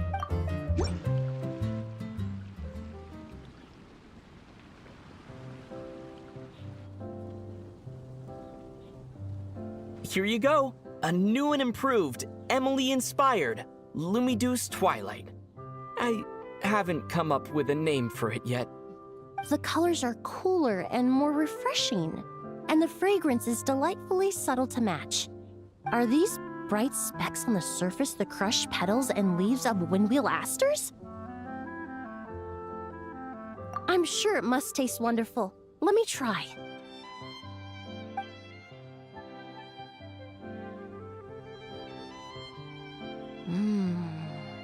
In the language of flowers, the windwheel aster represents the visible winds.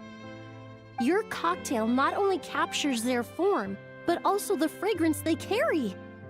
Therefore, I suggest you call this drink Windborne Bouquet. Alright. The winds and clouds of Mondstadt swirl together in the glass, leaving behind enchanting traces of fragrance. A perfect name from a master of perfume. Really? Perhaps it's just a habit of my profession. I'm glad you like it. Now it's time to slowly savor this masterpiece. Thank you so much. This trip to Mondstadt has been so rewarding. This is the most memorable cocktail I've ever had. Once I get back to Fontaine, I will attempt to recreate this moment as both a fragrance and a perfume. Once I've perfected the recipes, I hope you'll do me the honor of being the first customer to experience these new products. Until then, I look forward to seeing you in the Court of Fontaine.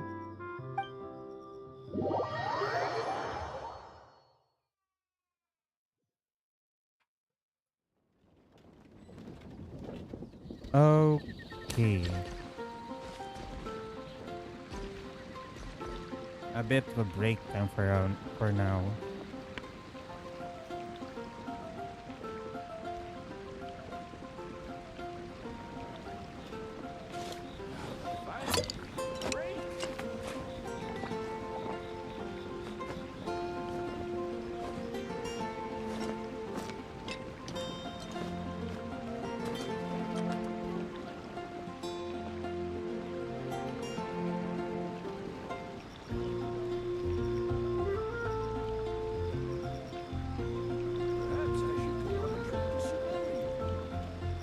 I like to drink on occasion. Any and every occasion. Good one.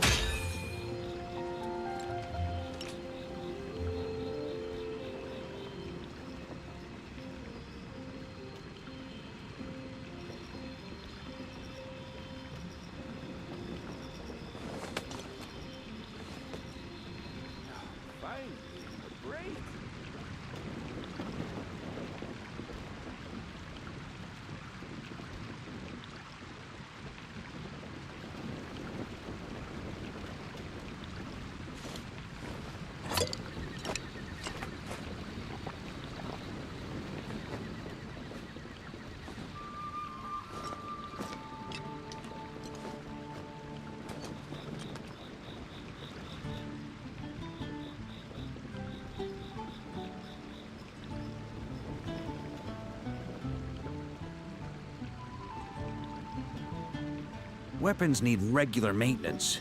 Take good care of them, and they'll take care of you when it matters most.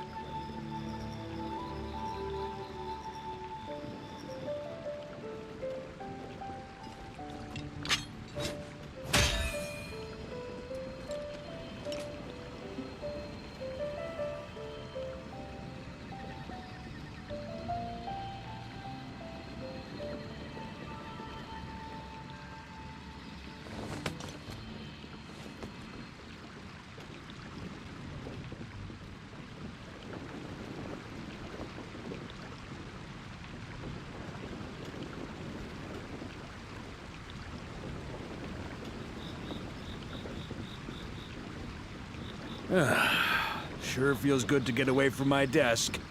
Now, where's a good spot for a nap?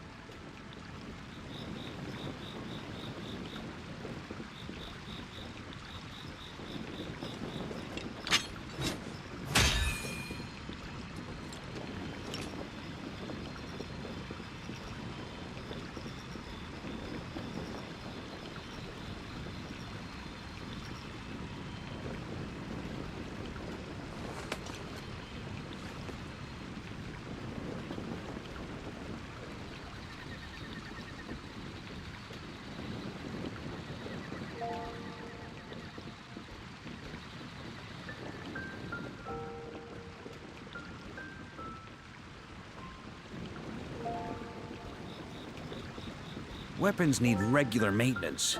Take good care of them, and they'll take care of you when it matters most.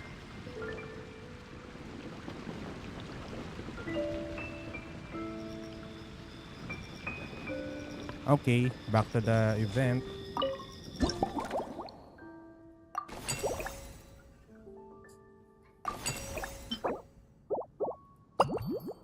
Okay, who's this? Albedo? Or Eula? It's probably Albedo because Dragon Spine. Claymore and Musket. Oh, it's Eula. It's Eula and Clarand, probably.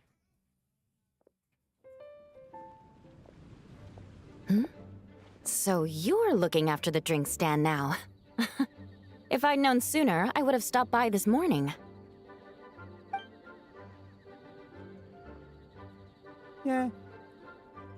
Here to serve, I guess. I've got to say, I'm getting curious. I've heard a lot about your mixology skills. I wonder what kinds of drinks you can mix with the ingredients Glenfiddia has prepared. I don't have much of a choice. It's just one thing after another right now. First off, the Knights of Favonia's annual combat assessment is coming up. And this year, the standards are higher than ever. As the captain of the reconnaissance company, I have to lead by example. At the very least, I need to rank as one of the top 3 captains in the practical portion.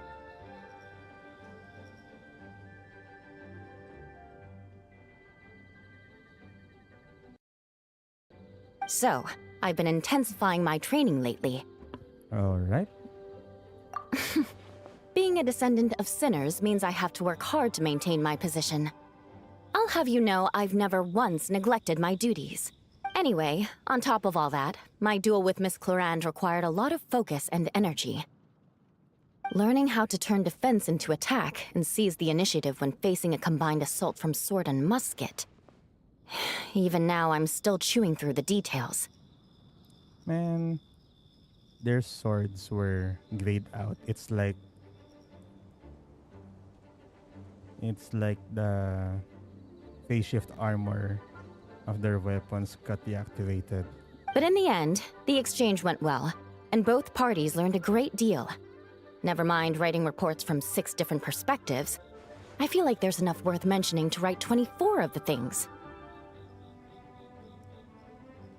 Oh, I sure could. Anything that'll perk me up would be welcome. I'll leave the details to you. Twinkling starlight. Twinkling, twinkling starlight. Fruit wine. Fizzy water. Wolf hooks.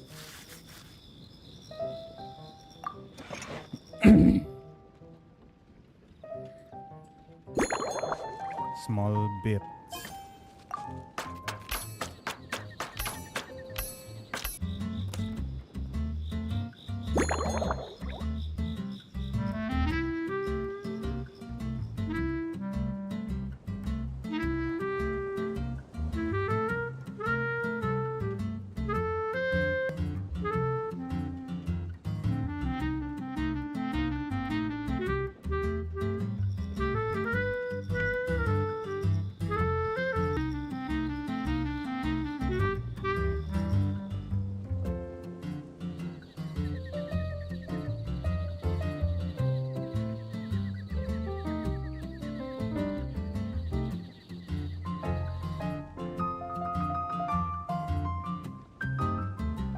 Okay, testing.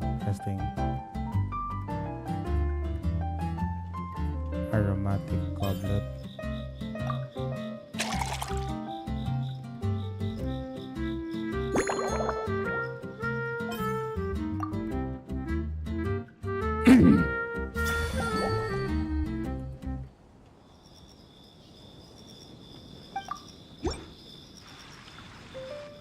One twinkling starlight for Captain Eula. Hope you like it. Judging by your confident tone, I'm certain I will. Well then, I'll make sure to savor this thoroughly.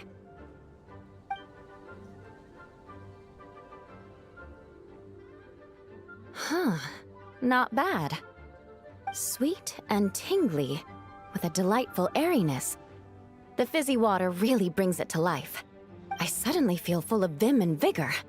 But just one glass doesn't quite scratch the itch. How about something with a bit more bite? Don't hold back. You don't need to worry about putting me on the floor with nothing but a couple of drinks.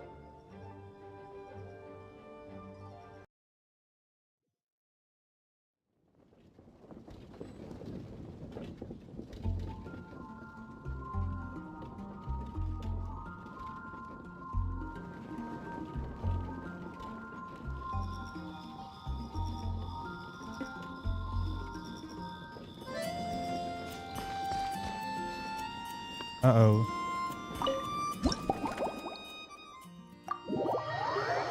My progress just reset. One twinkling starlight for Captain Eula. Hope you like it. Judging by your confident tone, I'm certain I will.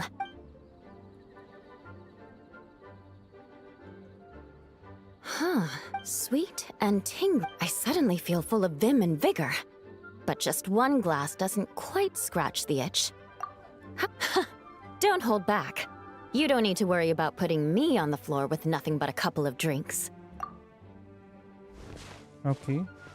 Works for me. The first company hasn't assigned me any paperwork for tonight, so I'm free to catch up and try your new creations at my leisure. That's right. The merchant I got it from called it Romaritime Flower Fruit Extract. It has a very unique smell. Here, have a bottle. Oh, it's a necessary courtesy. In that book Miss Magistus lent me, The Blade Dancer, 20 years on, it says, after a duel, a Fontanian swordsman will politely invite their defeated opponents to a banquet. To properly play host to Miss Clorand, I searched for quite some time to locate a rare goods merchant in Dorman Port who sold this juice. I had my doubts at first, too. But Amber said something that makes a lot of sense. She said that even if this custom doesn't really exist, following it still shows I've made an effort to understand Fontaine's cultural heritage. Okay, that's good. Besides, who doesn't like trying new things, right? When I gave it to her at our post-training banquet, Miss Clorand really did enjoy this juice.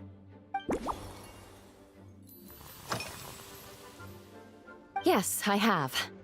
For a while, the situation there was difficult.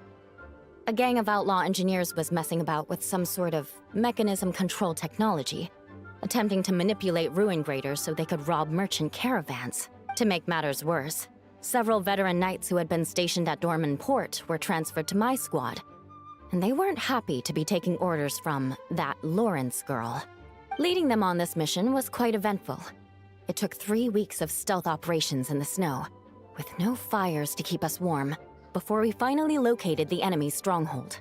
Those veteran knights faced the bitter cold and were almost taken down by the enemy's smuggled battle mechs. Fortunately, the battle went our way, and they had no choice but to acknowledge my abilities. Me? I'm completely fine. But thank you for your concern. It was mentally tiring for sure, but fortunately, the operation wore them down far more than it did me. They won't be questioning my authority again anytime soon. If any new recruits try to make my life difficult, I'll just have my veterans give them a few friendly pointers. I guess you could call them a permanent solution, huh? Restoration required. If you want to know what I've been eating recently, I'd better start by mentioning the logistics company's latest revolution. They launched a diet improvement initiative and started distributing a form of standardized canned food to knights operating in the wilderness. So, MRE. In the past, we only had dry rations. Every mealtime we had to set up pots and campfires, roll dice to choose a cook, and take turns standing guard. In all honesty, it was a bit of a hassle. Now we just need to bring our standard field rations, comprising of 5 cans and 9 paper packages. We can heat the cans by the campfire, and then we're ready to eat. You did say, sounds like, right? Our canned food supplier has quite the stellar reputation, and their regular meals are indeed quite good. The problem is, in order to meet preservation standards, they have to make their military-grade meals way too salty. Yeah, that's the problem with preservation. They will turn out way too salty if you don't have refrigeration. The vice captain of the 5th Company, who has a somewhat dry sense of humor, went so far as to say, "This food's bad enough to bring down the wrath of Liyue's stove god." In any case, after eating it for a week, my taste buds have gone completely numb. You can hardly blame the logistics company. After all, it is hard to please everyone. Our feedback has already been submitted, and they should be working on fixing the issue. Of course, having fresh meals prepared in camp by a dedicated company chef is still the best option.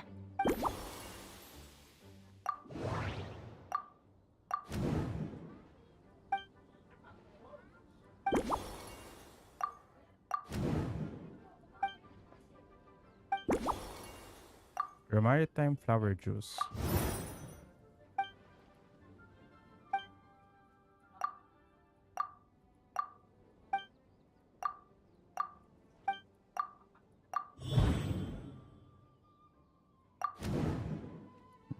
Mm-hmm.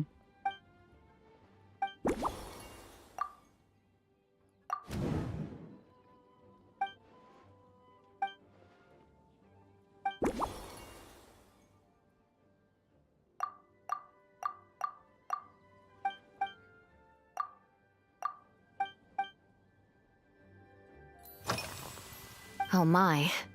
To be honest, before we crossed swords, I was feeling eager, but also a little nervous. Miss Cloran's combat style comes from the mysterious Marechaussee hunters. In the library, there are some old Fontanian newspapers from hundreds of years ago that give some idea of how formidable an organization it was. Okay, so the Mondstadt library is stacked. A more recent newspaper claimed that Miss Cloran was an orphan from an underwater kingdom, and that before battle she would perform rituals inviting spirits to possess her sword. Certainly, from my own experiences, Miss Cloran's abilities more than match those descriptions. Sword-themed drink. Incorporating elements of swordsmanship into a drink? Huh. Certainly a creative idea, I'll give you that. A commemorative cocktail at a time like this sounds nice, but how do you plan to express something like swordsmanship with a drink? Rapiers. Precision and sustained pressure. That definitely matches the description I read in that book. Coffee. Boyer fruit. Ice wine. Fruit wine. That's right. You really know your stuff. I doubt there's anyone else in all of Tevat who could come up with such a perfect metaphor.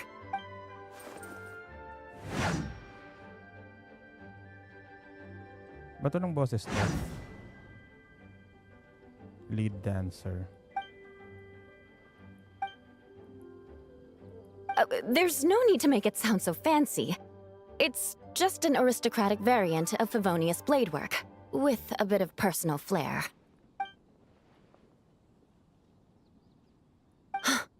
Firewater. In recent years, firewaters gained popularity the world over, following in the wake of prosperous Snezhnayan merchants. These days, almost every tavern has a signature drink that uses it as a base. Firewater. You really are good.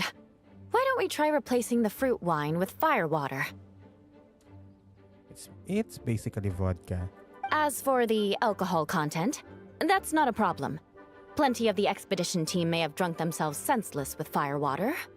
But me, I'm full of confidence. Nope. That's not confidence. You stuttered.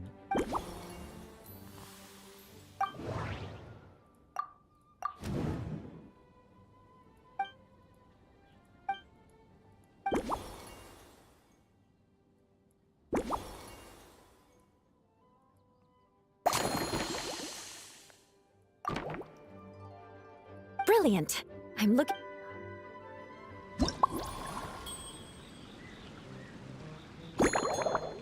Firewater. Firewater.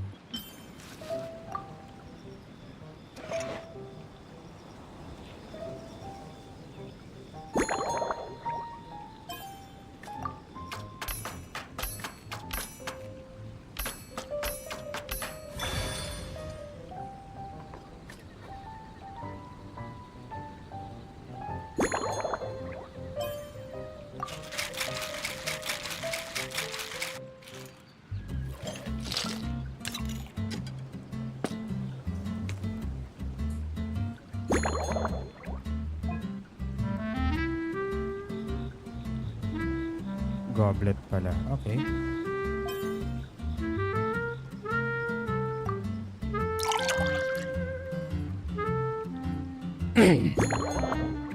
Oh,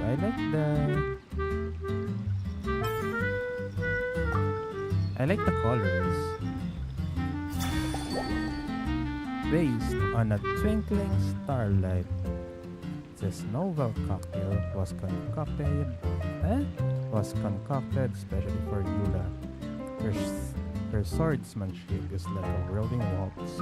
She strikes with the force of an avalanche, yet her finishing flourishes are clean and elegant. This bold approach is reflected in her drink preferences. To match her style, the drink you prepare combines ice pure, fire water, rum maritime, flower juice, steeped in commemorative meaning, and restorative cocoa to replenish their energy and banish fatigue, creating a true dance of flavors. Since this blend is inspired by the Spindrift Knight's Dancing Blade, Seafoam Sword Song felt like the perfect name. Here's your all-new Seafoam Sword Song, mixed to meet your personal preferences. Oh my, what beautiful colors! And you even added my romaritime flower fruit extract. The aroma is perfect, and I can smell the alcohol, but it doesn't stifle the fruity fragrance. Let's see how it tastes.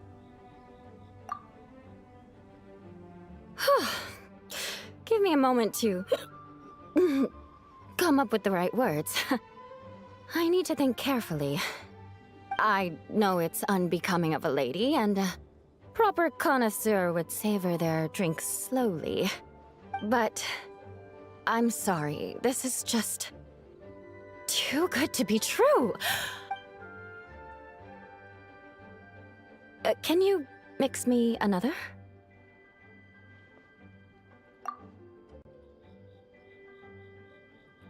Ah. Oh, no, what was I going to say?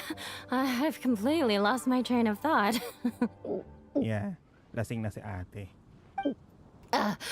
Whatever. I feel fantastic. This cocktail. Oh, it's the best I've ever had. Okay, I pressed the screenshot button way too late. I think I'm gonna head home and get some sleep. Don't worry about me. This is the happiest tipsy I've been in years. I'm still far from being drunk. By the time I've written up those reports for my exchange with Miss Clarend, I'll have been on duty for 3 months straight. Jean. The acting grandmaster. Isn't it about time she gave me some time off? I won't be forgetting this injustice in a hurry. You mark my words. Okay, where's the rainbow vomit?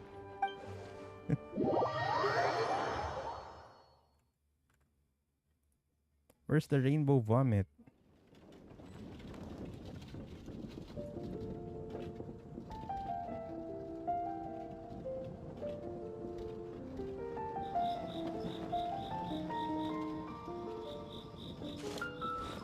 I was waiting for the rainbow vomit.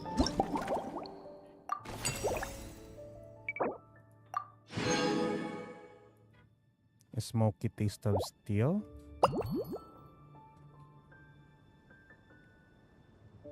Okay, who the heck is that? Sweet, sour, smoky taste of steel. This could be Varka, but... Alright. Suspicion confirmed. While patrolling the area, I was sure I'd sensed a familiar presence, so I came over to take a look. And sure enough, here you are.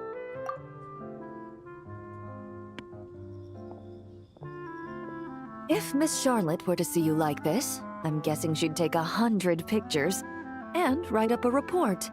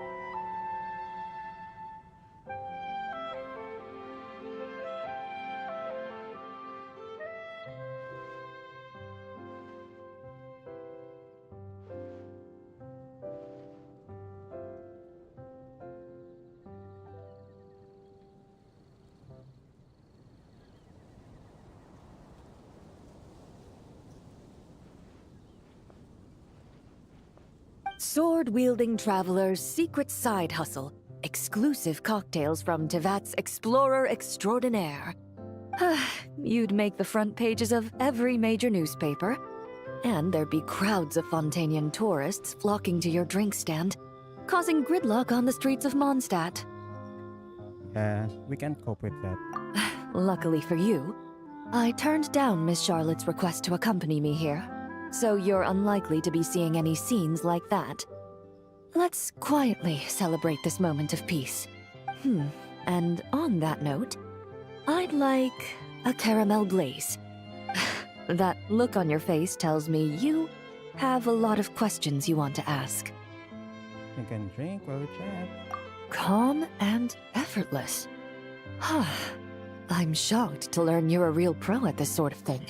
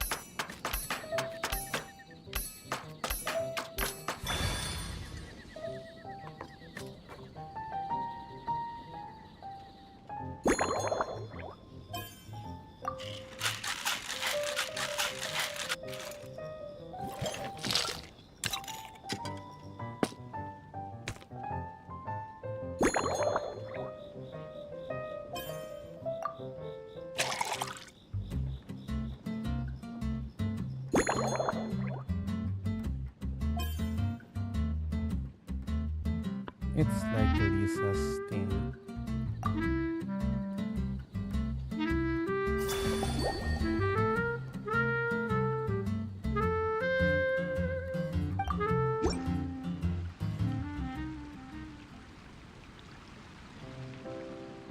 Your caramel blaze is ready. Try not to drink it all in one go. It sure lives up to its name. The color reminds me of a raging fire, while that aroma really hits you head on.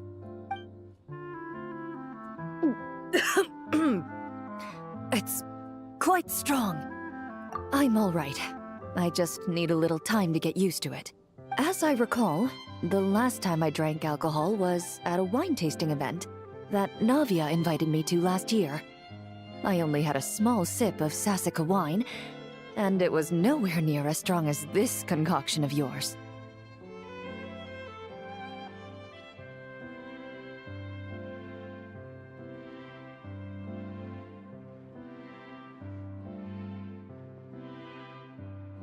From a purely rational perspective, alcohol can cause dizziness and impair one's ability to work, so it's best avoided altogether. But when Miss Farina saw me off at the docks, she mentioned that Mondstadt is the land of wine and poetry. Since I'm here, I thought I should at least try the local specialties. Yeah, you stay in your limits. In fact, Captain Eula, whom I sparred with earlier, has quite the refined taste for fine wine. She even gifted me a bottle of Romaritime flower fruit extract, which is no longer produced in Fontaine, and can now only be found overseas. Out of the utmost respect for her skills, I feel compelled to deepen my knowledge of Mondstadt's wines. I truly appreciate all the trouble you're going to. Finally, ibang view. Huh? Does that mean she's already finished her commission? Well, she's certainly efficient.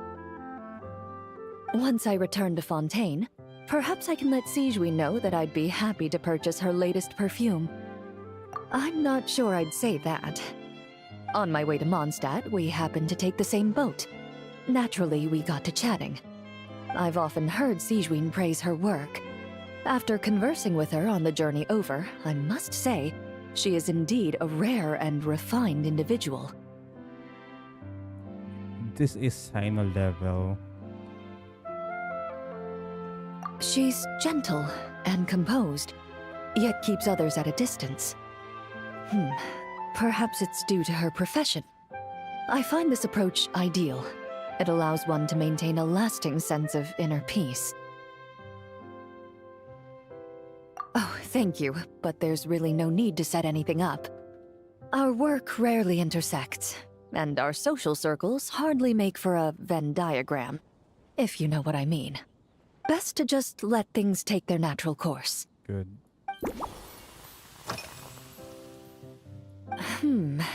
When I'm working, I often drink coffee. But with meals, I prefer a lighter tasting drink, like Buell fruit juice. Since I eat a lot of meat, the slight acidity of the juice helps balance out the greasiness. Over time, I've grown accustomed to the sour taste.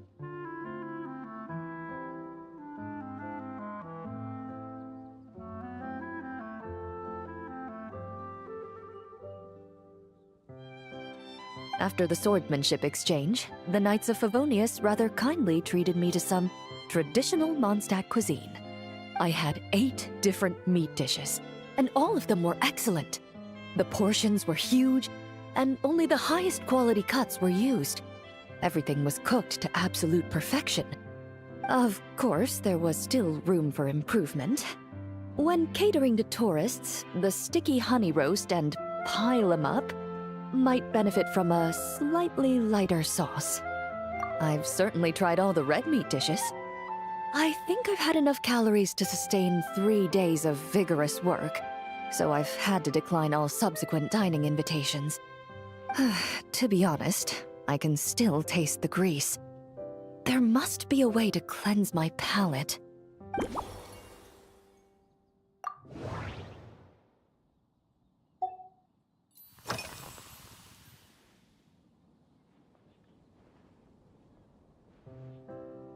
Is that a badge? A KOF badge? I've seen a little. I took a stroll around the city the first day I got here. Navia's done some rather extensive research on this place. Many of the scenes and illustrations for the tabletop troupe were inspired by views of Mondstadt. However, the way she describes the atmosphere in her world building is quite different from the real Mondstadt.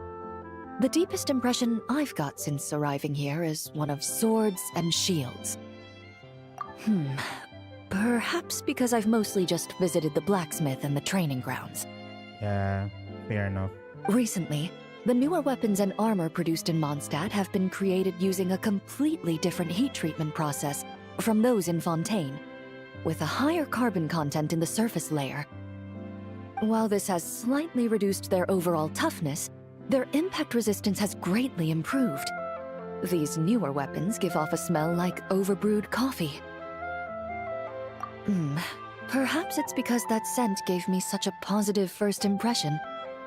You see, Fontaine's signature metalwork is often coated with a protective agent that contains Marcotte. Over time, the faint fragrance becomes overly sweet. And for some reason, it makes my teeth feel funny. I don't imagine the scent of Mondstadt's swords and shields would cause the same level of irritation. Okay.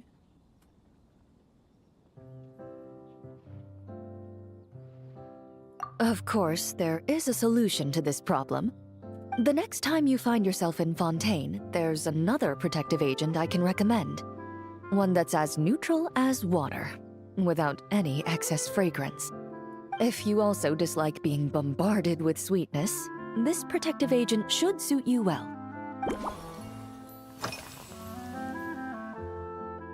Indeed it is. The knights codenamed Hazelnut 3 and Hazelnut 5 gave me this crest. I must say, it's exquisite. Hazelnut 3 and 5, who are those? They told me the design has only just been finalized. Apparently, it's only presented to important guests. They said they're making a badge for you, too, but it hasn't been finished yet. Hazelnut. You're not wrong. I guess it's similar to how I can't remember the name of every clerk in the Palais Mermonia, but I'm certain you'll get to know them in time. They're clearly seasoned veterans. Even though they work desk jobs, they still turn up in full armor. After handling my affairs, they headed to the tavern for a gathering, saying they wanted to continue last night's duel and determine who had the highest alcohol tolerance. Drinking barrels of beer the night before, yet being able to work with clear minds the next day. Whew. So what you're saying is, while Mondstadters may seem carefree, they actually have an admirable ability to know their limits when it comes to drinking.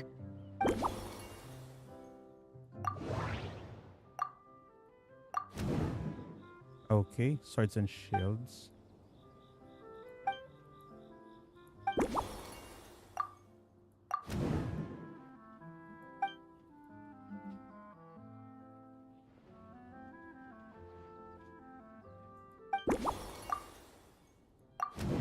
Crest, okay.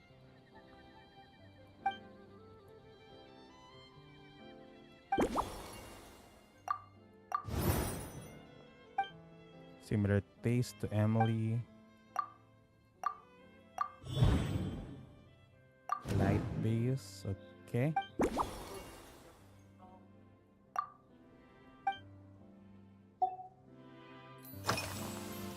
Are you already planning the details of our hypothetical get-together? Based on my previous experiences with alcohol, I guess my tolerance is similar to Emily's. Fruit liqueur is probably my limit. So when the time comes, I think you'd be best off mixing similar drinks for the both of us.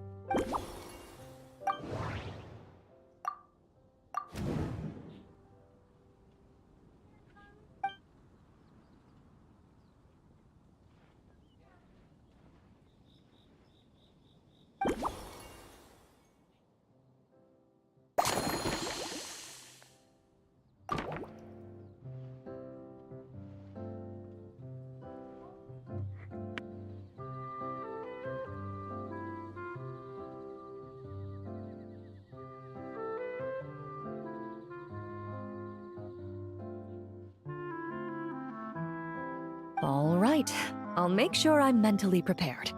Even if it's still a bit strong, I'll do my best to finish it.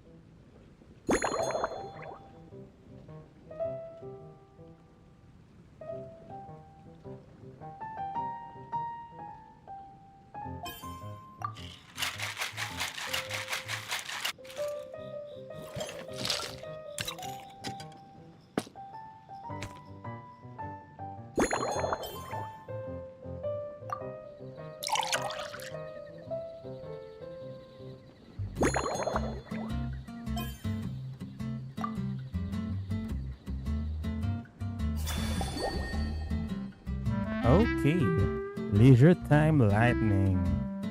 Based on a caramel glaze, this novel cocktail was concocted specially for Karand.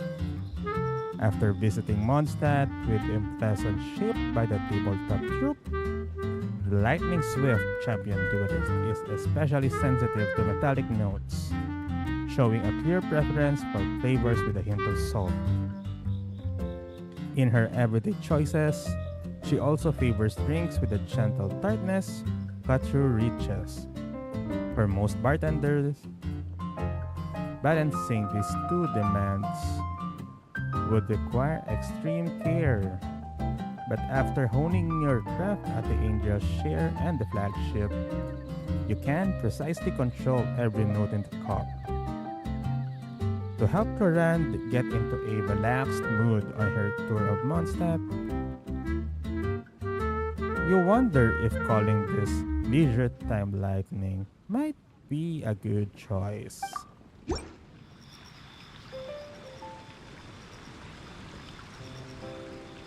All right, this new creation is called Leisure Time Lightning. A cocktail made exclusively for champion duelists. Enjoy. What's that delivery? This wasn't... It doesn't go like this on the previous ones.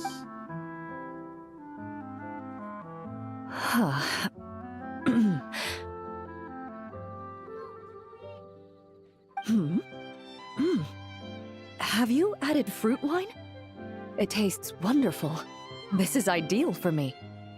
There's a subtle saltiness that combines well with the tartness of the fruit and the sweetness of the caramel. Each sip balances delicately on the edge of perfection. The color of the wine also fits well with the name, and the lightning imagery contrasts with the fiery nature of the caramel glaze. But where does the leisure time part come in? Yeah. Don't you find Mondstadt to be a leisurely place? I see. That certainly matches the impression this cocktail gives me. Its unique aroma and taste will hold a special place in my memories of Mondstadt. Do you think, if the chance were to present itself, you'd be interested in mixing drinks somewhere else? A cafe, for instance, or the Hotel de Boer? Why do you ask? Mostly for Navia and Miss Farina's sake. Though obviously I'd be more than happy to try more of your masterpieces myself. Hard to say.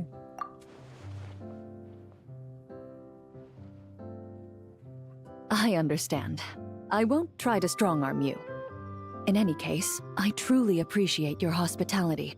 Thanks to you, whether I'm summarizing the key lessons from my exchange with Miss Eula, or discussing strategy with the Knights of Favonius, I'll be in my best condition. One is hammered, one knows her limit.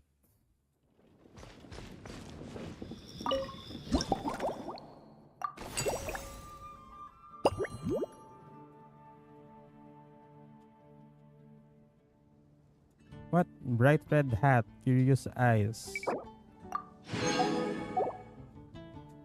What? This is probably the look, but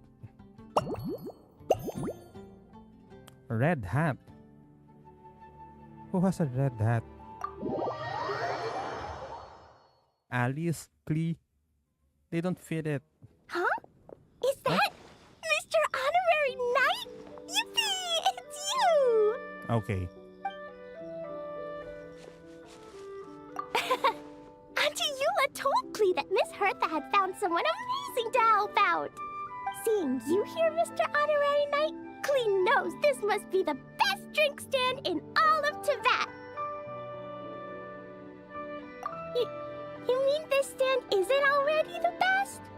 Well, out of all the drink stands Klee's ever visited, Mr. Honorary Knight's is easily the best. And no matter what drinks Mr. Honorary Knight makes, Klee will definitely think they're yummy. Oh, you want me to be mean? But Klee could never be mean to you.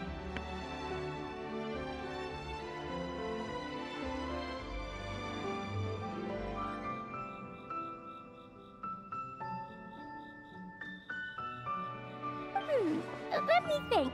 I know! I'll pretend to be Albedo! Whenever Albedo reviews Timaeus' work, his face goes super serious, and Klee can hear every word he says. Get ready for Klee's super amazing order! These past few days, I've been having such a blast with Mom all day long! It's been so much fun! Even being sent to solitary confinement couldn't wipe the smile off my face. I mean, kasama mo nanay mo doon sa Bartoline. Naptolina ang potek. So, Klee wants to order a fair weather frolic. Anything like a bright sunny day will definitely put Klee in a super duper mood.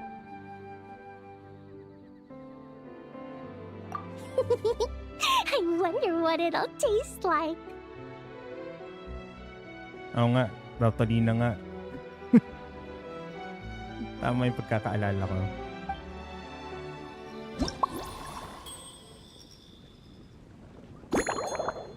Tea, caramel, wafer.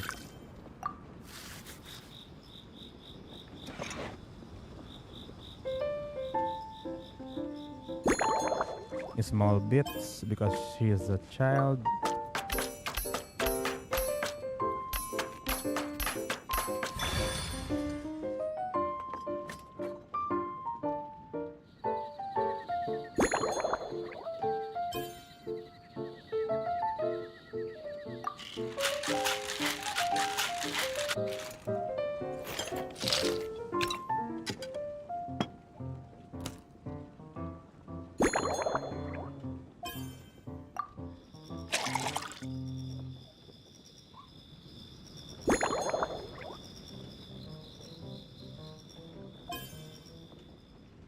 What the?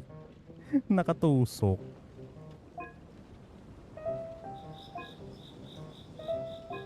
Let's go with this.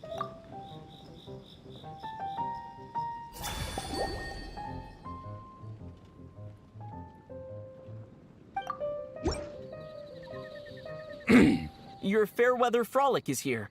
Go on, give it a try. Wow! So, a fair weather frolic is this color?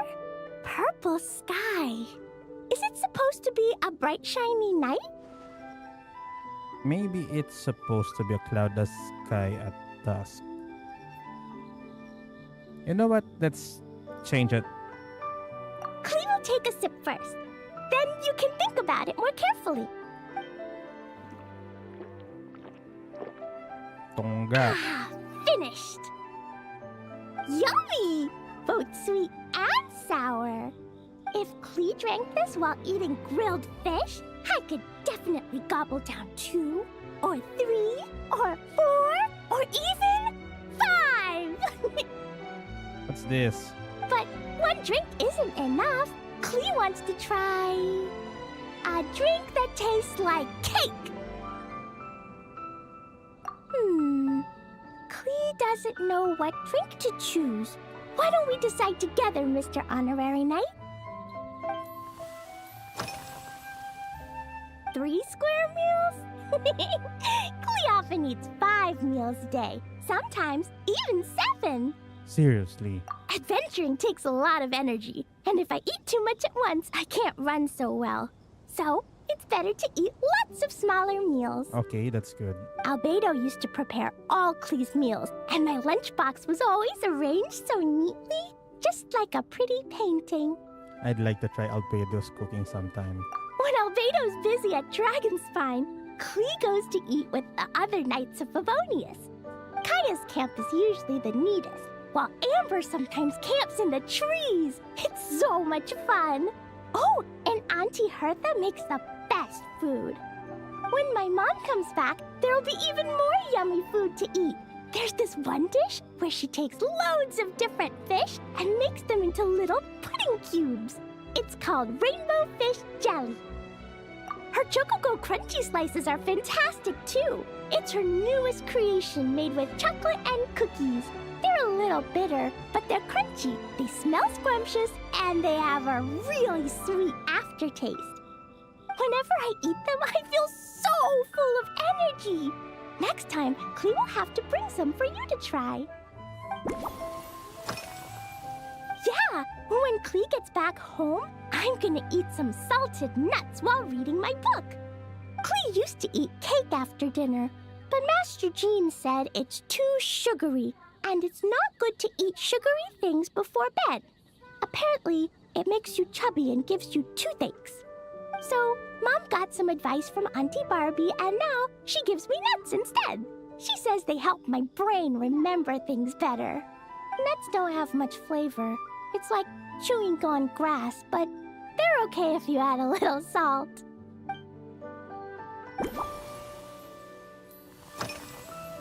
Yeah, Mom gave me an amazing book recently. She said I have to read one chapter every night, learn something useful, and then go to bed early. That book taught Klee how to make something called propellant. Now Jumpy Dumpty can go Fwah! And bounce even higher. Okay. Paldo yung VA ni Klee dito. Sa sound effect na to. That book taught Klee how to make something called propellant. Now Jumpy Dumpty can go Fwah! And bounce even higher. It's not hard at all. In fact, it's a lot like making bombs. You just have to be careful when trimming it down.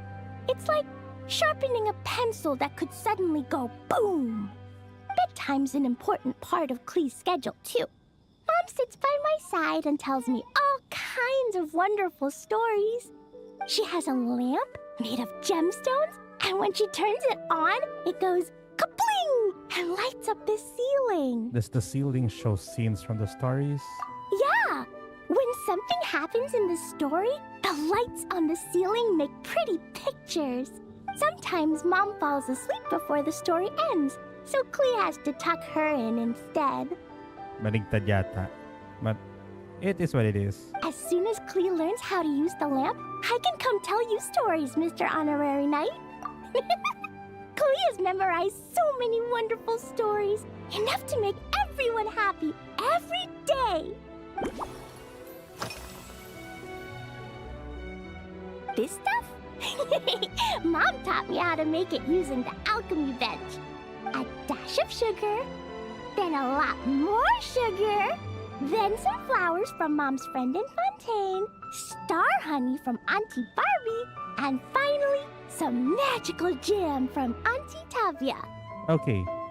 Mom's friend in Fontaine. Who that might be? Put everything together on the alchemy table, wish for the shape you want, then recite Mom's incantation, and poof! Dodoko shaped candy! Klee can give you some Dodoko candy too if you want. And if you really like them, I can even teach you my mom's incantation. That way, you could make your own candy whenever you want. If you get stuck, remember to come ask Klee. When it comes to magical candy, I'm an expert.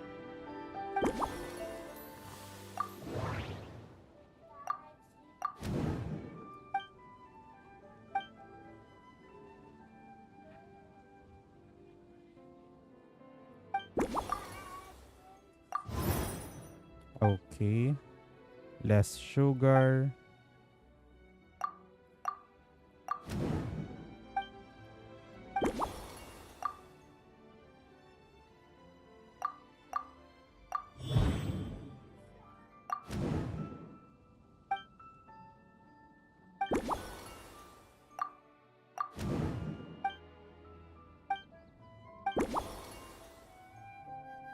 Dodoko candy. Oh yeah! Klee still wants to eat sweet things, like cake, for example. Maybe we could just go easy on the cream? Or add more fruit? Oh, right! That friend of Mom's who's always wearing glasses gave her a big bag of Fontanian Buell fruit. They're so round and rolly. Okay. Klee ate a whole bunch of those, and they were super sweet. But Master Jean said it was okay, because sweet fruit isn't the same as sweet sugar. So if Klee really has to eat nuts, maybe I can just soak them in some fruit juice first?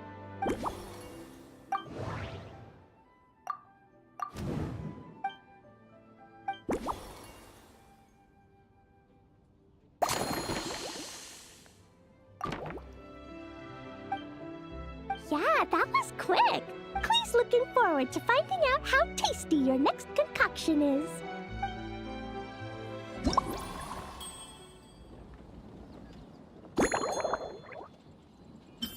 Fermented juice, cocoa.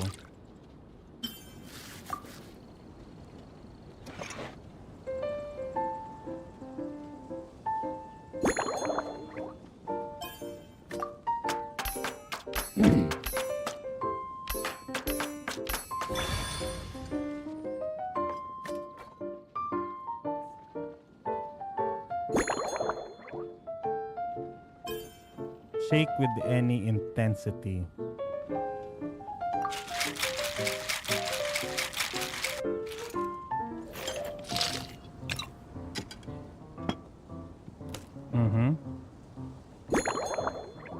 Classic glass. Yeah, let's go with large.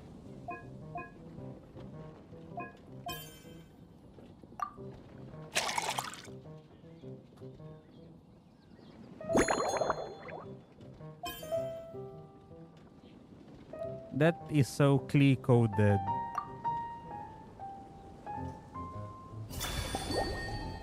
Fair weather frolic. The special blend. Concocted especially for Klee. The original fair weather frolic had a purple hue, but it wasn't quite cheerful enough. So let's add a touch of sunshine and a few fluffy clouds to capture that warm, happy feeling. Sweetness is a must, but staying healthy matters too. That's why the juice was carefully chosen with Pastor Jean's approval, with sweetness coming from the bully fruits. Bull fruits. And most important of all, Dodoko candy. Tasty magic has to be placed right at the center of the clouds. Yeah, that drink is coded. Ta-da! It's done! I just know you're going to love this new creation. Wow! There's Dodoko candy on top! There's so much orange in this cup, and Dodoko looks like he's lying on top of white fluffy clouds. And the weather inside looks much better, too. Yummy! It's so delicious! Glug, glug, glug, glug. Klee has to drink slowly. I can't just gulp it down, or I'll miss all the yummy flavor. Mr. Honorary Knight, this is amazing! It's like you mixed sunshine with juice. Klee was so tired from playing, but now I feel refreshed. And warm. And peaceful. Oh. You're the best, Mr. Honorary Knight. Really? Let me think. When the weather's nice and Dodoko's happy, Dodoko will want to sing, right? And when Dodoko sings, Klee wants to sing too. So, let's call it Dodoko's Duet. Thank you! And thanks for making such a yummy drink for Klee. Klee's gonna go tell Mom that the best drink in Mondstadt right now is Dodoko's Duet. Klee's gonna write down Mom's incantation and give you a copy, Mr. Honorary Knight. Then you should learn magic too, so you can make all the candies you want. See you next time!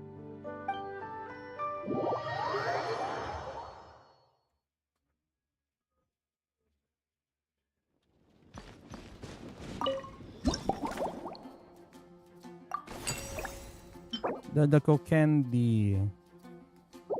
Ano to? Quest item lang.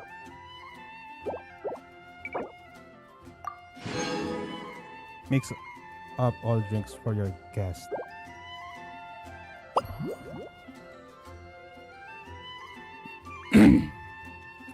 Most seasoned drinker in Mondstadt.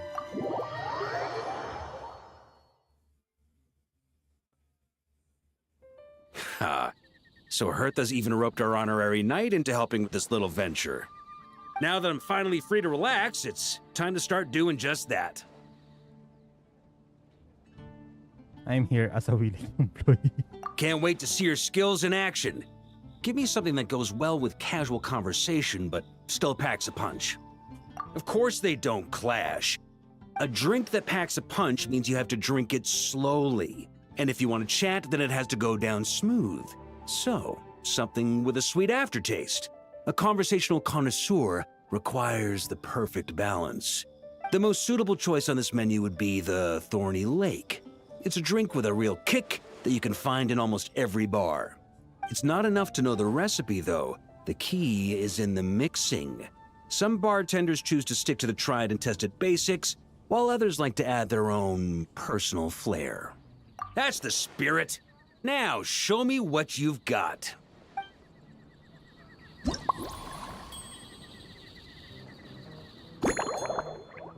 Fire water, fizzy water, cocoa.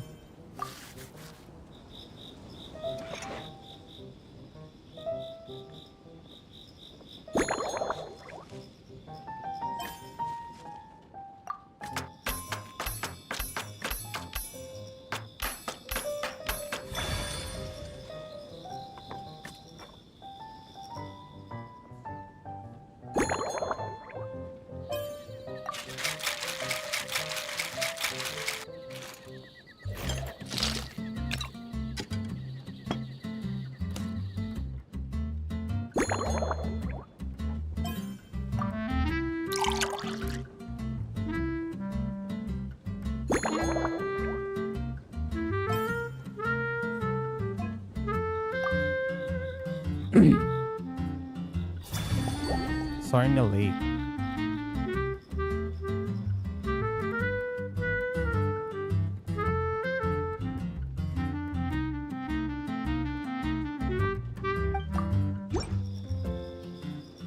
Grandmaster, I hereby present you with this Thorny Lake for your enjoyment and assessment. Well, the color and aroma are certainly on point. But as for the balance of flavors, I'll just have to taste it and find out.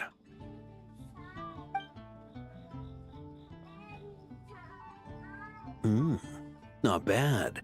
You haven't overdone or skimped on any single ingredient. Though, unfortunately, it's a little too, polite for my tastes. Perhaps I should have said modest. You followed the formula to a T, but if anything, you've played it a little too safe.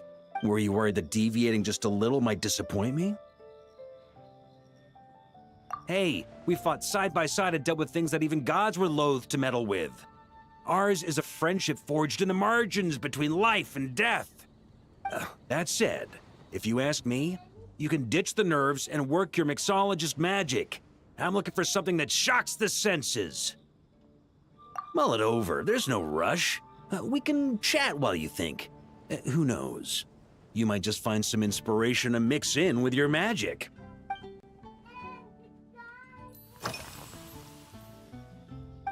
Ha! I like your style. Speaking of this garden, it brings back memories of something that happened many years ago. When I was young, I like to find ruined guards to test my fighting skills, both armed and unarmed. Once, I failed to take down a stray missile, and it ended up destroying a watchtower on the city walls. As punishment, I had to run 50 laps around the city, repair the watchtower, and help rebuild the shattered walls in this garden. Indeed, among the misadventures of my youth, this is one of the most memorable ones. Mostly because that day, Crepus saw me covered in dirt. He took 2 bottles of 100-year-old wine and sent D-Luke, who looked even younger than Mika does today, to work out a clever way to get rid of Faru, who was guarding me. It was so hot that day, I could swear I was about to pass out. On a whim, I picked some mint leaves, put them in one of the wine bottles, and the result turned out to be surprisingly tasty. Okay, mint leaves. After Crepus tried it too, he was full of praise. He even wrote up an official recipe for my spontaneous creation. His customers loved it. Several summers passed, and Crepus kept writing letters about giving me a share of the profits, as though I could possibly accept. Yes, good old Crepus. Faru retired years ago, but he still gives me a stern stare every time we meet. He's a stubborn one. D-Luke, who replaced him, and then Kaya, who took over later, both performed impeccably. Changing times will always belong to the youth. He should have admitted defeat long ago. When I get the chance, I'll have Kaya show him the amazing progress the cavalry company has made. Well, let me think. I guess you could say it lacks impact.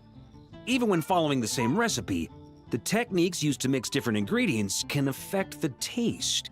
Sometimes, deliberately creating layers between spirits can bring out the different waves as each one hits the taste buds in sequence. In this regard, too, you've taken quite a tentative approach. Why not be a little bolder? Ha ha ha. You catch on quickly. No need to explain further. Popular venue for hosting events, okay? It's a treasured place that the Knights of Favonius have maintained for years. So it makes sense that it's become the go-to location for organizing such things. I heard that while the expedition was underway, you were a great help in giving those left behind the opportunity to put their energy to good use. Sometimes, I look through the photos I've been given from those events. Though unfortunately, there aren't enough to include everybody. My conclusion is that Mondstadt needs to do more to popularize the camera. Tank card. Pretty awesome, huh? It's like a hammerhead that you can fill with wine when you're not using it to pound in nails. It was a gift. Hoffman came up with the idea, Charles supplied the design, Wagner helped cast it. And about 10 or so knights chipped in to pay for the materials. They've been waiting to have a good drink with me, and this is my crucial weapon to aid me in a fair duel with them all. Fair duel? I'm the Grand Master, after all. I've been drinking a lot longer than them. I've practiced more assiduously, and I have a bit more, meat to absorb the blows. So it's only fair to my subordinates that I drink a teensy bit more per round. Wouldn't you agree? Of course, some of them have been training as long as I have, and those ones won't be getting any special treatment. Take Hazelnut 3 and Hazelnut 5, for example. Both were skilled warriors who helped me deal with Eric back in the day. But nowadays, I have them helping Jean with miscellaneous duties. Oh, it's 3 and 5. Hazelnut 3 and 5. Okay. At today's after-work cooldown, they insisted on trying to keep pace. In the end, they lost our game of darts and ended up passed out on the floor. I've already told Jean that I won't be approving their leave request for tomorrow, no matter what.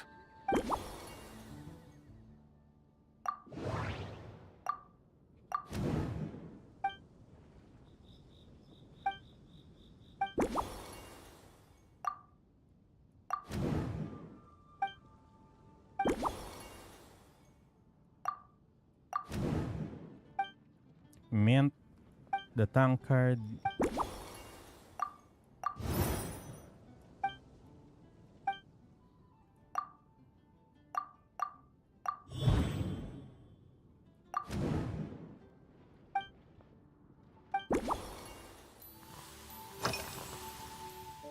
If I were in charge of organizing events, well, I suppose everyone would revolve around fine wine, or at the very least, there would be some sort of tasting involved. For example, we could go all in on this drink stand and open it to the whole city, with every company of the Knights selecting one or more mixologists to compete against each other. It's only a thought. Can't let things get too out of hand. If I were to actually throw a grand banquet, Jean would come after me with her sword drawn. Even Frederica would launch a punitive expedition. While in Nodcry, we had a rule that knights must never get drunk while at their posts. Otherwise, it could lead to dereliction of duty, with serious consequences. Exactly. As expedition members return to their companies, my hope is that this rule will gradually spread to everyone in Mondstadt too. Just like firewater and Smedina. These Nodcry delicacies have made their way into Mondstadt's households and become part of people's daily lives. Young people need to learn restraint.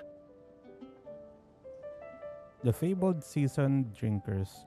Self-control. At the end of the day, no one should be biting off more than they can chew. Correct. Unless it's someone near my level, they shouldn't even be thinking about enjoying a light buzz when they've still got work to do.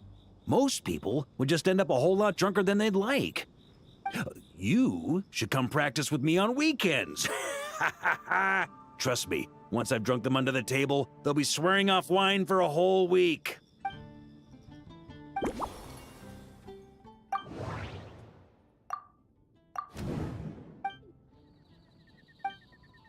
Smetana, huh?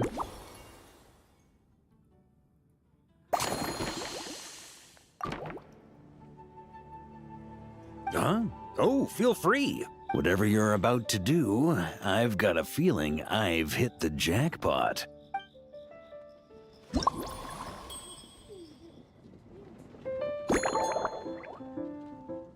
Fire water.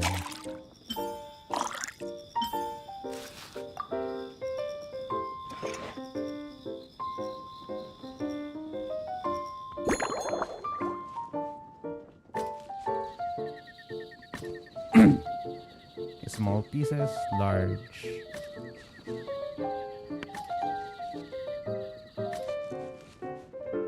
Let's go with large pieces.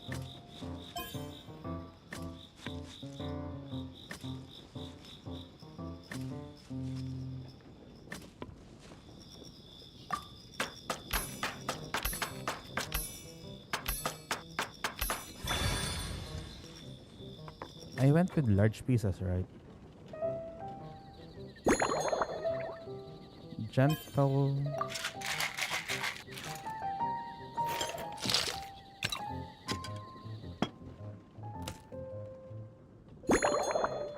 Grandmaster's Mega Tankard.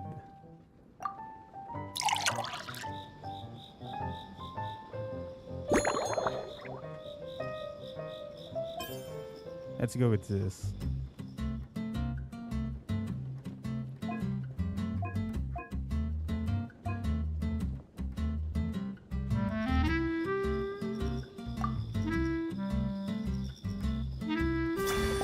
Sorny Lake Special Blend.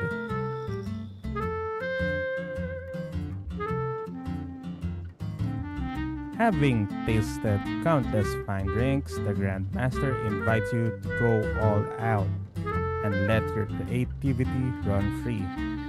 So you launch an unconventional kind of offensive just for him.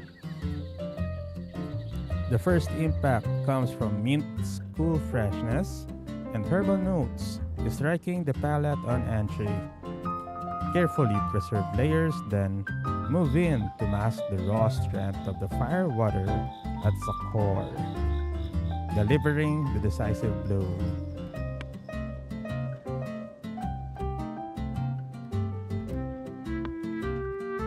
Finally, Smetana brings up the rear, anchoring the finish with precision and leaving no loose ends. Well, whether this bold, multi-layered experience will satisfy the Grandmaster, only he can say. Here you go, Grandmaster. A cocktail just for you. I guarantee you won't find this one too polite. Such a spirited drink. How did you make this?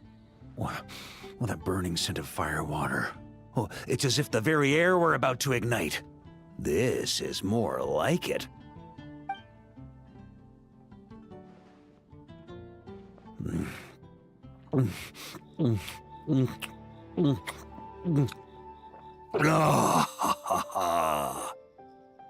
Perfection. It's clear that once you let go of your inhibitions, your talents really shine through.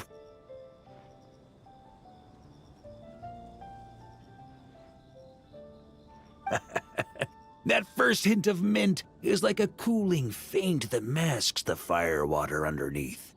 By the time the sweetness dissipates, the fire water is already slipped in behind your guard, ready to deliver a powerful strike of intense flavor. Oh, it's exactly the impact I was hoping for. That's the most ingenious part. Firewater's greatest flaw is a lack of aftertaste, but the Smetana perfectly maintains the flavor at the peak of its intensity. It's hard to imagine something this good was created by a mixologist who doesn't even drink firewater. I think it has the potential to become a firm favorite in Mondstadt and Nodcry. It's the Iron Wolf. Iron Wolf. Oh, perfect. It's elegant, yet wild. Only you could come up with such a fitting name. Oh, I have an idea. Why don't we name our Knights of Favonius' drink stand after you? Let's call it the Honorary Knights Cocktail Shack. No time to waste. I'll go have a word with Glenfiddia right away.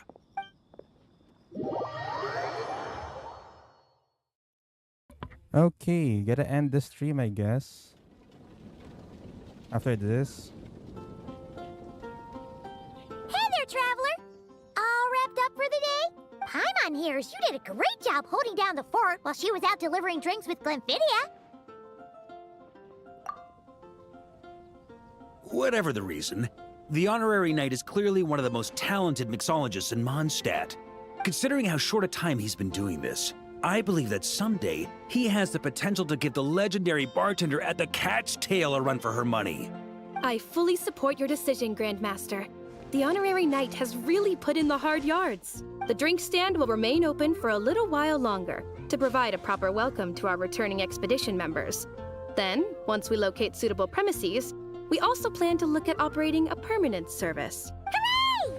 Everyone in the Knights of Favonius will get to drink all the delicious cocktails they like! Nothing short of what I'd expect from a true disciple of Hertha. You've really considered this thoroughly, Glenfiddia. Also, if I may, Honorary Knight, regarding the special cocktails you've developed, would you mind leaving the recipes with us? We'd like to add them to the official menu. Paimon feels like there's something you still want to say. Let Paimon have a guess. Based on your personality, you probably want to introduce the origin of each different cocktail.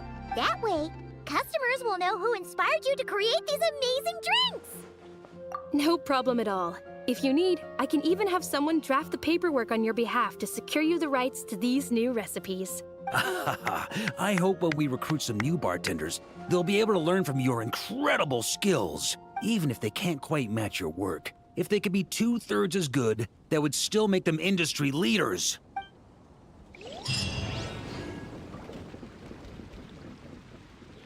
Oh well. Looks like I have to end the stream.